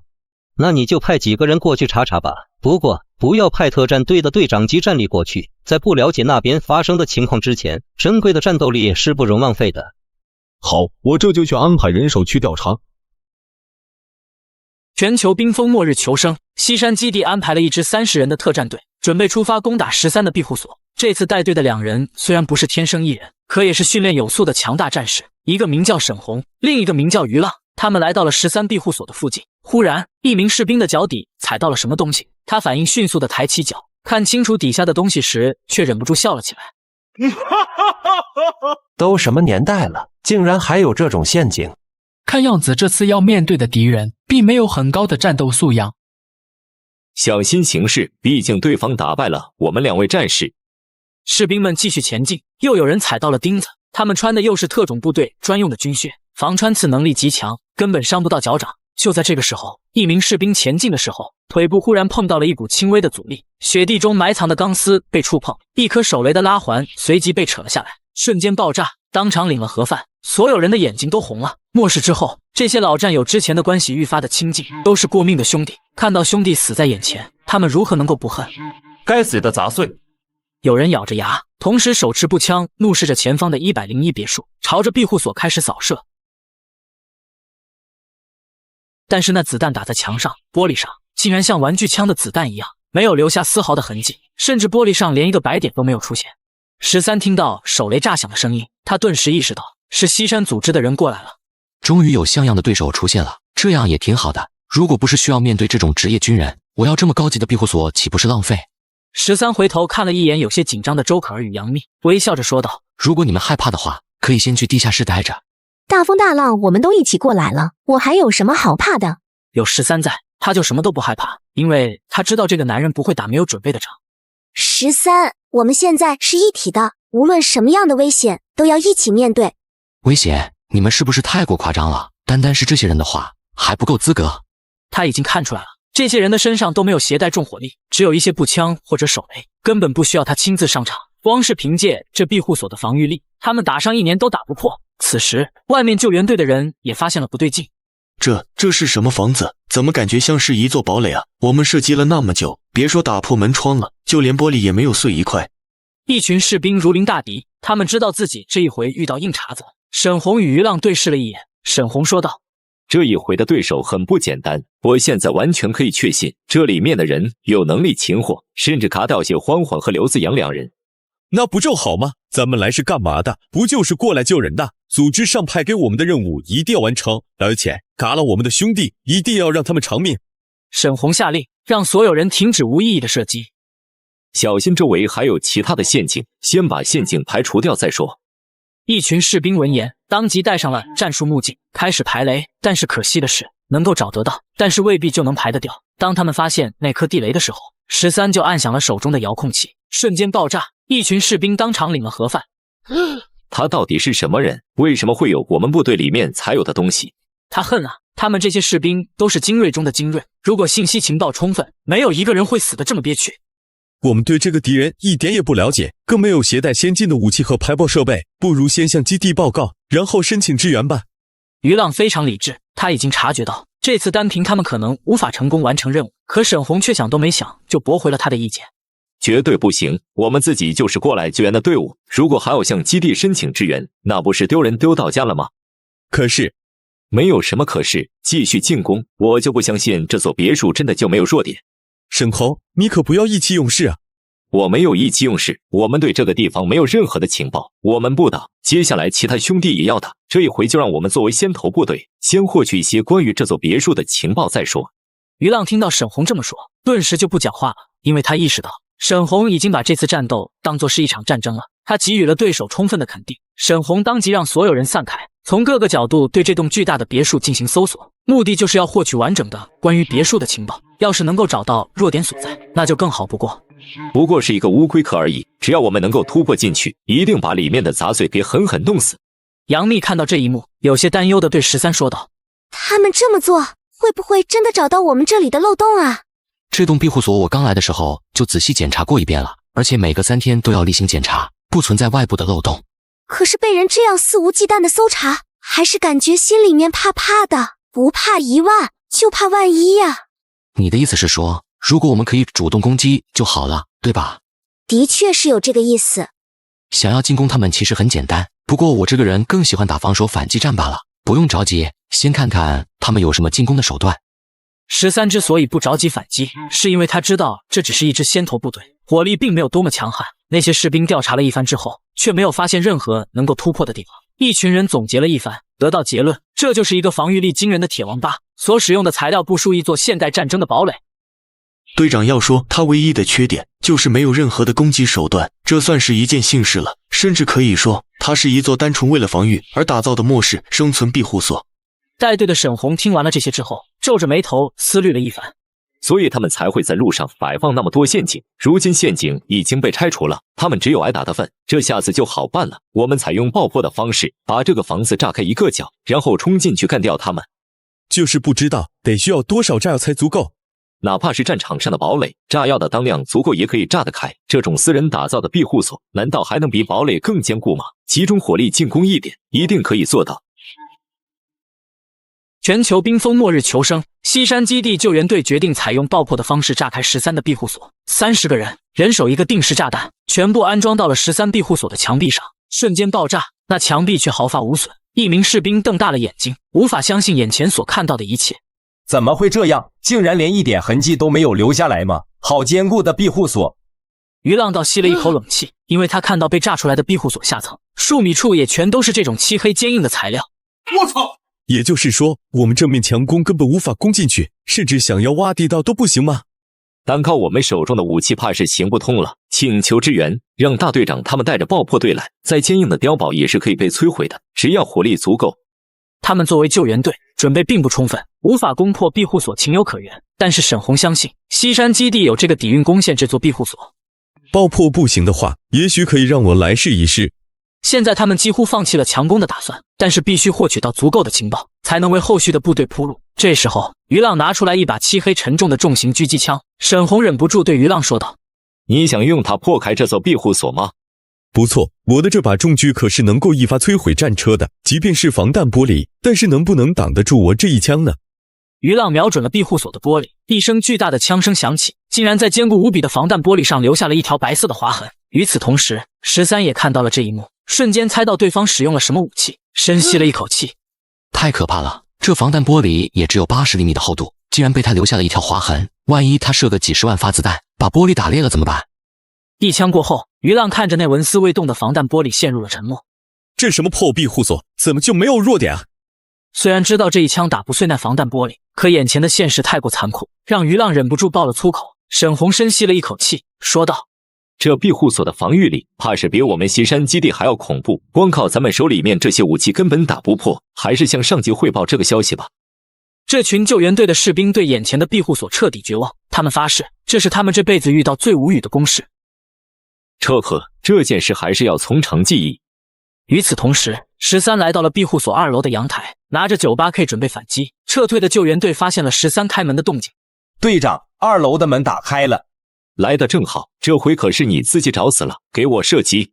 他立刻举枪瞄准13，20多人齐刷刷的举枪，子弹形成巨大的弹幕射向13。13打开异空间之门，把所有扫射过来的子弹全部吸入其中。13拿起 98K 开始反击，瞄准了一个特种兵的西瓜，一枪爆头，当场领了盒饭。片刻之后，6个人就死在了13的枪下。终于有士兵发现了不对劲，多对，为什么打不死他？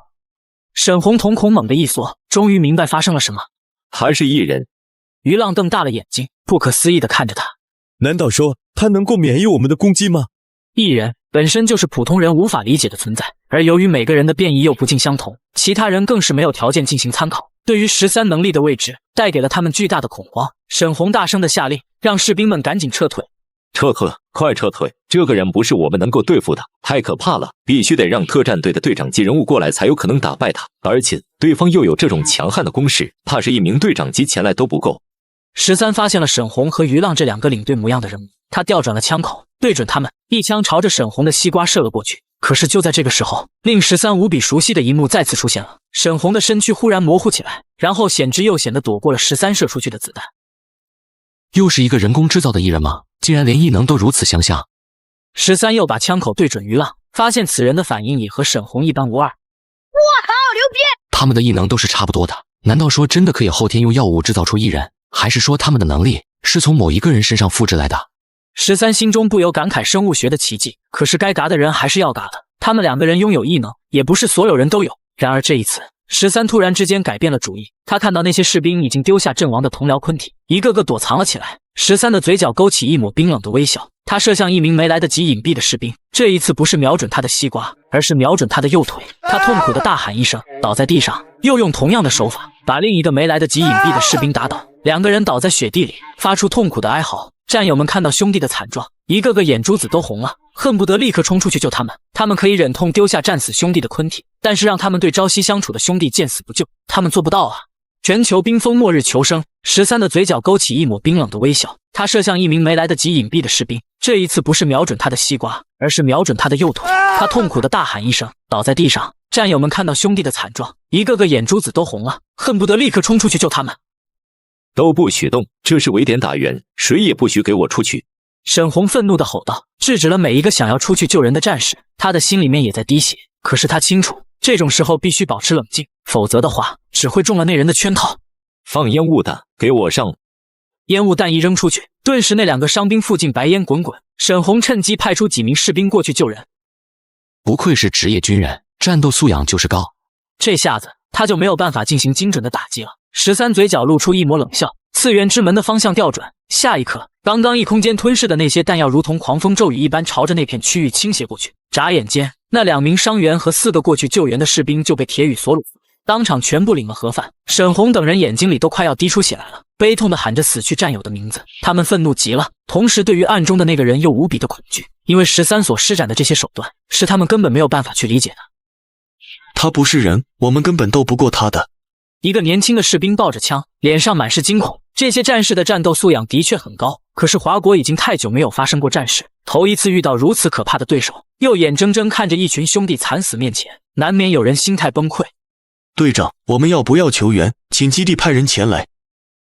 你给我闭嘴！我们就是过来救援的，现在反而是回过头向基地求救，我们还有脸见人吗？可是那个人太可怕了，不，他不是人，他是魔鬼，否则怎么会打不死呢？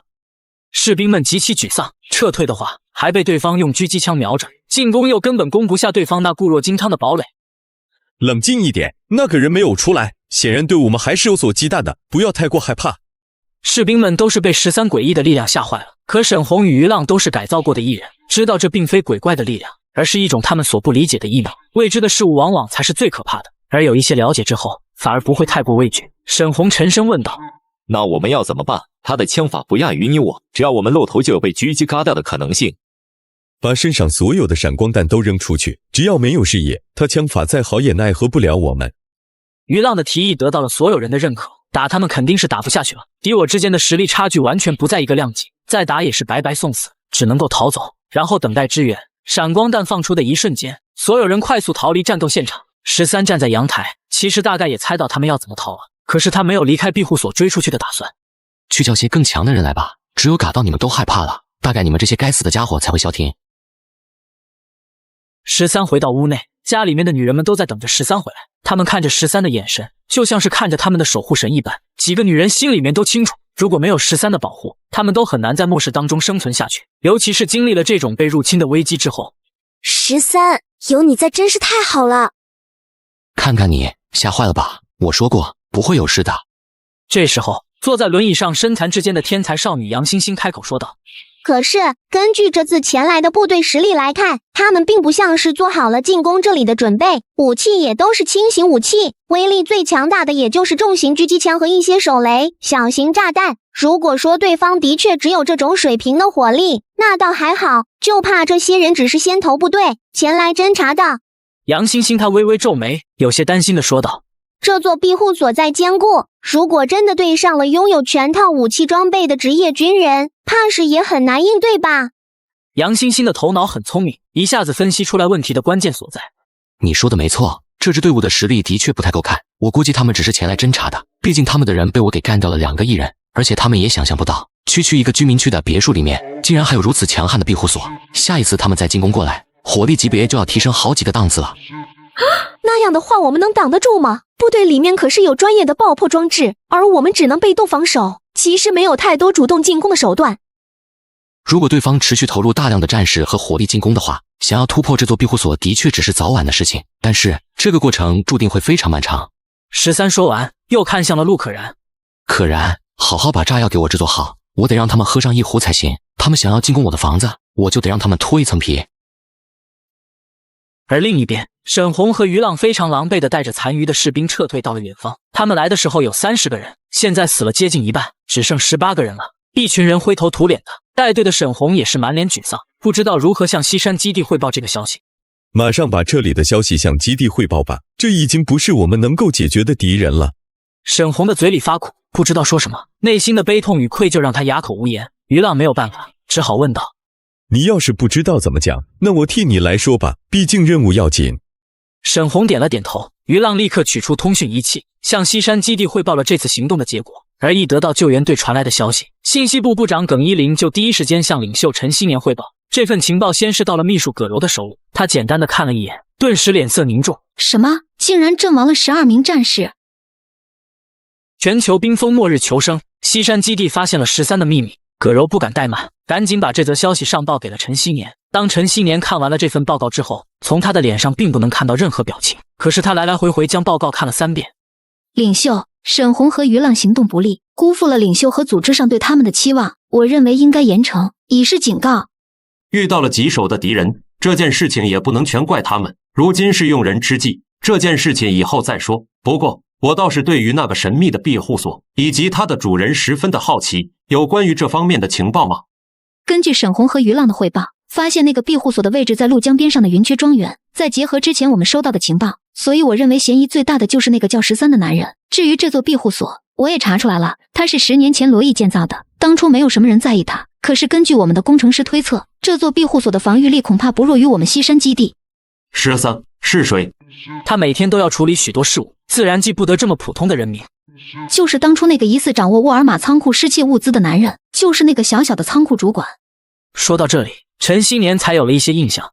是他。如果这么说起来的话，事情好像就合理了。一个不起眼的小人物，1没学历，2没背景，竟然靠着变异拥有了异能，现在成了一个大麻烦，这小子可真够走运的。陈锡年思索了一番后，忽然之间他突然想到了什么。如果他只是一个普通的觉醒者，遇到谢欢欢和刘子阳，应该选择讨好，或者是逃避，甚至祈求能够加入我们西山基地。毕竟在外界缺少物资的情况下，一个人根本难以生存下去的。可是他非但没有这么做，反而不惜冒着得罪西山基地的风险，也要把谢欢欢和刘子阳嘎掉。这就只能说明他有绝对不能被人发现的秘密，这个秘密却有可能被谢欢欢与刘子阳2人发现了。陈希年的眸中闪过一抹金芒，他突然又想到了什么。末世当中最大的秘密还能是什么？只有物资，也就是说，沃尔玛丢失的那庞大的物资，其实就是在他的手里，被他用特殊的异能给藏起来了。陈希年通过分析得到的情报，得出了13手中掌握着沃尔玛上百亿物资的消息。一时间，他整个人兴奋得不得了。一定是这样，只有这样才能解释得通他的所有行为。既然如此，我们就一定得把这个13给拿下才行。旁边的葛柔听到这个消息也是大为吃惊，同时欣喜地说道：“恭喜领袖，又为我们西山基地找到了一大批物资。”陈希年满意的点了点头，这个功劳自然是要记在他的头上。如今我们基地的物资日渐减少，尤其是食物和能源这方面，一直处于净支出的状态，无法得到有效的补充。可是如果能够得到那个世界第一仓库的物资，我们起码可以维持10年物资充沛的生活。把林峰给我叫过来。没过多久，S 特战队的队长林峰就来到了陈希年的办公室中。陈希年只告诉了林峰，要让他不惜一切代价攻破13的那座庇护所，然后活捉13。只要你能够打下那座庇护所，基地里面所有的资源你都可以申请调用。是，保证完成任务。林峰表情坚毅的如同一块黑铁，仿佛没有他完不成的任务。葛柔好心的提醒道：“据说那座庇护所可是花费了10亿美金打造，坚固无比。如果你想要攻破那里的话，我会让基地里的工程师和爆破专家帮你。我们基地里面最不缺少的就是武器。”林峰点了点头。林峰离开了陈希年的办公室，然后积极的去作战前准备。他命令沈红和于浪等人就近驻扎下来，然后对庇护所周围进行详细的调查，为大部队的到来铺路。至于驻扎的地点，毫不意外的定在了徐家镇，那里食物充足，而且有居住的环境，又距离13的庇护所非常近。而接下来，他又把队长级的一人召集了起来，让他们时刻待命，做好战斗的准备。我们这一次要面对的对手也是一人，而且根据情报来看，他的实力非常强悍。谢欢欢和刘子阳都折在他手里了，沈红等人也被他干掉了10几个，我们不能大意。角落里，梁月听着林峰的作战部署，心念忽然一动。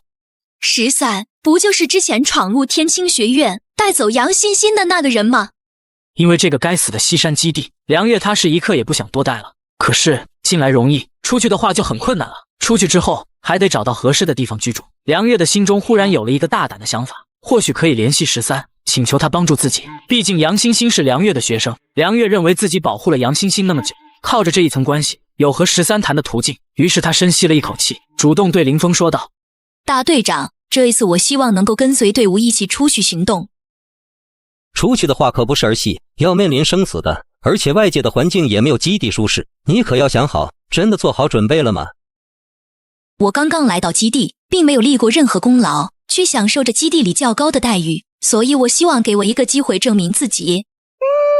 那好，这次行动就带你一起前去。郑雪荣、石大勇，你们俩也一并前往。是，大队长，我们什么时候出发？两个人目光炽热，他们迫切的希望能够过去，把13的堡垒给摧毁，然后为谢欢欢与刘子阳报仇。暂时不要着急，那个地方是一个非常坚固的堡垒，沈红和于浪已经尝试过了，用普通的炸药和重狙都很难留下痕迹。我让沈红他们先收集情报，然后再请工程师与爆破专家进行测算，一定要准备充分再出发。而另一边，沈红得到了林峰命令之后，当即带队前往徐家镇去了。10几名全副武装的战士出现，顿时引起了整个徐家镇的关注。而徐东堂却是不慌不忙，以徐家镇镇长的身份跑过去迎接。各位，请问你们是从西山基地来的吗？我们是过来执行任务的，现在要在你们这里暂住一段时间。非常欢迎，各位能够来到我们徐东村，是我们徐东村的荣幸。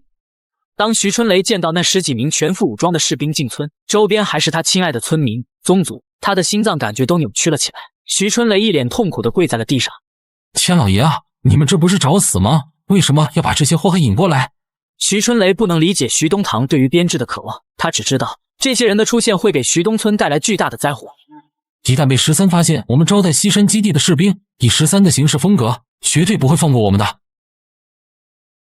徐春雷犹豫了再三，最终还是做出了最聪明的决定，联络13，哪怕是日后清算，他也能保住一条小命。不一会儿，电话接通了。老大，出事了。庇护所里，13眉头微微一皱，看样子肯定跟西山基地有关。他们既然能够找到自己的庇护所，肯定没有理由放过徐家镇这么明显的一个目标。是不是西山基地的人找到你们那里去了？老大，你真是聪明。刚刚有一队士兵来到了我们村子里。徐春雷，你可千万得小心，这些人不是官方组织，整个天海市都已经被势力分割了，所以他们不受道德法律的约束。你要小心他们劫掠你们村子里的粮食，更要小心你自己的性命。徐春雷吞了口唾沫，心里面也是怕怕的。老大，你放心，如果我想跑的话，他们没那么容易抓住我。现在他们成了我们这里的贵客，家家户户都在热情招待他们呢，我说什么话都不会有人听的。那就别管他们，良言难劝，该死的鬼！你只要保护好自己和你身边重要的人就好。不过有一句话我还是得提醒你一句，我拿你可是当兄弟看待的，对你一直也很器重。可是如果你敢做对不起我的事情，你知道下场。徐春雷是个怂人，胆子很小，以至于他自己都不清楚他的实力有多强大。13好不容易收了这么一个小弟，不希望他就这么叛变，那样的话他就不得不将其手刃。徐春雷连忙说道：老大，你放心，我的心一直都是向着你的啊。那就好。13本想告诉他尽快来到庇护所算了，省得在外面有危险，可是话到嘴边，他忽然灵光一闪，改变了主意。徐春雷，你就暂时留在村子里吧，我需要一个人帮我打探消息，好让我随时掌握那些人的动向。我见到这种事情我做不来啊，老大，那些士兵一个个杀气腾腾的，看到他们我就害怕。13对徐春雷有些无语，明明拥有那么强悍的战斗力，只要徐春雷愿意打掉那些普通士兵简直轻而易举，可是他却那么怂。放心好了，我不需要你跟他们发生正面冲突，你只要悄悄地帮我打探他们的消息即可，事成之后我不会少给你奖励。这样啊，那就好，只要老大你不让我去干家，啥都好说。老大，这件事情我一定给你办得漂漂亮亮的。全球冰封末日求生，徐春雷靠着艺人的身份一下子就打听到了消息，然后把所有得到的消息都告诉了13。我知道了，多谢你的情报。不过徐春雷，你真的不考虑加入他们西山基地吗？选择跟着我可未必就是最好的路。13略带玩味地对徐春雷说道。徐春雷却坦然地笑了笑。老大，我相信自己的直觉。虽然他和13认识的时间不长，但是徐春雷能感觉到13跟他相处的时候，起码对他还是比较坦诚的，起码比那个底细不明的西山基地靠谱得多。你不会为今天的选择而后悔的，徐春雷。如果有一天徐春雷背叛了13并不会感觉到惊讶，可是如果徐春雷选择相信13，忠诚于13的话，那13一定不会亏待他。好，那你继续观察，你现在的情报对我很重要，任何风吹草动都别忘记向我汇报。好的，老大。13挂断了电话，根据目前得到的情报，也开始思维风暴，琢磨着应对的手段。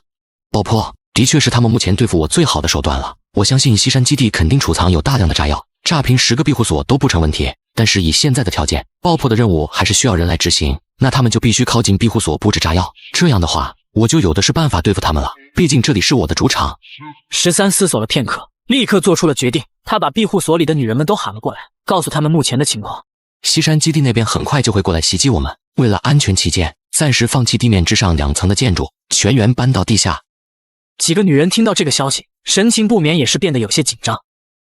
不过你们也用不着担心，一切有我在呢。放心好了，对于西山基地的实力，我心里面有数，他们威胁不到我们的安全。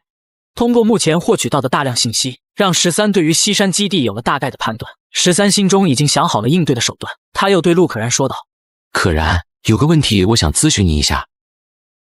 13大哥，你想问什么？是这么回事，我想问一下，西山基地如果想要对我们庇护所实施爆破的话，通常都是用什么方式？爆破建筑物的话，一般的方式就是利用 TNT 炸药搭配雷管使用。国内对老旧建筑物进行拆除的时候，都是使用这种方式。我们的庇护所建造的极为坚固，他们想要突破，只能够用这种手段了。那你估算一下，要把我们的庇护所炸开一个口子，大概要使用多少炸药？根据我们庇护所的建筑材料和墙体厚度推算的话，大概需要300到800公斤的炸药，不过没有具体测量过，我只能够给出一个大致的范围。我操！也就是说，大概需要500公斤左右的量，这么大的分量，他们运输过来的目标一定非常明显。你说，如果我在半路利用狙击的方式去引爆，可行不可行？13希望能够通过根源来阻止对方的爆破行为，可陆可然听到13的想法之后，立刻摇了摇头说道：13大哥，我劝你千万不要有这种想法。为什么？ TNT 是一种非常稳定的炸药，用子弹射击或者用火燃烧都无法引爆，必须通过雷管来引爆。13听到这里，顿时放弃了狙击引爆的打算。原来是这样啊，看来只能够老老实实在家里进行防守反击了，只好用第二套计划了。13趁着西山基地的大部队还没有来之前，他在周围布置了大量炸弹和陷阱，哪怕对方知道他有陷阱，可试图靠近的话，就不得不经过炸弹覆盖的范围，他随时可以通过引爆器进行引爆。2天之后，林峰带着队伍准备朝着徐家镇出发。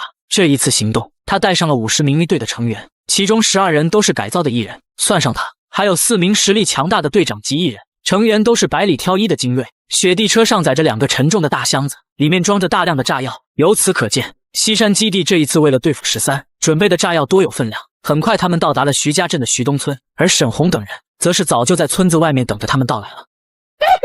大队长，你们终于来了。兄弟们辛苦了。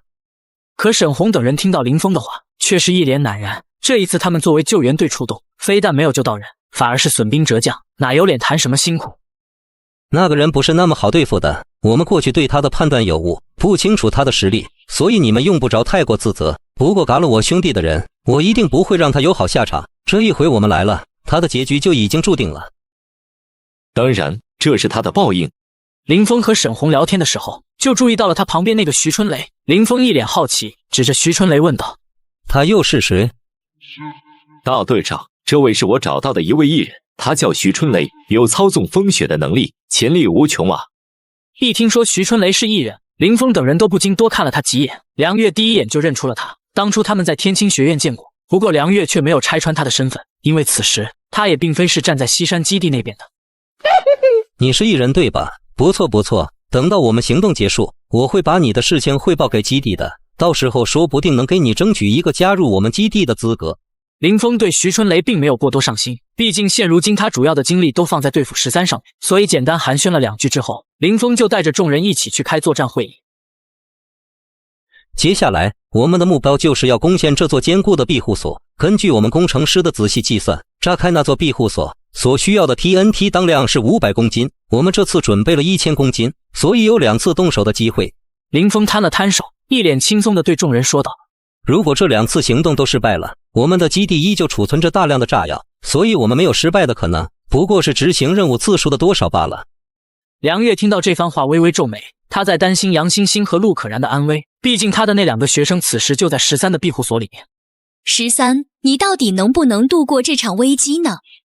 梁月的心中暗自思忖，不过按照林峰的说法，陈希年的要求是对13进行活捉，这样一来就不会对庇护所实施摧毁性的报复，到时候他会出手救下自己的2个学生。接下来还有一个不可控的变量，那就是这个叫13的艺人了。艺人的能力千奇百怪，各有不同，只有掌握了对方的能力，我们才能知晓他的弱点所在，顺利的对付他。而根据你们汇报的情报，这个人首先是个神枪手，可根据我们调查的结果显示，13没有任何军事训练的背景，只是一个普通的仓库管理员，因此这应该是他具备的某种异能。枪法准不可怕，但如果是能够锁定攻击的异能，那就可怕了。幸好他的攻击也会受到视线的影响，我们可以通过干扰他的视线，让他无法发挥出这种能力。没错，这一点容易解决。我们进攻的时候，提前大量的释放烟雾弹，让他的能力无法发挥出来。不过他还有第2种能力，那就是无视子弹攻击，甚至可以反弹攻击的能力。这个能力就比较变态了，也就是说，远程攻击对他而言都可能会失效。所以这次行动，我们不跟他进行正面的接触，而是悄悄地遮掩住他的目光，然后前行过去布置好炸药。我不相信一个人所拥有的异能能够如此全面。如果他是一个远距离作战的高手，那么近身就一定存在缺陷。所以只要我们炸开庇护所的口子，然后冲进去，那么分分钟就可以将其拿下。其余众人忍不住的点头，对这个计划表示赞许。这个13很狡猾，他在庇护所周围布置了不少的陷阱，这也需要考虑进去。当时我们的人就因为大意，被他用地雷害死了好几个。你们啊，还是没有经历过真正的战场，缺乏实战经验了。如果他安排了地雷和炸弹的话，我们给他排掉不就好了吗？特战队当中的爆破专家看着沈红，于浪说道：“这件事情就交给我来做好了。一个非专业的人员布置的炸弹陷阱只是小儿科，没什么难解决的。”好了，我们现在就出发，争取3个小时，甚至1个小时之内结束战斗。全球冰封末日求生，林峰着手安排手下的50人让他们分别负责携带炸药以及封锁整个云雀庄园的各种任务。至于沈红等人的救援队，单兵作战水准不及特战队成员，就让他们留守在徐家镇。很快我们就回来，沈红和于浪给我们带路，其他人不用跟着去了，在这里帮我们看着东西就好。很快他们来到了13庇护所的附近，林峰分配着任务，你们去找好位置，把那栋房子给我锁死了。当即有3个背着大狙的士兵站了出来，3个人分散开来，分别前往不同的位置。沈红见状，低声说道：可是枪械对那个人似乎没有作用。沈红，你不是天生异人，所以不明白异人能力的特点与缺陷，不要只会看表象。我不相信真的有人能够无视子弹，或许那是一种你我不理解的能力。如果那是能力，而非他本人成了透明的怪物，抓住时机一枪嘎了他，大家都很方便。13站在阳台，此时外面到处都是滚滚浓烟，已经把附近的视野都给遮盖住了。这是被我惧怕了是吗？不过的确是一个好办法。那么接下来应该就是要过来对庇护所实行爆破了吧？13的嘴角露出一抹意味深长的笑容，此时心中有了应对的办法。林峰的队伍在云雀庄园投掷了大量的烟雾弹，避免13对爆破组进行狙击。第二步就是安排排爆人员，开始对别墅周围的炸弹进行拆除。他们的方法十分简单粗暴，并非通过人工进行拆除，而是利用导爆索直接进行引爆。等到外围的陷阱都被排除以后，林峰才下令说道：爆破组上其他所有人做好掩护的准备，一旦发现13有露头的迹象，第一时间进行攻击。不一会儿，这群训练有素的爆破兵就安置好了500公斤的炸药，然后他们就迅速的撤离了。13的眼睛瞪得老大，直勾勾的盯着墙外面的那一堆炸药。就这么走了？不过也是，他们不走的话，总不可能留下来被活活炸死吧？必须等到人到达安全的距离，然后通过远程遥控的方式进行引爆。此时的林峰等人也来到了不远处的一座小山丘上，远远看着烟雾笼罩下的庇护所，对讲机里传来爆破兵的声音：大队长，炸药已经布置完毕，我们撤退完毕，随时可以进行引爆。收到。林峰嘴角露出一抹笑容，他拿出引爆器，对旁边几个队友说道：这次任务比我们想象中的简单，我本以为这个13能嘎了我们那么多袍泽兄弟，应该有几分能耐呢。说完，他轻轻按下了引爆开关，可是几秒钟过去了，现场却无事发生。梁月皱了皱眉，好奇地说道：怎么回事？怎么没有爆炸？林峰也觉得有些奇怪，又拿起遥控器对准庇护所的方向连续按了好几次，可是那边没有丝毫的反应。这是怎么回事？林峰皱着眉头，用对讲机同爆破小组的人联系。为什么按下引爆开关，炸药没有爆炸？那边爆破小组的人也是那么闷的。不可能了，我们仔细检查过了，布置没有任何问题。林峰有些生气，都是自己手底下的精锐，竟然会出这种低级错误，简直是丢人到家了。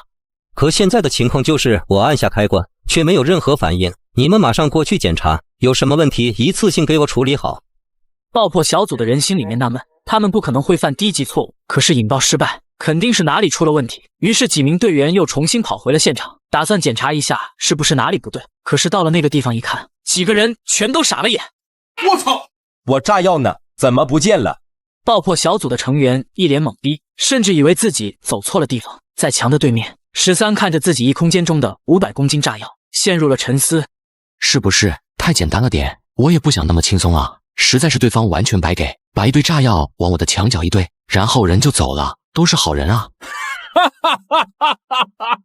山丘上，林峰听着对讲机里传来的消息，人都傻掉了。什么？炸药没了？炸药怎么会没了？不是你们亲自布置的吗？难不成是见了鬼了？还是说炸药让你们给吃了？林峰得知炸药消失的消息，气得直骂娘。原本一切都挺顺利的，只差最后一步，对13的庇护所进行引爆。可是到头来，却突然有人跟他说，炸药凭空消失了。炸药怎么会没了？是不是被13给偷走了？不可能，那可是500公斤的炸药，他不可能搬运的那么快。再说了，就算是被他给搬走了，里面已经加装了引爆装置，只要你按下按钮，它就必定会爆炸。但是现在连个动静都没有，我也不清楚这是什么情况，诡异，这一切实在是太诡异了。这些爆破兵从事爆破任务许多年了，也拆除过一些重要项目的大型建筑，可还是头一回遇见这种匪夷所思的情况。会不会是你们弄错了地点，去把整个庇护所周围再搜查一遍？已经都找遍了，那么明显的目标，不可能会丢失。林峰彻底没了脾气，他收起对讲机，眉头拧成了一个疙瘩。匪夷所思的情况是吧？看样子一定是13使用异能，让炸药无法被引爆，而目前初步的判断，他的异能是空间能力。对了，这样的话才合理，把炸药收进了另外的空间当中去，哪怕是我按下开关，炸药也无法接收到信号，从而无法爆破。林峰很快分析出了13的能力，可是知道归知道，如何解决这个问题仍然成为了一个巨大的难题。他们想要对庇护所实施爆破，就只能够把炸药运过去，然后进行远程爆破。可是炸药运过去，13就可以收走。如果他的能力真的是这样的话，那事情可就难办了。大队长，我倒是有一个办法，既然咱们用炸药会被他给偷走，干脆我们直接用炮轰。那我问问你，咱们现在可以把大口径的炮开过来吗？你去扛过来啊。火箭炮也行啊，虽然速度是慢了点，但是只要我们持续不断的进攻一个缺口，总能给他打碎。咱们有的是时间和他消耗，领袖不也说了吗？只要能够拿下13的庇护所，哪怕是耗费再多的时间和弹药都是值得的。林峰看着眼前耿直的家伙，气得深吸了一口气，扭过头去不想搭理他。还是旁边的郑雪荣嗤笑了一声，对史大勇说道：先不说以火箭炮的威力，要花多久才能把这么厚的墙给轰开？之前沈红不是说过吗？一般意义上的武器对他来说是没有效果的，我猜测都是被他转移到其他空间去了。说到这里，郑雪荣自己也忍不住皱眉说道：好变态的能力，这个人的异能真是可怕，防御力近乎于无敌的状态。那我们就让几十个人从四面八方各个角度进行进攻，他一个人而已，总不可能防得住那么多角度吧？郑雪荣翻了个白眼，对史大勇说道：你真以为他这房子就是普通的钢筋水泥混凝土啊？要是有那么容易被火箭炮攻破，我们还用得着费那么大的功夫进行测绘建模，然后带大量炸药过来吗？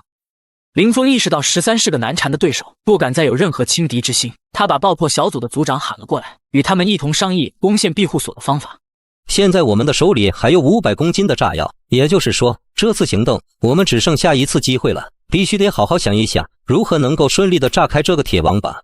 爆破小组的组长知道13靠异能收走了他们的炸药，也是郁闷的不行。想要进行爆破，原则上来说只能够远距离操作，但也有例外，那就是人工引爆。此话一出，现场的气氛也变得尴尬起来。人工引爆500公斤的炸药，那个人先不说死不死的事了，事后怕是连骨头渣子都找不到，直接就是原地火化啊！我不可能让我的兄弟去送死的。众人沉默不语。如果牺牲一个人就可以攻破13家的庇护所，那毫无疑问是值得的。但问题是，现如今谁肯为之而牺牲？而且13既然有本领把炸药给收起来，哪怕是派了人过去，他就一定做不到了吗？去的人多了，牺牲太大；去的人少了，我觉得真不一定是他的对手。毕竟这是一个很强大的敌人，因此这个计划不予考虑，重新思考其他方案。这个时候，人群当中爆破小组的工程师站了出来。我觉得还有一个方法可以试一试。吴院士，谈谈你的想法。那个叫13的人，他所拥有的空间异能或许论证了多元宇宙的理论，但是众所周知，能量是守恒的，爆炸所产生的能量不会无缘无故的消失，只能够被转移，所以他的能力只是把原本存在的物质或能量吸收到其他的地方，而一旦吸收的能量过大，后果会怎么样呢？吴院士的讲解简单易懂，林峰立刻给出了答案：会发生崩溃。他刚刚把我们的炸药给偷走了，但是处于引爆状态的炸药，他就未必敢下手了，毕竟那可是500公斤的炸药。如果他可以吞噬掉这500公斤炸药爆炸的威力呢？如果那样的话，哪怕倾尽我们整个西山基地所有的力量，都无法奈何他了。全球冰封末日求生，西山基地准备再次攻打13的庇护所。这次他们学聪明了，将剩余的500公斤炸药设置成30秒的引爆时间，再通过投掷的方式把这一大捆炸药扔过去。林峰没有着急动手，而是吩咐手下的士兵从四面八方各个角度开始朝着庇护所进行密集火力射击，目的是转移13的视线。很快，各处的士兵接到命令，就开始朝着庇护所猛烈的开火。枪，他们难道不知道这玩意对我的庇护所来说根本连挠痒痒都算不上吗？看来是为了打掩护，也就是说还有真正的攻击手段在后头呢。也好，让我瞧瞧你们还有什么手段。枪声响起之后，在2公里外的矮山上，一大捆重500公斤的炸药也终于准备好。只不过这么重的炸药，想要从这个距离扔到庇护所跟前，难度十分巨大。不借助工具的话，普通人根本想都没法想。林峰走到炸药旁边，伸手拍在上面，和史大勇对视了一眼。史大勇咧嘴一笑，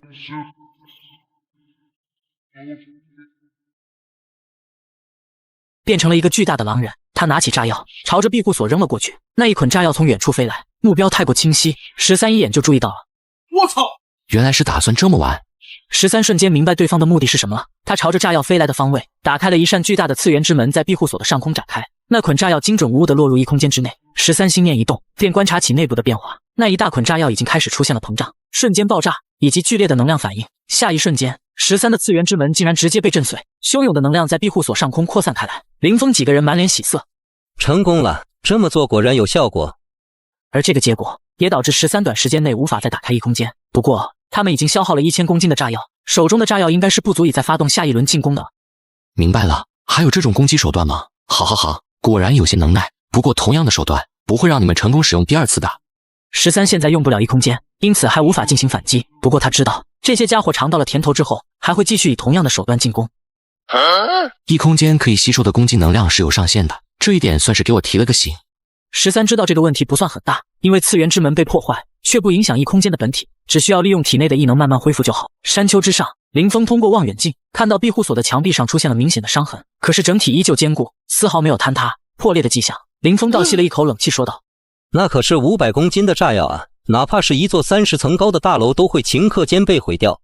这不科学，根据我们的测算，不可能只是这种效果。不过以人力的方式把炸药投掷过去，本身就是一种原始的方法，无法让炸药达到最佳效果。还有一种可能，就是大部分爆炸的力量也被13用异能给吞噬掉了。听了吴院士的话语之后，周围的所有人眼睛里露出惊骇的神色。吞噬？他可以吞噬掉如此大当量的爆破力量吗？他们都是异人，而且都是非常强大的异人，但是他们自问身处如此可怕的爆炸中心也是必死无疑，更别说吞噬掉一部分爆炸的力量。梁月心中暗道，13他果然非同凡响。郑雪荣则是忧心忡忡地看向林峰，如果这是真的，岂不是说我们很难攻陷这座庇护所了？那倒不至于，还是造成了不错的效果的，只不过需要再来几次才能彻底炸开一条口子。而且你们也用不着太过害怕，此人的防御力十分强悍，可他一直躲在里面不敢出来，只能够利用狙击枪作为进攻手段，这就说明他善于防守，却并不善于进攻。众人点了点头，对于林峰的分析都认为十分有道理。如果让一个人攻守兼备，都拥有逆天的能力，那他简直不应该存在这个世界上了。那么我们接下来该怎么办？这次带来的炸药可不够用的。不着急，我们先回去，然后派人去基地取炸药来，留下几个人轮流在周围看守动向，别让庇护所里面的人给跑了，咱们陪他慢慢耗下去。而13为了以防万一，暂时放弃了地表2层的建筑。来到地下之后，家里面的女人们都紧张地过来询问13战况。13大哥，外面现在什么情况了？刚刚那声音简直像是天塌了一样。其他几个女人的神色也有些不安，生平之中，她们还是头一回经历如此恐怖的爆炸。用不着担心，地下的防御力比地上2层还要强大，他们短时间内是无法威胁到这里的。我猜测他们携带的炸药也没剩多少了，对我们的攻击也快要停止。至于下一轮他们再来进攻的时候，我已经知道要怎么对付他们了。没过多久，徐春雷就给13打来了电话。老大，刚刚你们那里的动静吓死个人了，那爆炸的声音，我甚至怀疑云雀庄园被炸平了。还好你没事啊，万幸万幸。那些士兵回来了不少，我看到有的人离开村子往西边去了。13听到徐春雷的消息之后，心中立刻明白情况与自己所想的一样，他们是回去取炸药去了。其他人在干嘛？还能干嘛？回来休息呗。看他们这个状态，是打算长住下去了，一回来就要吃要喝的。徐春雷的吐槽让13嘴角露出一抹深邃的笑容。如果自己这座庇护所久久攻不下来，那么最倒霉的一定是整个徐家镇，因为那里已经被西山基地当作是自己的据点了，而他们则会要求徐家镇所有人供奉这60多号人的吃喝。13并不同情他们，反而是有些期待他们会不会决裂，然后闹起来。很好，你继续帮我打探消息。老大，他们的部队挺精锐的，里面还有好几个异人，你能对付得了吗？当然，他们的进攻手段已经被我彻底拿捏了。说到这里，13给徐春雷提了个醒。徐春雷，徐家镇并不安全，你要记得时刻提防那些人。如果有一天你察觉到有危险，可以随时到我这边来，哥哥会保护你的。徐春雷这么好用又听话的工具人，13可舍不得他有事，而且多一个异人在身边，他也就多了一份战力。万一哪天需要正面冲突的时候，徐春雷这搅屎棍的能力绝对能让对方狼狈不堪。徐春雷感动的点了点头说道：谢谢你，老大，如果真有那么一天，我一定过去投奔你。这个你自己看着办吧，我也不勉强你，这种事情由你自己决定就好了。二人结束了通话，过了一会后，保安大叔打来了电话。原来保安大叔隔着老远都听到了这边爆炸的声音，所以打电话来询问13情况。13淡淡一笑，保安大叔是他最信赖的人之一，二人是真的有过命的交情，他也不隐瞒，就把西山基地正在进攻自己的庇护所告诉了保安大叔。什么？他们凭什么进攻你？难道他们的职责不是保护我们吗？作为一名退伍军人，保安大叔听到有部队进攻13，心里面难以抑制住怒火。13淡淡一笑，不以为然地说道：“保安大叔，现在的他们和你们那时候不一样了。末世是可以改变很多东西的。活下来的这批人只是武装组织，他们也只效忠于自己的组织，你明白吗？除了组织纪律更加严明，以及出身于末世之前的官方机构以外，他们和我们当初灭掉的天河帮、狂狼帮没什么区别。大家为了更好的活着，本身就会互相争夺物资，我都习惯了。”13说的云淡风轻，可保安大叔却听得陷入了沉默。对他而言，这件事情是个不小的打击。过了一阵子，他坚定地说道：“13，你等着我过去，遇到这么大的事情，我必须要去帮你。”保安大叔，谢了。不过暂时你还是别过来了，周围有许多士兵在看守，如果你来的话，一定会跟他们发生冲突。好汉架不住群狼啊，他们人多势众，武器精良，还有好几名艺人，我怕你遇到危险。我这条命当初都是你救回来的，现在有这么安稳的生活也是你给的，我不能看着你陷入危险而不顾。这样吧，保安大叔，我目前还算安全，他们也打不进来，但是之后我可能会发动反击，你等我的消息，需要你帮忙的时候我会通知你，让你作为一支骑兵，你看怎么样？那好，我等你的消息。不过13，你遇到问题一定记得告诉我，别拿你保安大叔当外人了。那必须的呀，打不过我会叫你的。全球冰封末日求生，西山基地准备夜袭13的庇护所。这次他们又带了500公斤炸弹。虽然夜袭是一个很不错的选择，但花花的警惕性很高，一下子就察觉到了外面的动静，把睡梦中的13吵醒了。13发现了不对劲，连忙来到了阳台查看情况。想要趁着我沉睡的时候发动攻击是吗？真够鸡贼的。咱们可得扔得准一点，要是扔偏了，我又得多跑好几趟回去取炸药。放心好了，老大，咱们军区比武的时候，扔手雷我可是拿了第1名。13取出望远镜观察着矮山那边情况，直线距离大概在2400米左右。他们知道13是个枪法非常可怕的狙击手，所以保持了安全的距离。但是他们却不知道，13的枪法可不仅仅是准那么简单。有了异能加持之后，他的攻击距离和威力都会得到巨大的提升。此时13的次元之门已经彻底修复了，可以放心的反击。林峰的眸光忽然一凝，扭头望向了13，察觉到了13在注视着他们。好可怕的直觉，这么远的距离都能发现我。他在看着我们。他在干什么？等死吗？还是绝望之中想要最后挣扎一下？管他呢，大概是害怕了吧。可是那又有什么用处？他依仗的异能也抗衡不了炸弹的爆破，除了看着我们炸毁他的房子，他又能做什么？如果可以的话，我倒是挺希望能把他收编进我们的队伍的，毕竟他的这个能力很有前途。那我们死去的兄弟怎么办？士兵战死沙场是我们的宿命，这个人是领袖点名要活捉的，他老人家明白现在一个强大的艺人对组织有多重要。提到领袖2字，史大勇立刻闭上了嘴巴，不敢有反驳的意见。此时的炸弹已经准备完毕，史大勇瞬间变成了一只巨大的狼人，拿起炸药就朝着庇护所远远扔了过去。13看着从远处飞来的巨型炸药，深吸了一口气。炸药刚飞行了一半的距离，13不打算再等了，因为再靠近一点就会爆炸，他可不希望冒如此大的风险。然后手朝着面前张开，打开了次元之门。只不过这一次，他并不是要把那炸药收取进来，而是把上一次吸收爆炸的大部分力量从异空间释放，瞬间喷涌而出。在巨大的冲击波的影响下，原本应该落向庇护所的炸药被卷的倒飞了出去，而飞回去的方向当然是特战队成员们所在的方向，瞬间爆炸，当场全部领了盒饭。热武器果然还是厉害啊，我比他们用的好。山丘之上，所有人目瞪口呆，此时完全不知道应该说什么来形容眼前的画面。这些人可都是他的生死兄弟啊！一群人好不容易活到了末世，几分钟之前大家还在谈笑风生，可是眨眼间，这些弟兄都死了，死在他们自己的计划之中。林峰痛苦地发出怒吼，史大勇也是痛苦地跪在地上，愤怒地砸在地面。他不知道应该说什么，只是心如刀割。本身就是他们对付13的手段，被13反过来对付他们，他们真的要怨恨，也只能够怨恨自己太过愚蠢，竟然想到了这种办法。可是他们又怎么能想象得到13会以这种手段还击？林峰皱着眉头望向吴院士，刚刚那股力量是什么玩意？根据我们之前的推测，他的空间能够收纳对方的攻击，然后反弹。沈红等人就被他这么对付过。我们到底要怎么做才能避免被他的能力影响？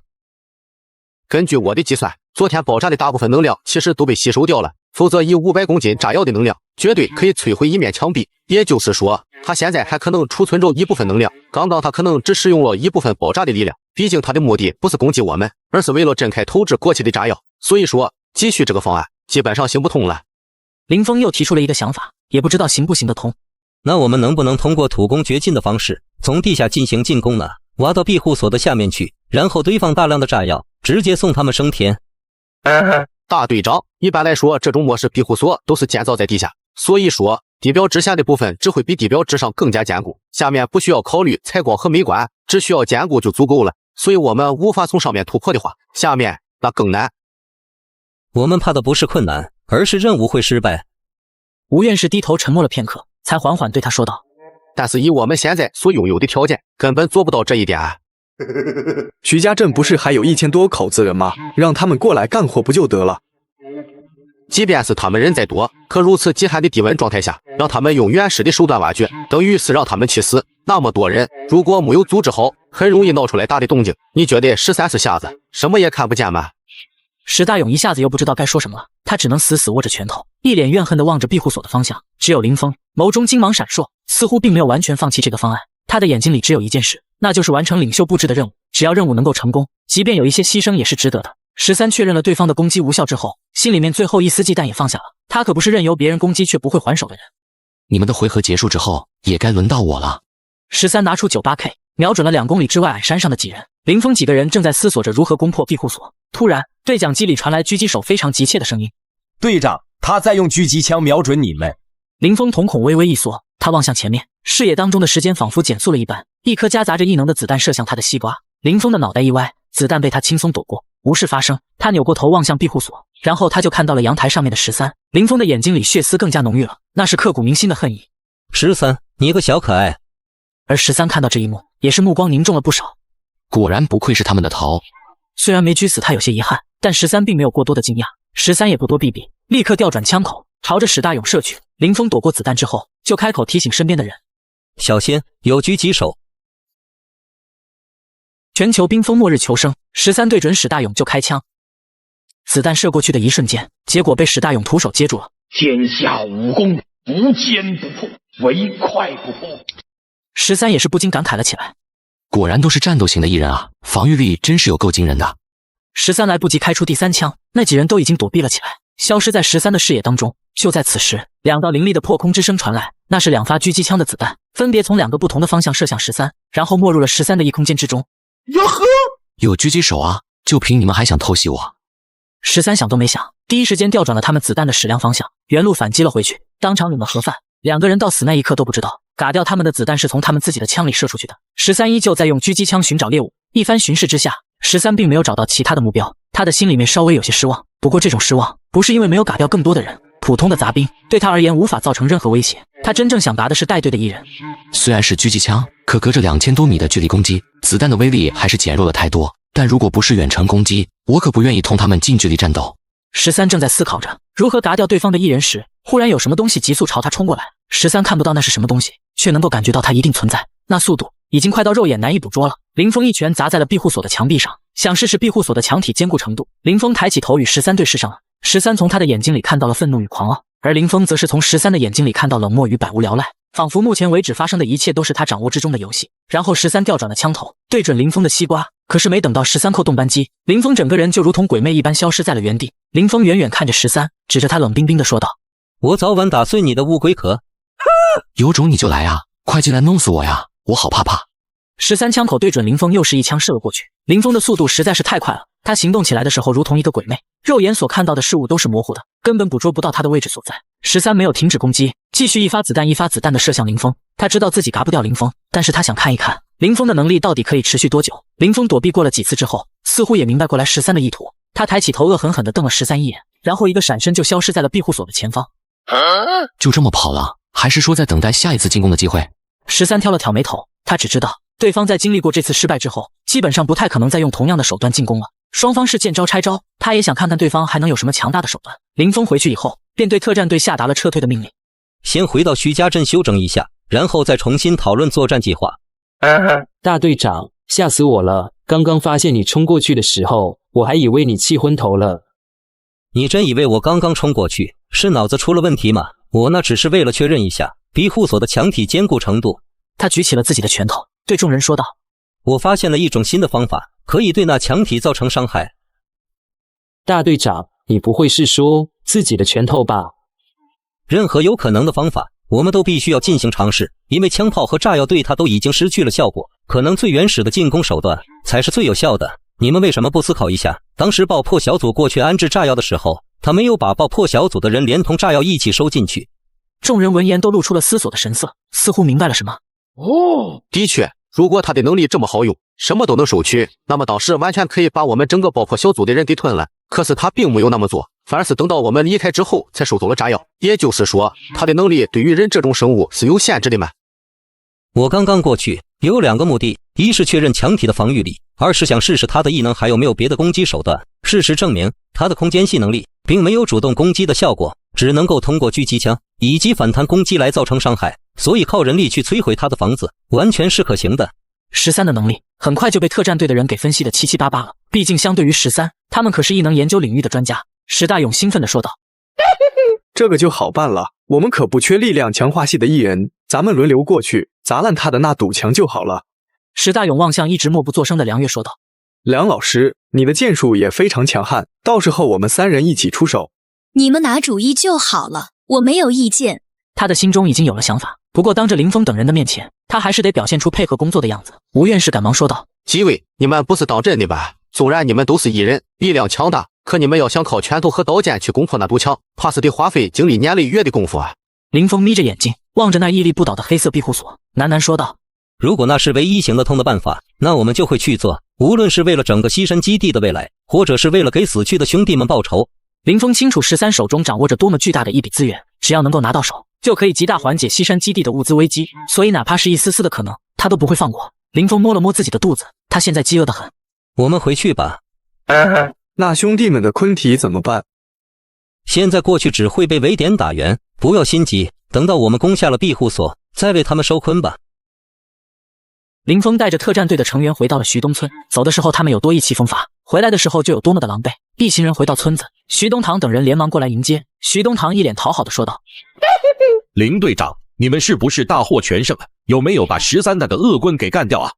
一群各村的话事人也纷纷附和道，一堆不值钱的彩虹屁喷涌而来。可是特战队的人越听脸色越是难看，他们任务刚刚失败，而且还死了近半数的弟兄，心情本来就很糟糕，所以此时听着徐家镇村民的吹捧，就觉得特别像是嘲讽。石大勇冷冷的呵斥道：都给我闭嘴！他的嗓门很大，这一声吼吓得所有人一脸错愕的望着他。此时徐东堂也是反应过来，这些士兵可不像是打了胜仗的样子啊！大家伙闭上嘴巴，不敢多言语。林峰对徐东堂等人说道：我们有些饿了，多准备些食物过来，要比平常更多一点。石大勇恶狠狠地盯着徐东堂几人说道：我们今天打仗辛苦，伙食准备好些，记住了没？是。一群人哪里敢违背他们的意思？毕竟特战队人人都背着枪呢。可是等到他们走远之后，村民们就忍不住开始嘀咕了：看这样子是打了败仗啊！不是吧？这些士兵还对付不了一个13？哎呀喂，这哪说得准啊！13可是个穷凶极恶的魔头，手段狠毒着呢。但他们起码也算是正规军啊！你瞧瞧这一身装备，那么多人干不过一个人，有点丢人了。村民们议论的声音不大，但是这些士兵的听力异于常人，都听在耳朵里。他们的表情羞愤无比，却也只能够装作听不见。毕竟打败了仗是事实，还去找人家辩论，就是打自己的脸了。石大勇阴沉地对林峰说道：这些村民是不是太没大没小了？让我去教学教学他吧。用不着，留着他们还能够给我们供应食物，提供劳动。真要收拾他们，也得等到打完了13再说。基地那边也需要补充一部分劳动力，到时候就让他们过去为组织做贡献吧。死他们好运！要是放在以前，就依照我的脾气，早就打死几个了。全球冰封末日求生，西山基地攻打13庇护所失败了，准备和13打持久战。在徐家村蹭吃蹭喝，村民们已经开始有些着急了。徐东堂被众多村民给包围了起来。村长，你之前不是说过他们待个2天就走了吗？现在都好几天了。我看没那么简单，他们打了败仗，这场仗还得继续打下去，不知道什么时候才结束。可是这些当兵的吃的饭也太多了，一个人1天的饭量抵得上我们一家4口了，再这么下去，我们徐家镇也耗不起啊。徐东堂皱着眉头，心里面也是有些突突，不过为了维持局面，他只能够好好的安抚各村的村民，让大家不要着急。徐春雷看着这一幕，只能够无奈的叹了一口气。当初13说过的那些话，正在一步步成真。徐春雷跑回自己的家中，拿出手机与13进行联系。老大，西山基地的那些人灰头土脸的回来了，我看人数比去的时候少了一半呢，是不是被你干掉了？13通过徐春雷的情况，知道西山基地的士兵都撤退了，得意的说道：“是被我给打跑了。他们现在看上去如何？精神状态正不正常？”通过对方的表情，13可以判断出他们有没有想好下一步的计划。把握对手的心态非常重要。他们看上去就像是打了败仗的野狗，一个比一个脸色阴沉，而且一回来就嚷嚷着要吃饭，真不要脸。徐春雷也心疼村民们的粮食，要养活一帮子能吃的大头兵，张口闭口还得吃好的，村民们也是不堪重负。这才哪跟哪呢？现如今只是开始阶段，他们还会对你们客气客气，慢慢的，说不定人家就不把你们当人哦。说到这里，13的嘴角露出一抹坏笑。徐春雷，你历史学的怎么样？一般般吧。老大，你问这个干嘛？我就是想要提醒你一句，这些西山基地的士兵都是手上沾染无数鲜血、漠视生命的人物。古代历史上，这种极度匮乏粮食的情况时有发生，而那些当兵的人通常都会抓人过来当做口粮。你们徐家镇可是有不少活人吧？我愿称之为大型肉联厂。13的这句话吓得徐春雷浑身汗毛都立起来了。我操，老大，你别说了，太瘆人了，他们应该不至于做到这种地步吧？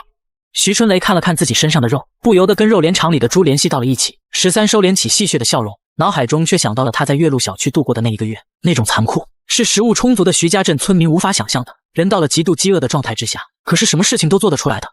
会不会做到那种地步我可不知道，只不过如果是我在你那种环境中的话，我一定早就溜了。徐春雷吞了口唾沫，心中也是犹豫不决，非常的害怕。13安慰徐春雷说道：你别担心，你有异能，他们应该是舍不得动你的。如果哪一天你真的感觉情况不对，就到我这里来，哥罩着你。13现在希望徐春雷踏实的待着，给他当卧底，所以得先给他打一针强心剂。徐春雷得到13的承诺之后，心里面确实安稳了一些。好，老大，我听你的，真要是有那么一天，你可一定要帮我啊。当然，你注意观察他们的动向，有什么风吹草动都要跟我汇报，记住了吗？好的，老大。